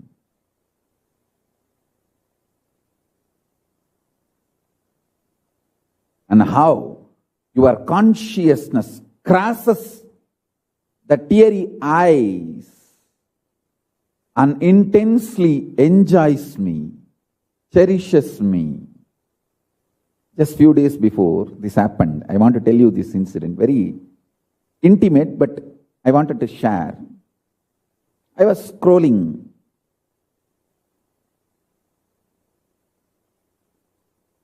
the computer screen, attending to some of the emails and social media and all that.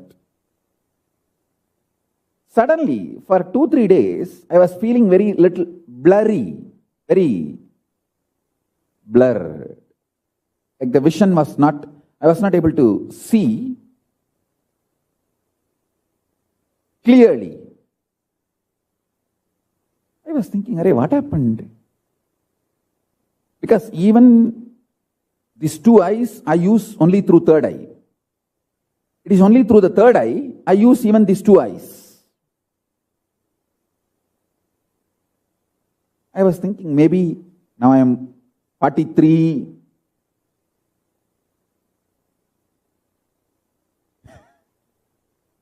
In traditional Ayurveda, they say salestram. After 40, your eyes get that salestram. Means you need to do the eye surgery. Remove the, they call it in Porai in Tamil. I don't know what you call in English.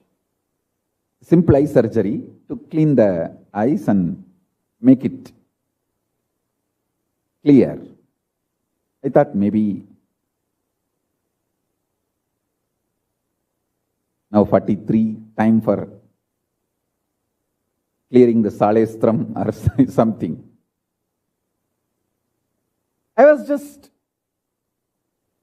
seeing what should be done to clean this up. Suddenly, while I was scrolling, one video appeared. Somebody has video recorded the original Arunachaleshwara, the main Garbha Mandir, on Deepam Day and uploaded it.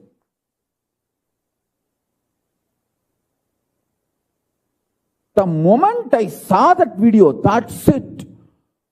My whole being from Manipuraga just jumped and came out through the eyes.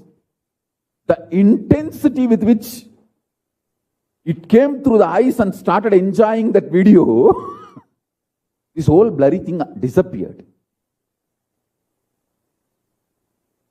This happened, I think, maybe next day to Deepam. Because within 1 or 2 days of the Deepam, that video was uploaded. The day I saw that video, I shared it with you all. That is the day this has happened. And as far as that Marabu, the practices of the tradition, taking the video record of Garbha Mandir is wrong. Photograph and video recording is wrong. As per the traditions, it was wrong. I don't know whether it is wrong as per Agama, because in the Agamic documentation, there is no talk about that video recording is right or wrong.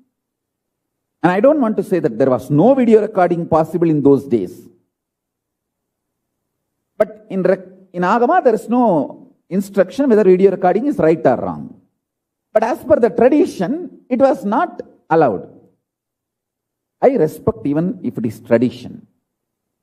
So, I myself will never approve if there is some temple where that video recording is not allowed. I will not allow that and I will not encourage it. But this video, my whole being just penetrated through all three eyes and gushed, I should say, literally the Agni was flushed. The fire was used to flush all my three eyes. And the way it came out, all the 25 heads, 75 eyes through which that fire came out. To enjoy that darshan of Arunachaleshwara Garbhamandir. It's literally like seeing me in my mirror. When you are best dressed and you stand in front of mirror, how you enjoy yourself. That's exactly the way I felt. Like intense experience of oneness. All that blurry, everything disappeared. Of course, I pray to Arunachala, please, whoever has done this, if he gets some sin or anything, please liberate him from that sin. Let him not get that sin for recording this and uploading it. Usually I will never violate any tradition, and I will not approve anybody violating the tradition. This one video, I asked him, please exempt him. What he did may be wrong as per the tradition, but people like me who can't go there physically and see, this is the way you are giving darshan. See, in those days, there are some people who can't be allowed inside the temple due to various reasons. Their lifestyle and cleanliness, hygiene, for all those reasons, they can't be allowed inside the temple. Even to bless them, Paramashiva comes out as Utsavamurti. Same way, in the modern day, there are some people who are outcasted by the human society like me, who can't be allowed into their country or into their temples.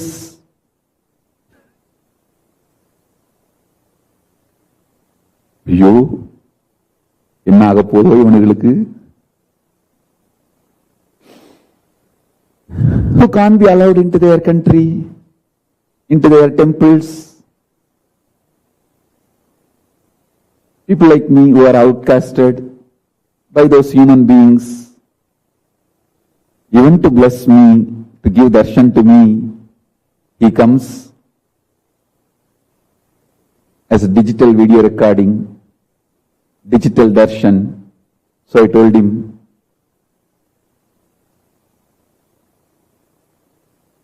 nothing wrong will happen to Arunachala. He is highly possessive of Tiruvannamalai. He will never give up. So I am not telling about anything about the Arunachala or people of Arunachala.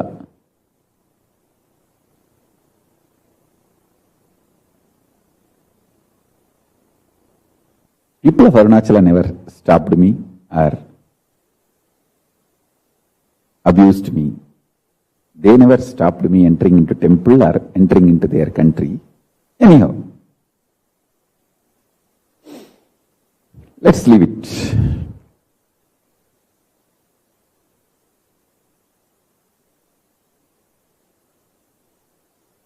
Let me come to the subject.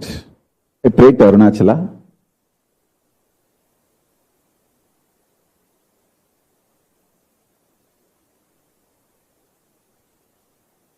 Please, if he should not get any karma, please. Even if he has violated the tradition. I don't know who actually recorded and put it, but I saw very clearly he did not have any karma. He got freed from that. Anything, if at all, is there for violating the tradition. And I also wanted to make it very clear, Arunachala and its people will be absolutely safe. He will never do anything against them, and he will always protect them. Even if they do some mistakes, he protects them. He never lets anyone curse Arunachala and its people. And I will also never curse Arunachala and its people, even by mistake. It's impossible.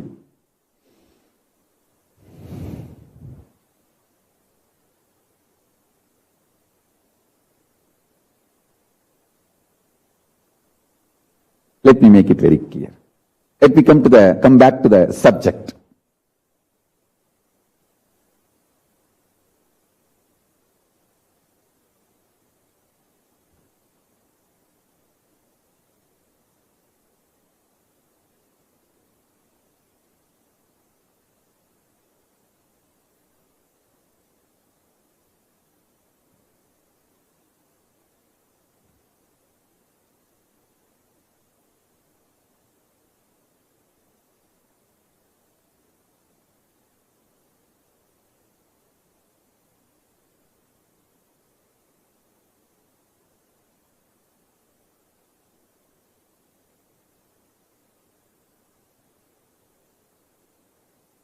Intensely, when my whole being manifested through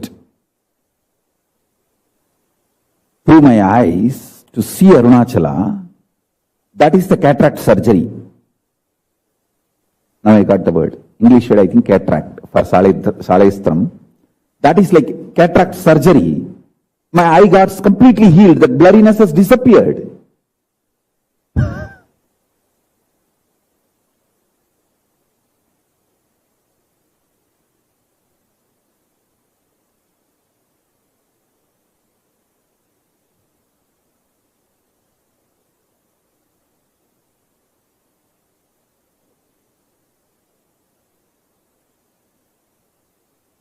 All those who enjoy my photograph, videograph with this kind of intensity, listen carefully. Every powerful conclusions I am revealing will become just part of you.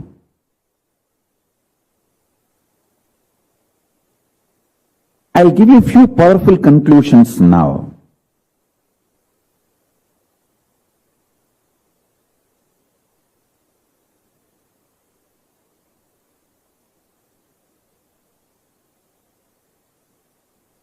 The food you eat, if it is not digested and manifested as a energy in the body, it becomes gas and fat and undigested, creates mess inside you. Same way, your greed, if you don't act it, work on it, try it, before even trying, if your greed is attacked by your fears, it becomes frustration. The complicated version of fear and greed, the complicated mixture of fear and greed is frustration. Gas makes you tired, frustration makes you bored. Avoid both. Listen carefully.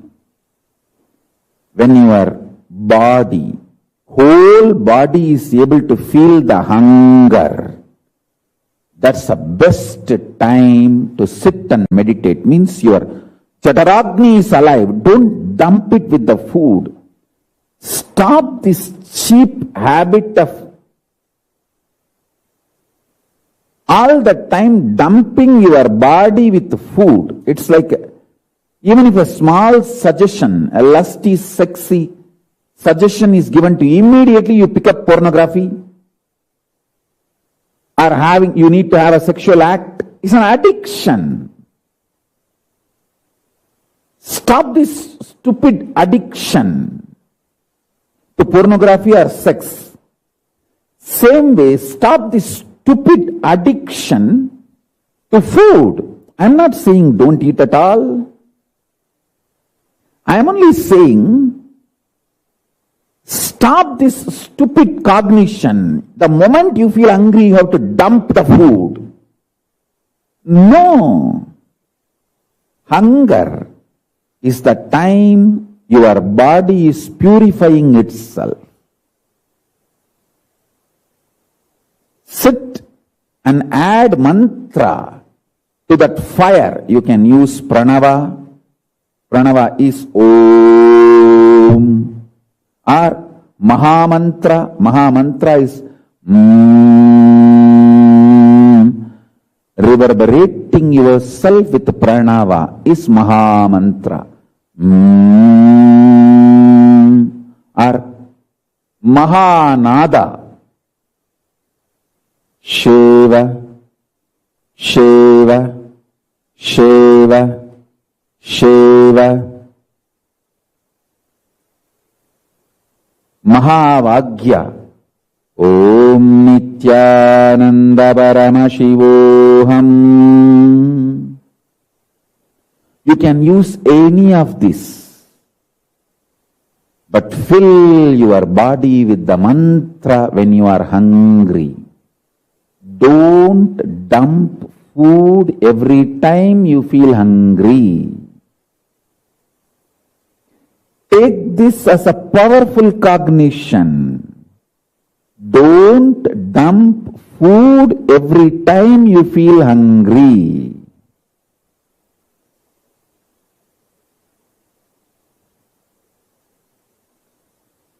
Hunger means Jataragni is burning fully. Sit in Batmasana and allow it to burn.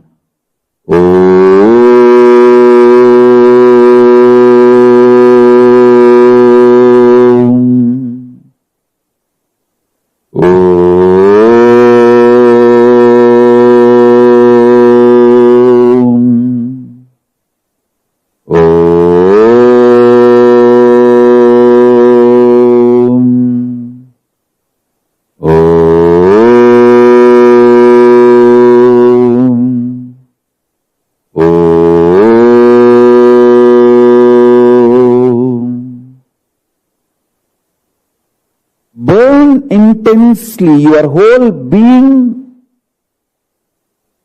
through the hunger. That's the most beautiful, purifying way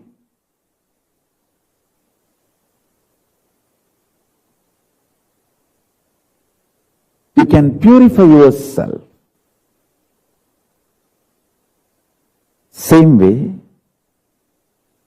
when you feel lusty, sexually aroused, don't jump into the action. Sit and see how the energy flows inside you. How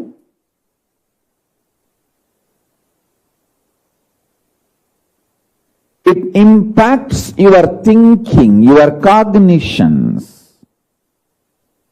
Listen, I am repeating this once more. Your greed, attacked by your fear before even your greed is acted out, becomes frustration. I am not saying use your fear to attack your lust. No. Listen, I am repeating. I made a statement. If your greed, before it gets acted out, if you attack it with your fear, it becomes frustration.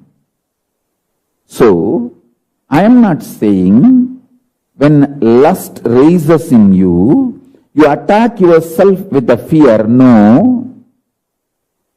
I am saying just bring awareness to you and see how the lust changes your cognitions. Listen carefully. I have seen how the drug addicts not just lose body, they lose their very identity. They can't believe they've changed so much. That is why I am saying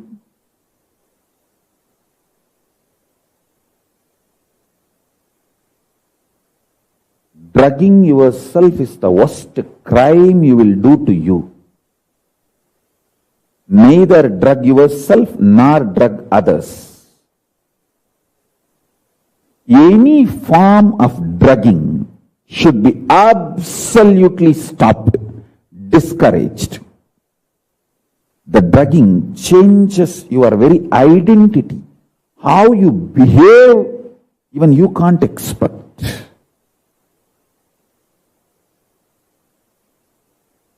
Many of the Guru Drohis, the traitors who attacked me, I saw that they became drug addicts. So even they lost control over themselves. Their very personality has changed. They destroyed themselves. They hate themselves. So they hate whole world. And they run riot on everything in front of them. They are demons, dangerous to the world and to themselves. Listen. Just like drug changes your very core personality, the lust impacts your very core identity. It just changes the way you cognize. Sit and understand that truth. If you understand that truth, you are liberated from lust. You are liberated from sex. Your lust should intensify your goals, not divert you from your goals. Listen carefully.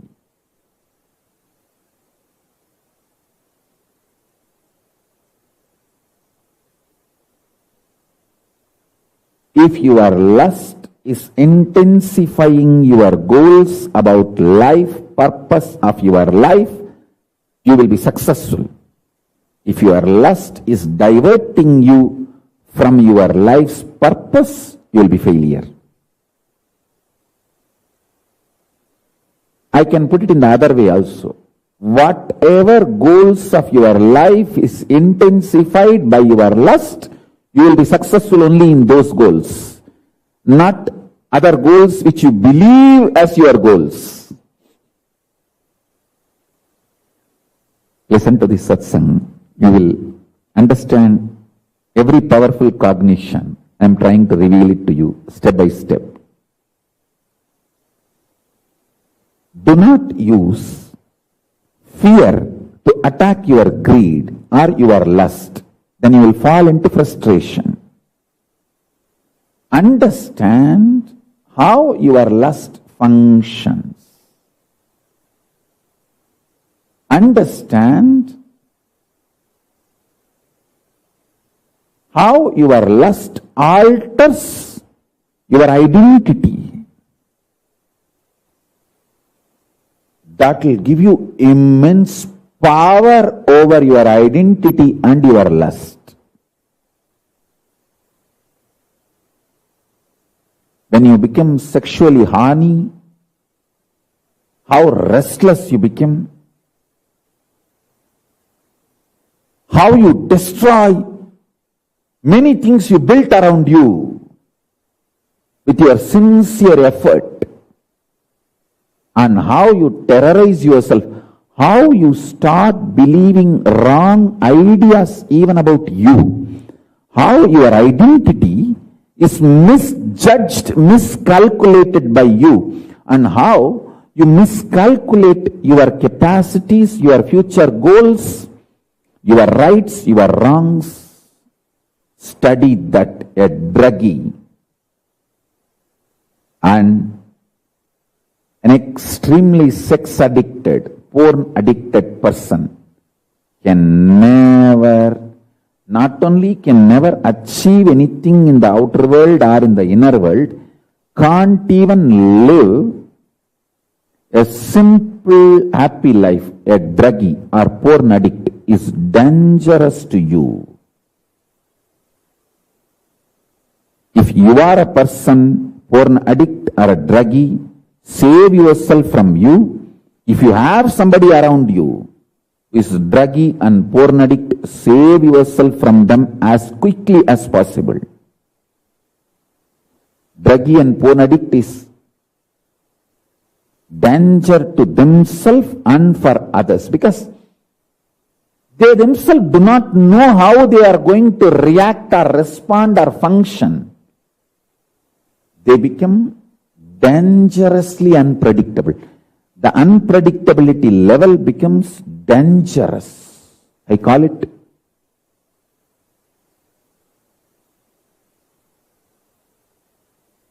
the danger they can create for themselves and for you. The level of that suicidal patterns and murderous patterns becomes so high, neither they can live with themselves nor others can live with them. So be very clear. If you are drug addicted or porn addicted, do something and get out of that addiction. If someone is your near and dear one, someone around you is drug addicted or porn addicted, do something and help them and de-addict them. If you are not able to de-addict them, better get rid of them before it becomes too late. Means move away from them. Don't compromise on this, because it will be too late. It will be too late.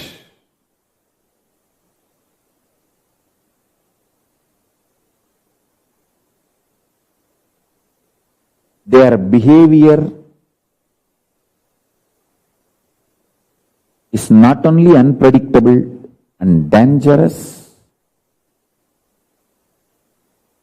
the problem is even they don't feel that they are doing something wrong, and they are not in the sense to make what is right, wrong, responsible, irresponsible. They feel they are responsible for something and commit crimes.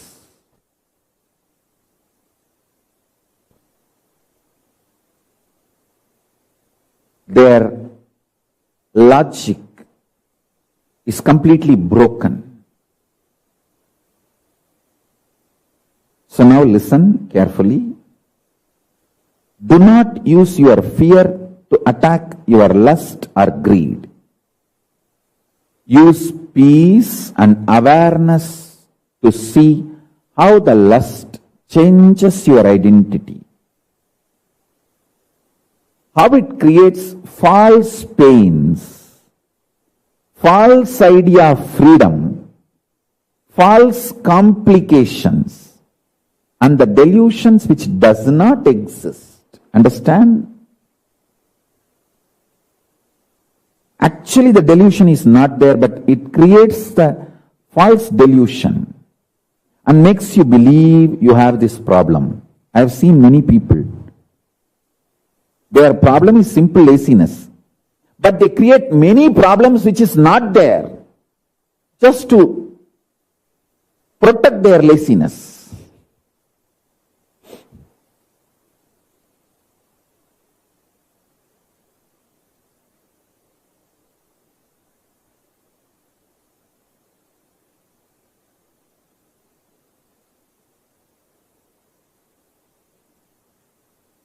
Ability, conscious stamina to withstand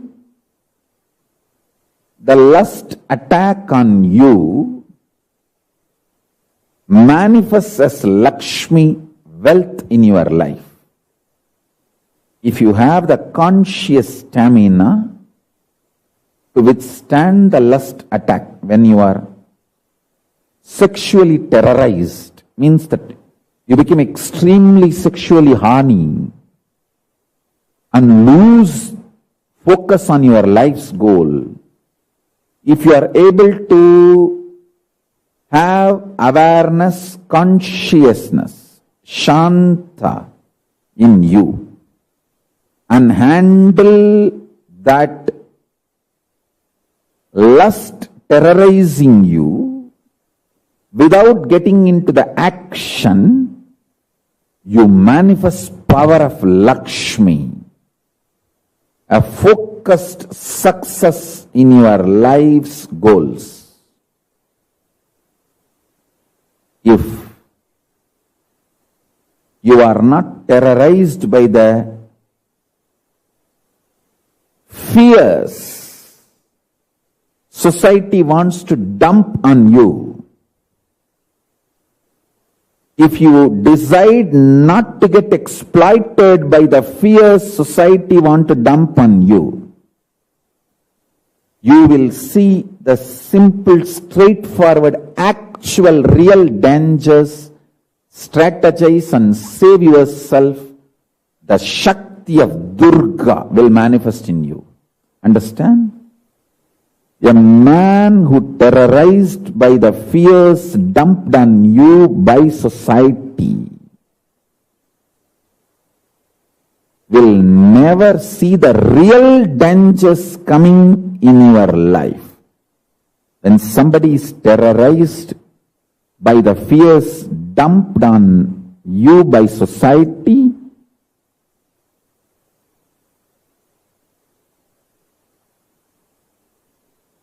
you don't look into the real dangers coming in your life or strategize to protect yourself from those real dangers. You need to know this truth. You need to understand this truth.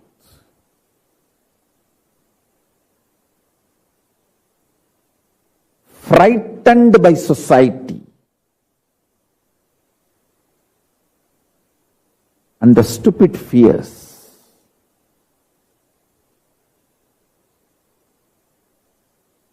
you miss the real dangers.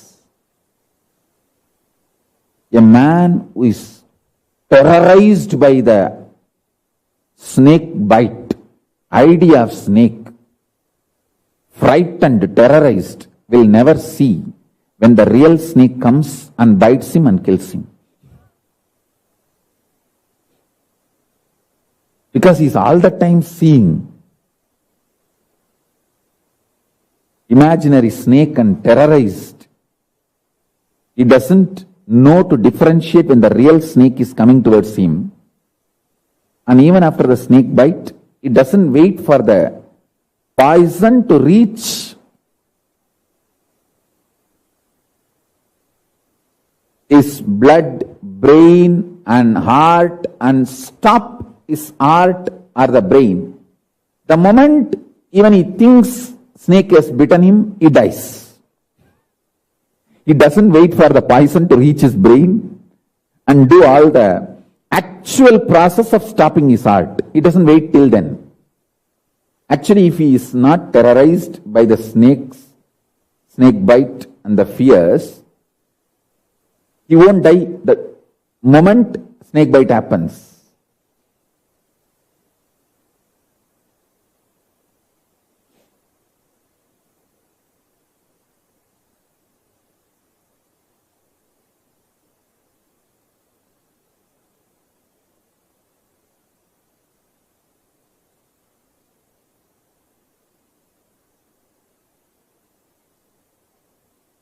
I could see very clearly. Multiple times I have seen when people feel connected to me, when they are in love with me, every truth I am sharing just goes inside them, manifests without any tapas or effort from their side. Tons of fears melt down. Tons of delusions melt down. Their life becomes intensely joyful, powerful, successful, enlightening.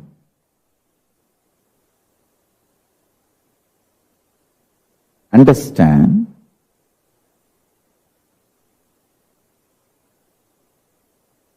Complicated fears bring so much of confusion in you, you stop seeing the real dangers when they come. And when there is a real danger, you will not strategize and escape from them. I tell you, I have escaped from tons of real dangerous attacks on me. From that experience and expertise, I am giving you this strategy. Stop getting terrorized by any fear dumped on you. Anyone who tries to terrorize you should get terrorized because they are not able to terrorize you. Have that kind of a shanta, peace of Paramashiva inside you.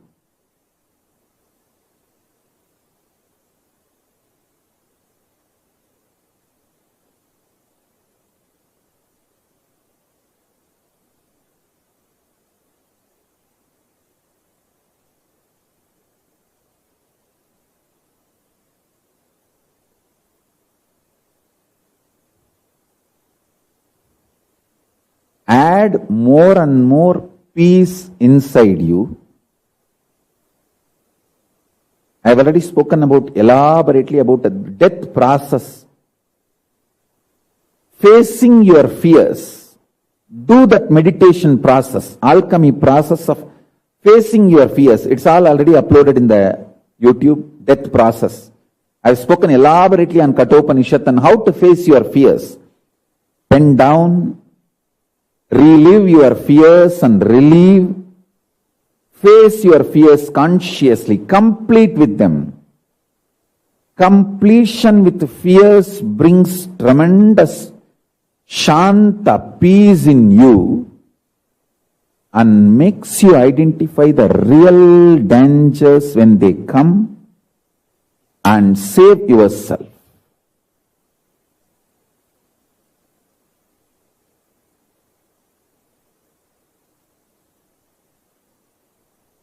Save yourself.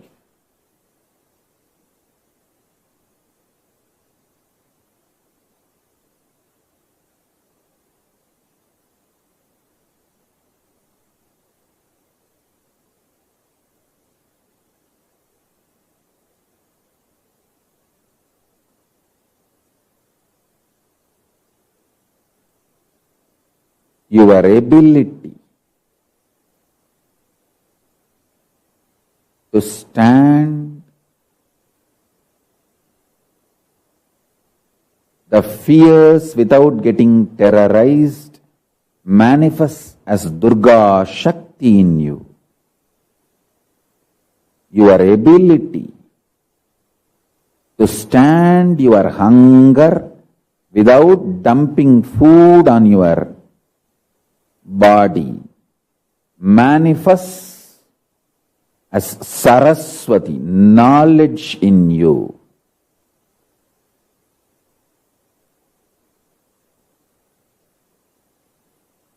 This long pujas, long homas, the greatest benefit you get from long pujas and long homas is you will build the stamina to handle your hunger.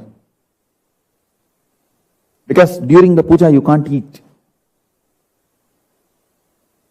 That is why in those days when I sit for public darshan, not just 12 hours, 24 hours I will not even drink a glass of water. We have multiple video records. At least we have 1,000 12 hours continuous darshan, 500 24 hours continuous darshan video records. I can comfortably say at least 1,000 12 hours continuous darshan. Means when I sit in the seat, that's it. Only after the darshan ends, the last person receives the darshan hug and initiation and blessings. Only then I get up. This 12 hours darshan, at least 1,000 videos we have. Unbroken. Same way, unbroken 24 hours darshan, at least 500 videos we have. It used to be my lifestyle.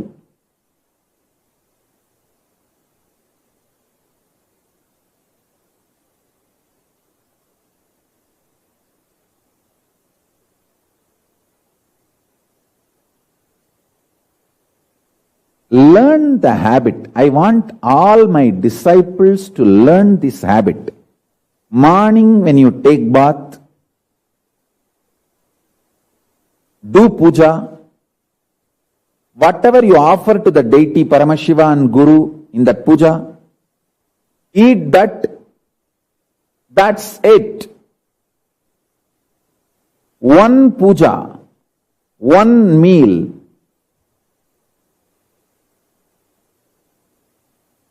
Make this as a routine. After that one meal, if you feel hungry, you can juice. You can drink any amount of juice. Very healthy juices, herbs, giving vitamins, minerals, all the best things to your body. Hydrate yourself through juice. Solid food only once. If you feel the lunch will be best, then move your puja to lunch time. No problem. You can do Atmartha puja any time of the day. Any time of the day. It can be morning or noon or evening or night. Any time. But one puja, one meal. That's it. After that one meal, only juicing. No solid food. Solid food only once. Make this as a lifestyle.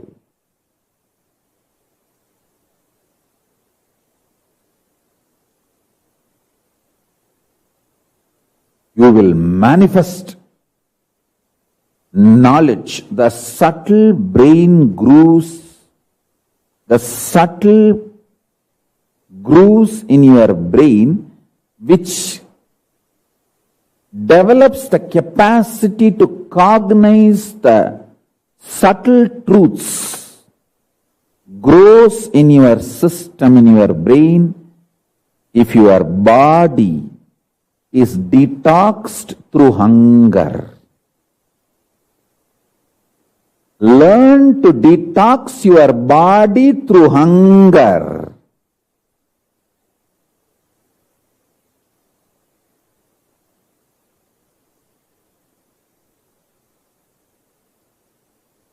When your body is attacked with the hunger, bring awareness, peace and pranava, mahamantra.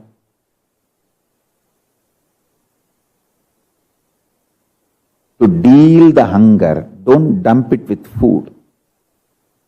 You will manifest Saraswati, knowledge, cosmic knowledge. Paramashiva Jnana, Paramashiva's knowledge you will manifest. Same way,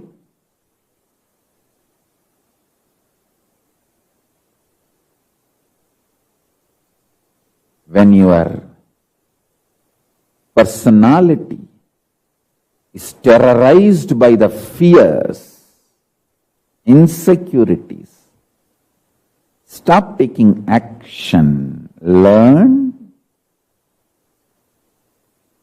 to sit and complete with your fears and insecurities. You will manifest Durga, Shakti, Paramashiva Shakti in your life.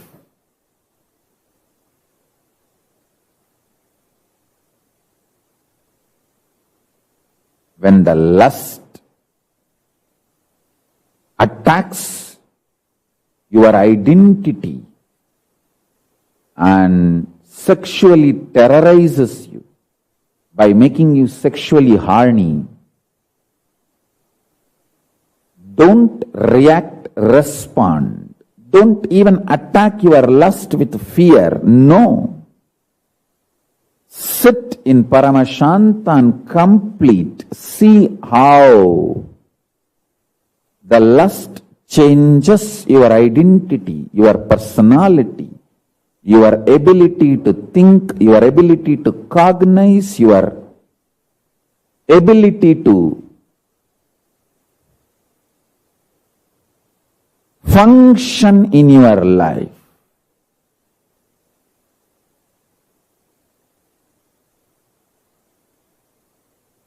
Do completion and study that. You will manifest Lakshmi, Paramashiva's wealth.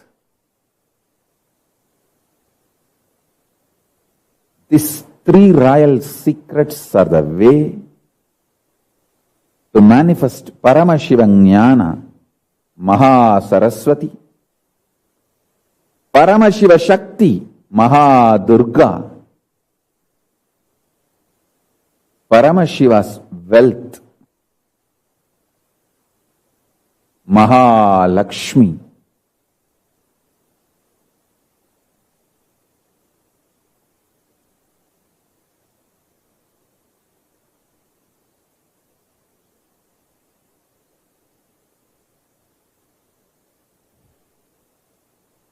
You will manifest Paramashiva Vibhutis, glories of Paramashiva.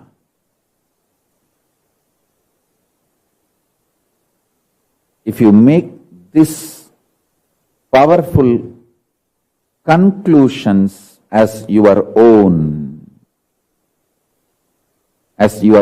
powerful cognitions,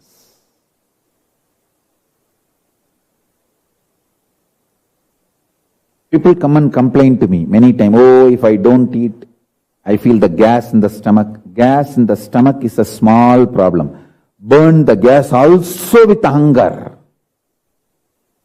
Gas in the stomach is small problem than the fat in the liver.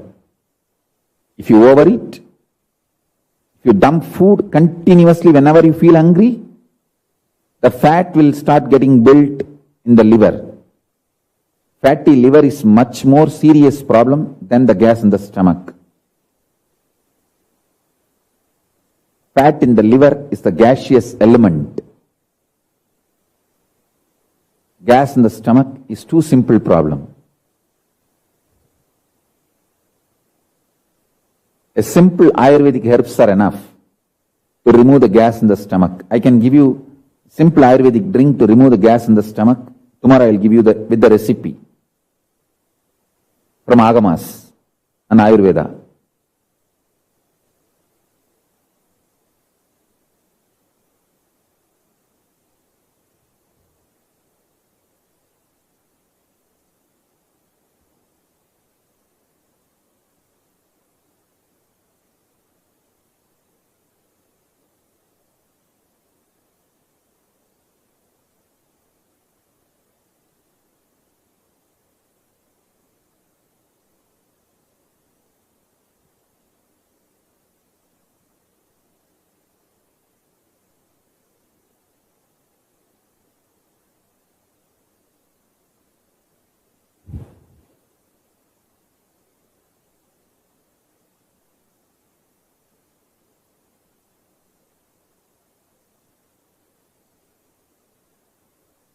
Intensely, powerfully,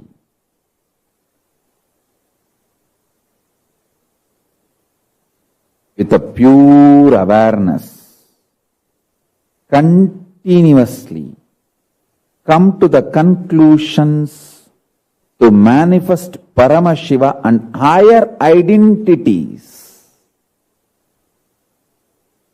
As I was explaining, the 14 loka, your different identities,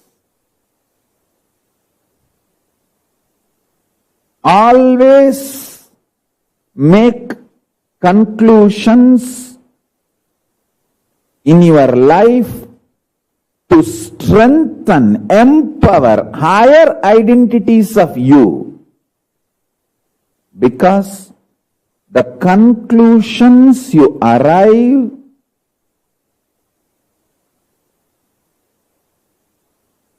manifests as your future. The powerful conclusions you arrive, powerful cognitions you arrive, manifests as your future.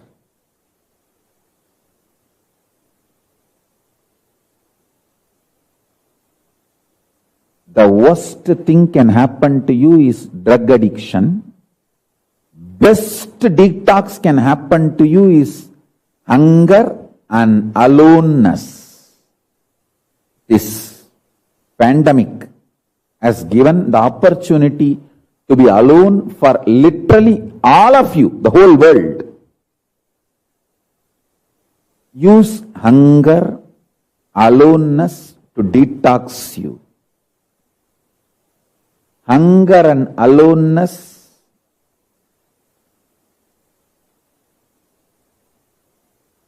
பசித்திருத்தலும் தனித்திருத்தலும். Hunger and aloneness. I call it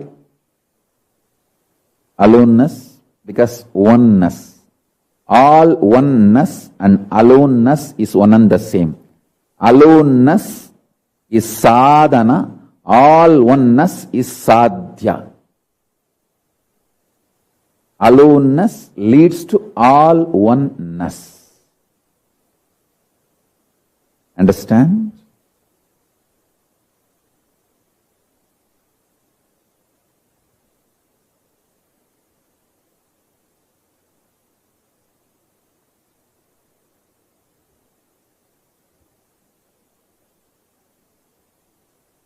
Hunger and aloneness is the best detox method to achieve enlightenment in your life.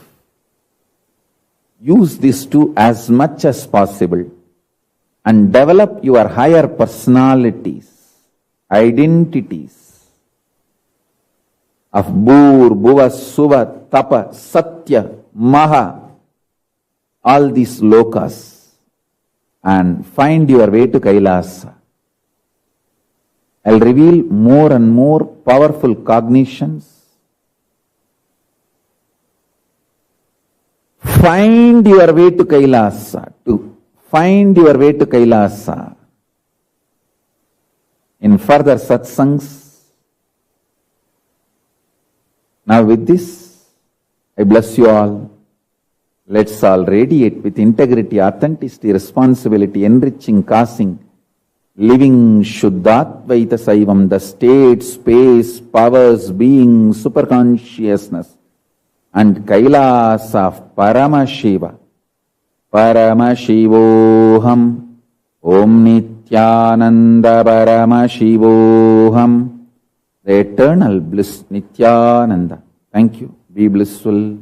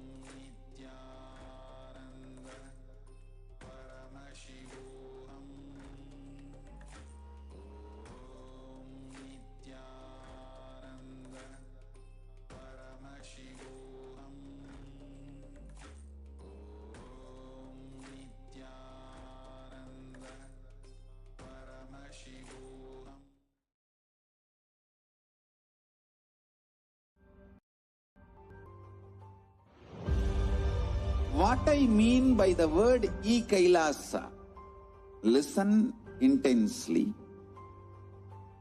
enlightenment ecosystem, literally enlightenment itself, in your own home, wherever you are. If you cannot come to Kailasa, it's okay. Kailasa can come to you. Kailasa coming to you is e-Kailasa.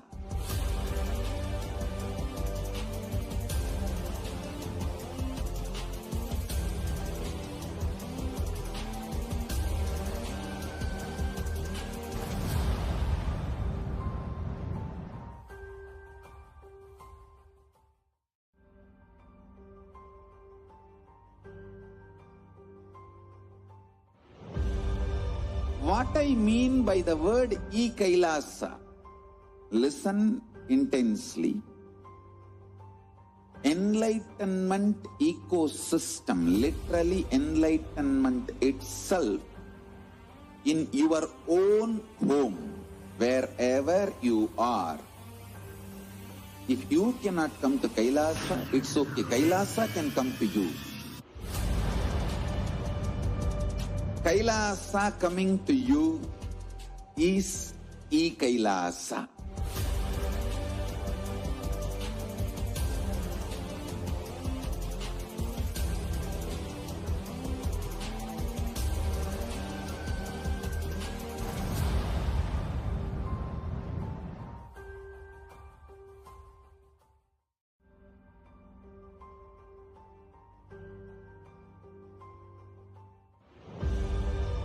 What I mean by the word e-Kailasa, listen intensely.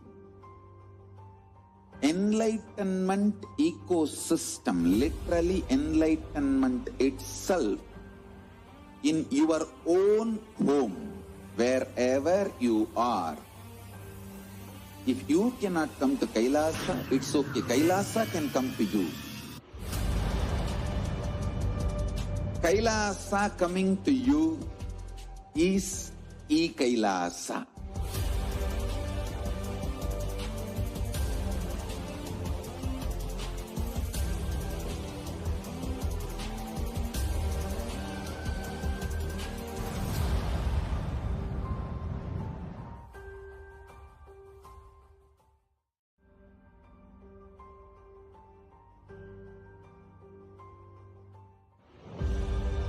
What I mean by the word e-Kailasa, listen intensely.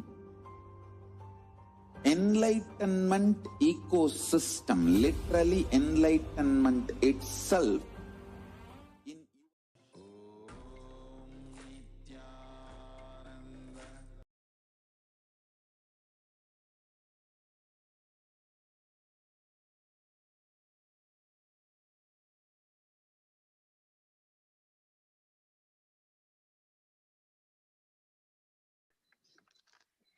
Nithyanandam, and as every single day, and now twice a day, we are blessed so much with the words from the Supreme Pontiff of Hinduism, Jagatguru Mahasannidhanam, His Divine Holiness, Nithyananda Paramashivam. And so many levels and layers of spiritual truths that support us, that support our life, and the Paramashanta Svarupa. And I'm sure you noticed, and maybe any information for you, that you are existing in 14 lokas, but one of them is Kailasa, the higher loka, which actually exists outside of the 14 lokas. Either way, you can build the higher personality of Kailasa through joining the e-ambassador and many other projects that the Hindu e-nation Kailasa has in store for everyone. And it's an exciting time and a process of building a nation. So if you would like to join, you can still do so at the events.kailasa.org/e-ambassador and become Swamiji's, the Supreme Pontiff of Hinduism team and a teamily. And being personally guided by him, taught and spending the time with the greatest being that we've been blessed, truly blessed this life to be born at the same time. So a warm invitation once again to join and become an e-ambassador. And of course, again, we hope to see you tomorrow. So thank you so much once again for joining us today, and have a lovely day or